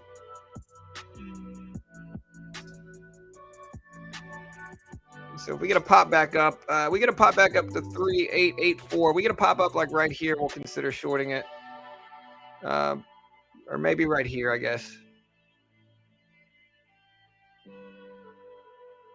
We'll look around right here for a short level, maybe right there. And so we'll see if we can pop back up. We're not going to short it. It's too extended on the downside right now. So we're not going to short this. We're going to wait.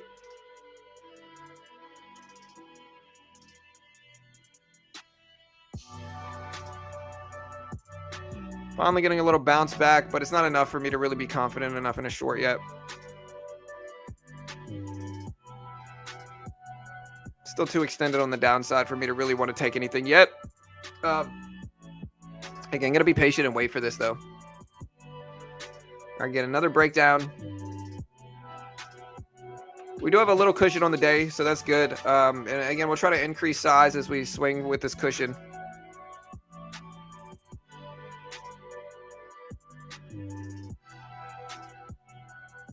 Again, this is the profit graph so far. If you guys want to see my full profit graph, here's the profit graph today. So yeah, we're up like 80 bucks right now, which is fine. 83.75 is what we're up. Here's the full profit graph the last 7 days.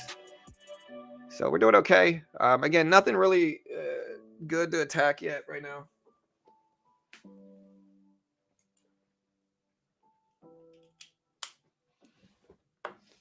Again, kind of consolidating around the lows here. I'm going to have to switch headphones right now.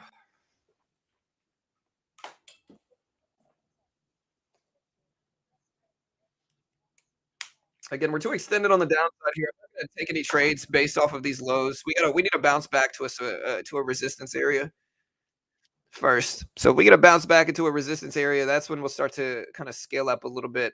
1 second, guys. Let me go ahead and refresh this so you can hear the music. And I'm not saying we're not going to break down some more. We very easily could, but for now, we're too extended on the downside.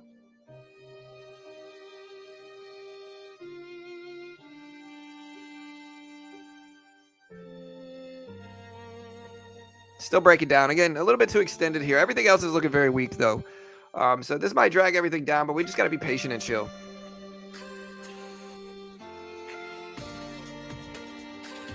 And again, if you want to take the combine with me, we are working our way to get funded. We're doing pretty good. We're working our way to get funded. If you want to take the combine with me, check out the link in the description. You can also see the link pinned at the top of the page. We'll see if we can get funded here. We got some cushion to build, but that's okay. Just going to take it slow and steady in these markets.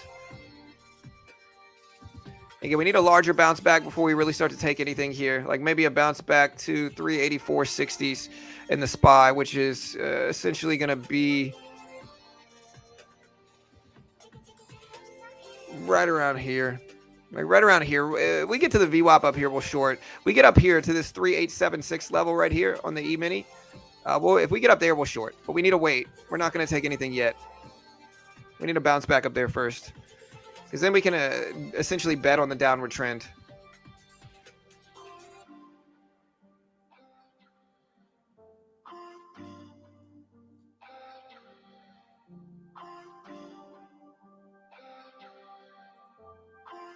All right, patience here.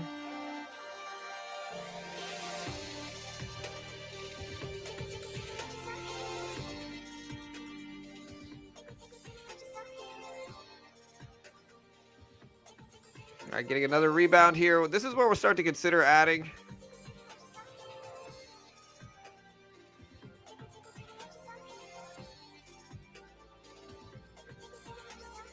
All right, we're going to take a quick position here. I can't see anything, bro. I made 25 bucks there. I couldn't see my trades. I got to fix this here because this is not, I can't see anything. Here's my positions. This is what I need up. So I need to have my position tab up. That's my fault. Looks like it was the right move too. So we got out. All right, we're in a position now. Looking for a flush. Swinging into the cushion that we already have on the day though. So we already have a cushion. See if we get a flush back down. There's the weakness coming through. Let's see if we get the flush rejection here that we want. Break even right now.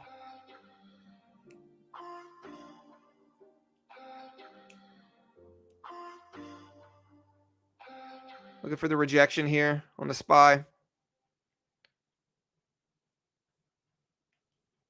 Small trade so far.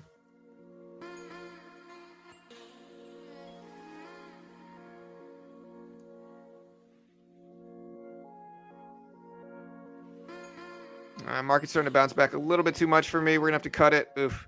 Big rebound here. We'll give it 1 second, but we'll cut it after this.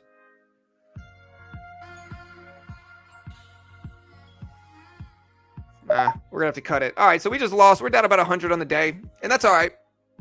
We're going to start to short into this support or resistance level that we drew right here. See if we get a flush again.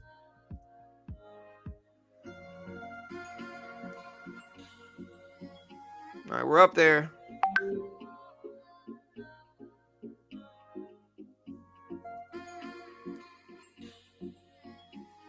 We're right at a big resistance level at 384.50s on the SPY. So that's essentially what we're shorting into here. We're trying to be patient and see if we reject. If we get a big upwick, we'll add a little bit more to it.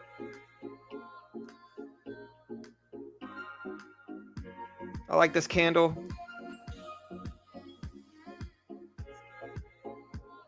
Let's see if we flush down. There we go. Getting a little bit better here. Flushing. All right, so we just made about 112 on that one. So we made our money back. We're back break even on the day. We pop up to this level again. We're actually going to short into the spot again. Looking for this level to just hold. See if we flush down. Looking for this resistance level to hold. Break even.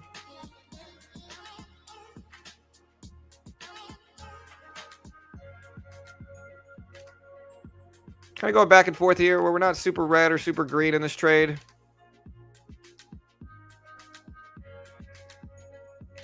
All right, so we just made a little bit more.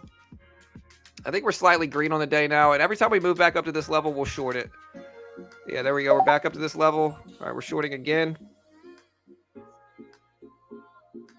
All right, we got out there. We didn't make that much that time. That's okay. We're right up to this big resistance level on the SPY. So I think we're still green on the day. Yeah, we're slightly green on the day. That's okay. We got this big confirmation candle here. I'm going to get ready to short some more.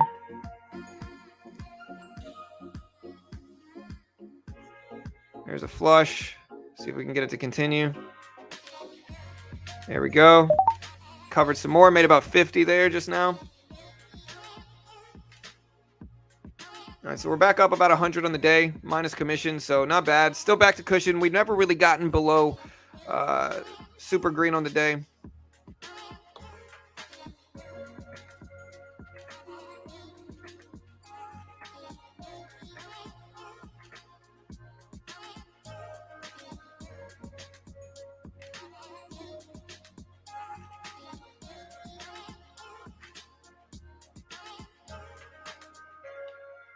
We'll see if we get a pop back.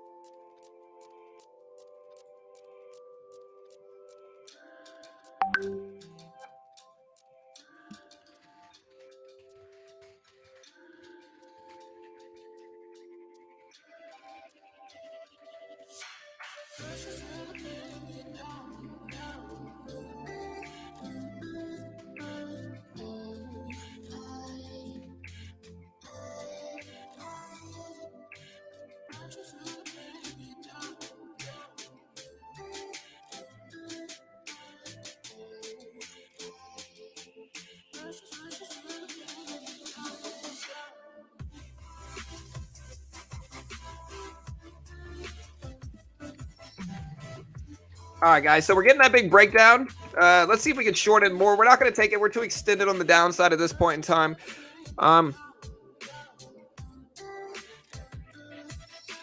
Again, try to be patient here. We're testing the bottom of that range, but we are very sideways. Nice little downward trend forming that we made money on. Again, you can kind of see we fought our way back to where, this is our P&L so far. Up about 740 gross.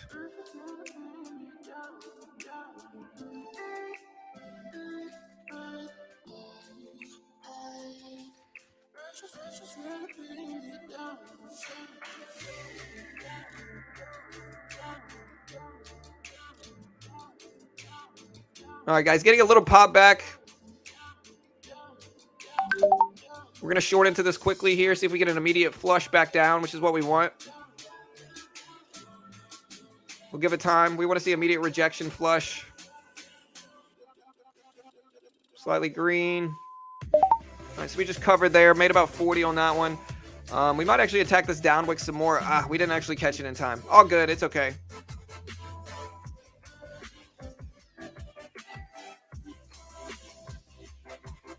Trying to catch the flush. And I hope you guys can see, like, this is how I scalp stocks. Same exact way. Same exact way I scalp stocks. We're scalping the futures market the same exact way. And so I hope you guys can see the same thing. We're trading the SPY essentially right now in the futures market through the E-mini. Again, here's our profit graph so far on the combine. We've done great so far. We've maintained a pretty high accuracy rate. Again, total trades count. We've made 151 trades, about 800 in profit, a little bit under 800 in profit. So not too shabby here, guys. Not too shabby. So we'll see if we can continue. Again, the edge is definitely still there in futures. And again, if you want to trade the futures market, check out Top Step. You can look at the link in the description. You can check the link pinned to the top of the page. They are a sponsor of my video, of course. But, honestly, it's just a good way to get around the PDT rule. There's no PDT rule. You can day trade short. I am trading the E-mini, which is essentially the S&P 500 or the SPY, right? And so I'm looking at the SPY. I'm trading the E-mini or the micro E-mini, and I'm just trading based off of the SPY or the Q, watching that momentum here. And you can see my trade list here. Only one real loss today of a $200. The rest, $40 profit, $50 profit, $12.50 profit, $37.50 profit, $112.50 profit, $25 profit, $62.50 profit, $18.75 profit, $12.50, and then a $10 loss. So only 2 losses today. Not too bad. Again, we have a little bit of a cushion today that we can potentially swing into.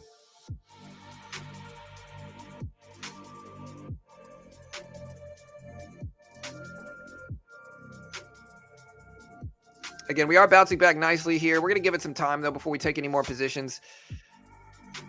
See if we can bounce back some more before we short here. A lot of the time, these shorts are going to be profitable because a lot of the times we're going to flush right back down to test this bottom range right here. But until then, we're just going to chill and wait. We don't want to take this yet. We're going to see if we bounce back. We got 384 supported resistance level up there that we got to watch. So patience is king here, and that's what we're trying to do. Just stay patient.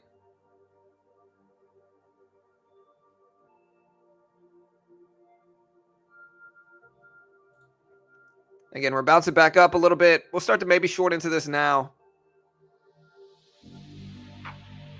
All right, we're going to short into this real quick now. One contract. See if we flush down here a little bit is what we want.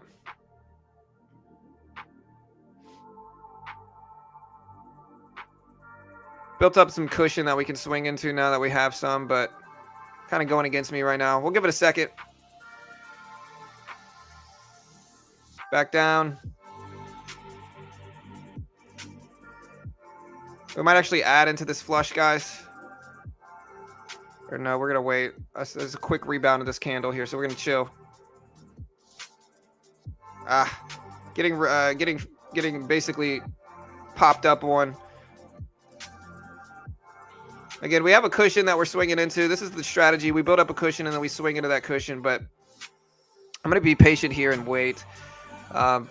See if we flush back down some is what we want.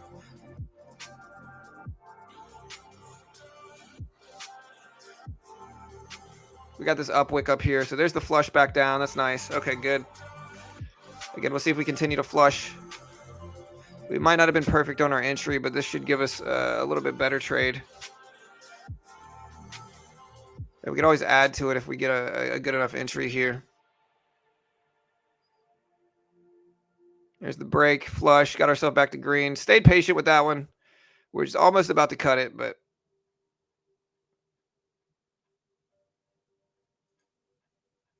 got a new candle opening up soon.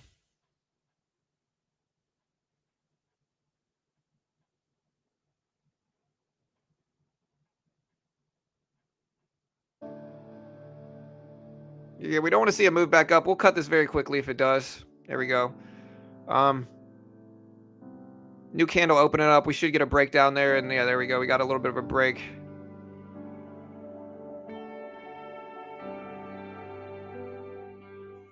Try to be patient here and wait for this. Again, sideways day. Seeing some bull action here.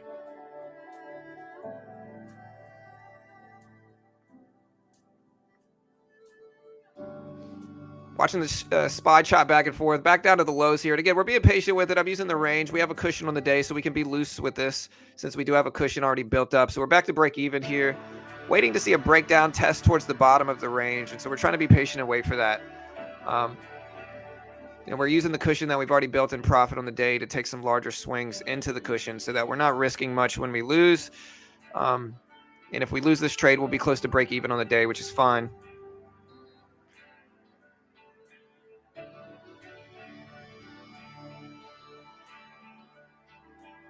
Yeah, we're going to have to cut that. So we just lost about 150 there. Again, we swung into the cushion. We're still about break even on the day. We reject here. We're going to add some more. Yeah, there we go.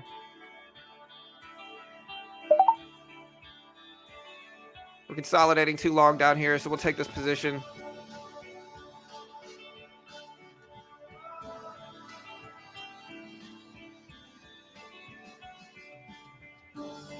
There we go. Flushing down more. Nice. All right, so we just made most of our money back. 112 in profit. So we're actually right. We just got a little bit too nervous about it and faked out here, which is okay. I think we're actually going to continue down. So we're going to take a position here and then maybe add one on a pop or a bounce. If we can get it short term. If we start to chop sideways, though, we're going to have to cut it. But there we go. Flushing down.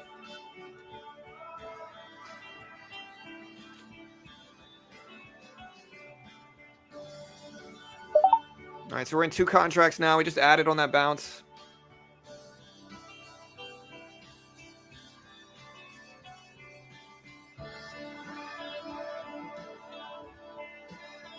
There we go.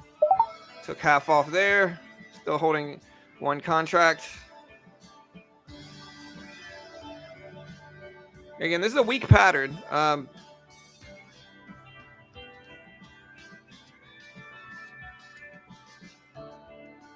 very tempted to add some more here, but I think I'm going to wait. All right, we just added a little bit more. 2 contracts again. Going to take a little bit of a swing now.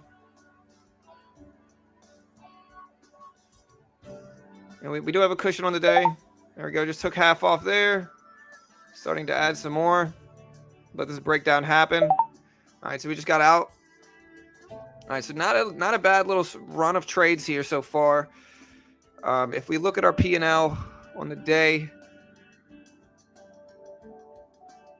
here's our profit graph so far. So made a couple hundred there, up 200 or 300 on the day so far, minus commissions. I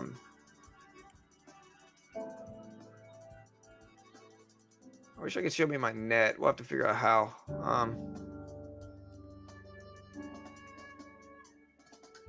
All right, so we are getting the flush breakdown here.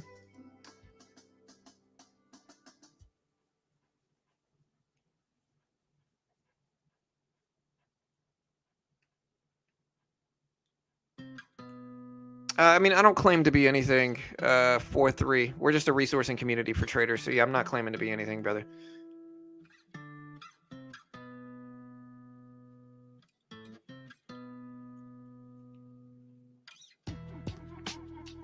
I mean, here's my profit graph so far on this combine.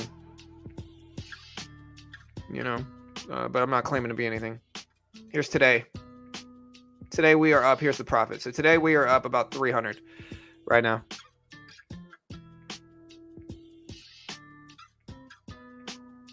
Yeah, getting a little bit of a bounce back here. But yeah, here's the profit graph. You can see we were never down more than $100 in gross profit. And we're up about 300 because we're using a cushion and we're swinging into that cushion. So we're building up small profit, building up a cushion, and then attacking that cushion. You know what I mean? So like that's how you do these funded account programs is you build up those cushions and then you use your profit to kind of take larger swings, if that makes sense. That's what I do, at least. John, yesterday I thought I heard it. Dude, I'm the guruest of gurus, bro. All right, guys. Market's starting to test lows of the day now. Again, we're too close to the bottom of this range here, and you can see the range I'm building. So, like, here's the range I've been attacking.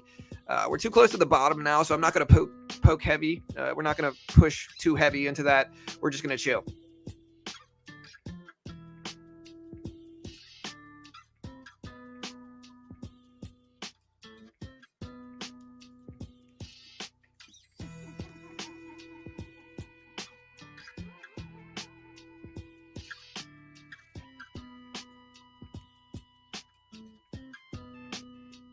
I'm gonna go to the restroom, guys. We're testing the bottom of the range, so I'll be back though. But I'm gonna go to the restroom real quick, so I'll be back.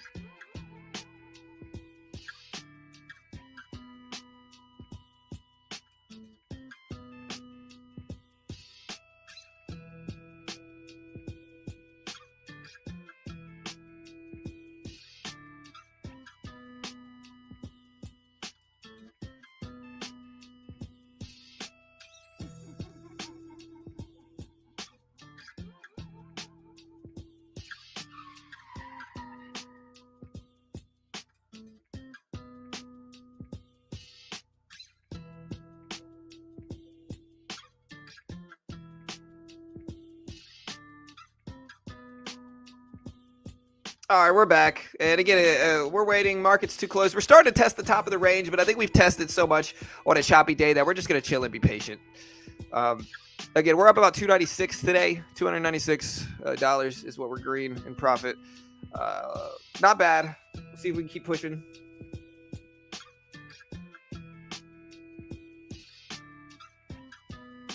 Oh, you mean Big Boy? Yeah, man, the TikToker. Yeah, it's like I don't understand what they expect, bro. Like, people don't understand, man. Like, you want free promotion, go somewhere else, dude. You know?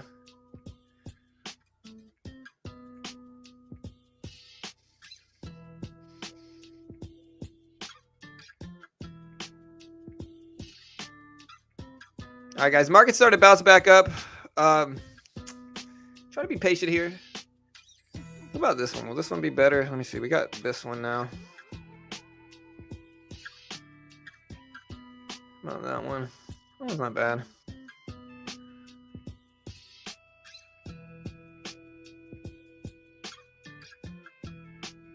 All right, so we got a nice little green day. We're gonna switch to the micros now.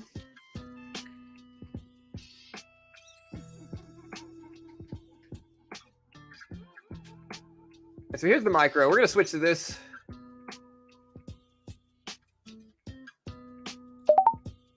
Start taking smaller positions now that we built a good little cushion. Here's 2 contracts in the micro.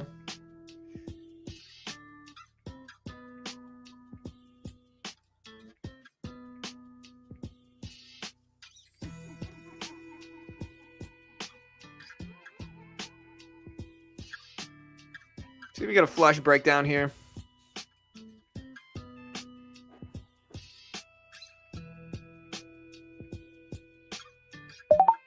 Took half off. I think if I'm in micros, I should probably just scale out quickly. Instead of doing one or the other, I should probably just get out fast.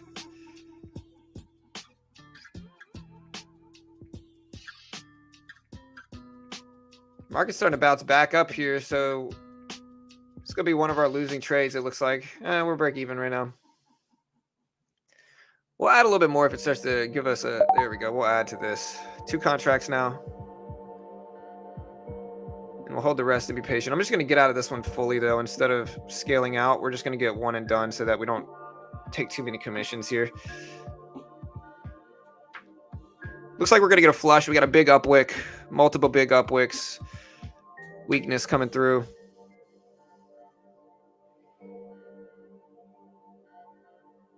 And if we start to rip up and we're wrong, it's okay. It's a small L.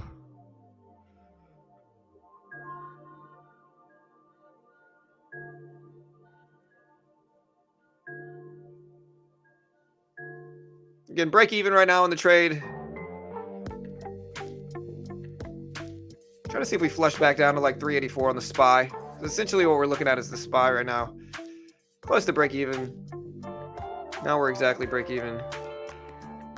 Got a doji candle. That's good. At least it's not super strong, but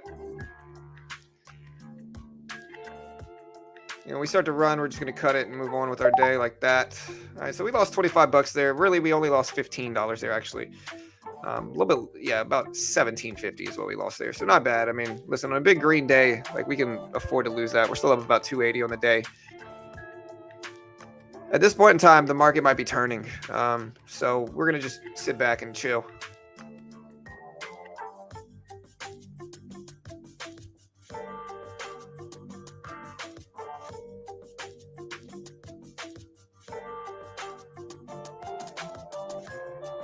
Hey, what's up, Larry?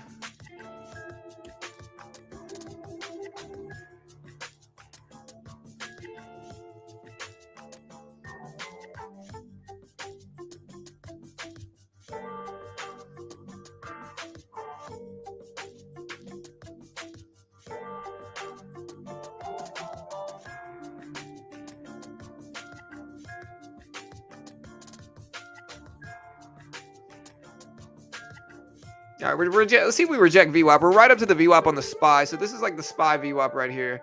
I don't know why it retraced here, but we need the 1 day VWAP. That's what we need. That's better. That's much better. I don't know why I've been using the other one. It's actually still a little bit wrong. Let me see if we can edit it. I'm gonna see if I can find it to the closest possible route. No, that's still not it.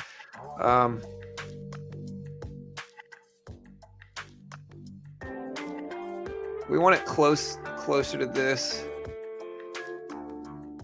No, too high. Too high. Too high.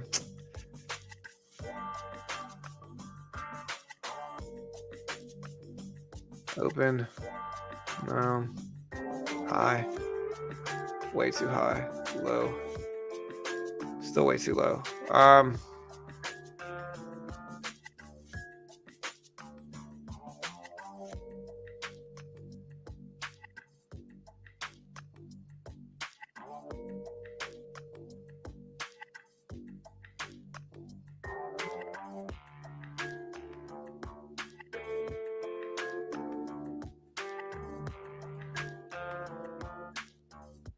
Still not quite there here. We're trying to make it the perfect VWAP.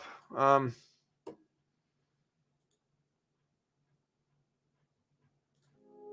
to make it 12 hours to see if that fits along with. That is much better. Okay, so this is closer. This is closer to, yeah, that's right. Okay, so this is what we want. We want a 12-hour VWAP. All right, so we're starting to get a flush at the VWAP area here. So that's the VWAP we want. Let's trash that chart. We'll trash that one as well. All right, so we're starting to reject essentially off the VWAP here. And this is pretty spot on with what we want. If we get another bounce back up, we'll start shorting into that again, or at least try to.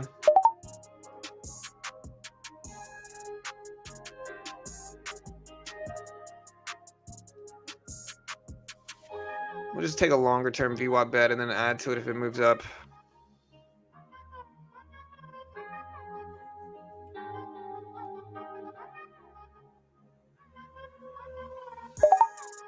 All right, 2 contracts. We'll take 3 here.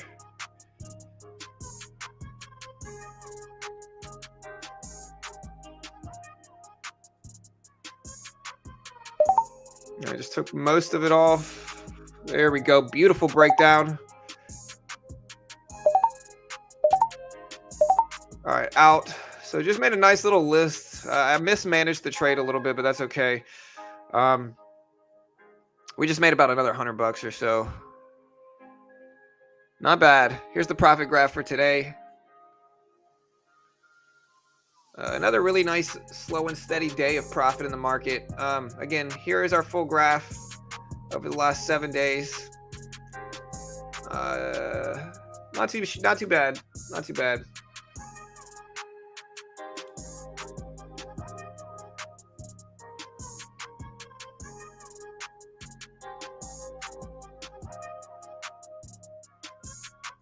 Got the nice flush at VWAP.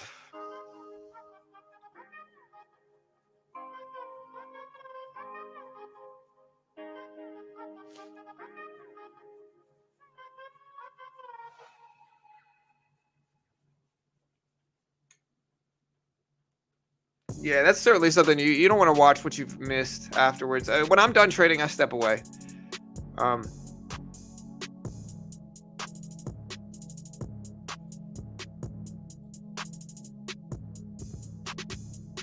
And again, guys, so here is day 4's results. Here is our profit graph strictly today. We're up about 350. Not bad. I'll take it. Another good day. And again, I hope you guys can see, like, listen, we're using the 150K combine, but we don't even need anywhere close to this much buying power to get these type of results in the futures market. It's one of the reasons there's an edge here. People underestimate how important day trading can be, but like day trading futures is easily the way to get around the PDT rule. Same scalping strategies I use in stocks. Here's my profit graph so far. Not bad. We'll take it. Pretty solid few days here. There's practice. We made a little bit on the practice, but here's the actual account. So again, you can kind of see us grinding up. Not bad. And again, if you want to trade the futures market and get around the PDT rule, check out Top Step. They are a sponsor of our video. Great way to help support your boy here and support this channel. Check out the link pinned to the top of the chat. You can also find the link in the description with the Top Step Combine, which is what we're doing right now. So far, prior to today, these were our stats on the Combine. We are up 526 in profit. So after today, we'll be up almost 1,000. So we are pretty close, guys. We are pretty close. We're about 10% there. Not too bad. We'll keep pushing. We'll keep growing. I love the room I have in this account. And again, if we could follow all these roles, they're going to fund me 150K with a 90% split. Regulated by the U.S. Chicago Mercantile Exchange. They pay out millions. They fund thousands of traders a year. Now, they are a sponsor of my video, and so I'm certainly biased in their favor. But a great way to help support the channel is by checking them out. And if you want to use them and kind of take part of this for me, here's the link. Check them out. Great way to help support the trade. As always, guys, hit that subscribe button if you have not already. Hit the like button. We are getting a bounce back, but a great way to get around the PDT rule. There's no PDT in futures. You can day trade short, all that good stuff. And even if you want to try out Top Step, it's a lot cheaper to start out with Top Step and try them out. The base one's only $165 a month, minus 20% if you use my link. A lot cheaper to go that route than put up thousands yourself in the futures market, if you do want to try them out, and a great way to help support our channel, guys. So, hey, hit that subscribe button, hit the market notifications if you haven't already. Tomorrow is a big day in the market, guys. We got the FOMC tomorrow at 2 p.m. Be ready, guys. We're going to be streaming all of that live here, as we always do. Good luck, team. Another green day. We haven't had one losing day in gross profits, only one loss in net profits. And yeah, very green day, guys. Not too bad. We'll take the green. We're up about $1,000 in the combine so far. And yeah, let's keep it up, guys. We'll see how it goes. Good luck. Also, guys, y'all check out stonk.tech. Stonk.tech is a great way to help support the channel here as well. StonkTech is a social media platform for traders. They're going to help you connect with good traders, learn trading, free tools for traders. They're going to give you free option flow access, dark pool access once they go live, and they should be going live sometime this month. It's completely free. It doesn't hurt anything, and at the very least, you can join their wait list like this. As a favor to me, join the wait list, and I'll post this link here if you want to help support your boy. They are a sponsor of our video as well. These are great ways to help support the channel and our content, guys, our free content here. And so, hey, hit that subscribe button if you have not already. Hit the notification bell. Check out Stonk there. You can also find the link in the description. And yeah, good luck, guys. Hope you guys did great today. Not a bad day for me. Second green day, or yeah, like my fourth green day in a row here. And we'll see if we keep it up, guys. Good luck. We'll see you guys tomorrow. Have a good day. Stay safe. And yeah, we'll see you guys next time.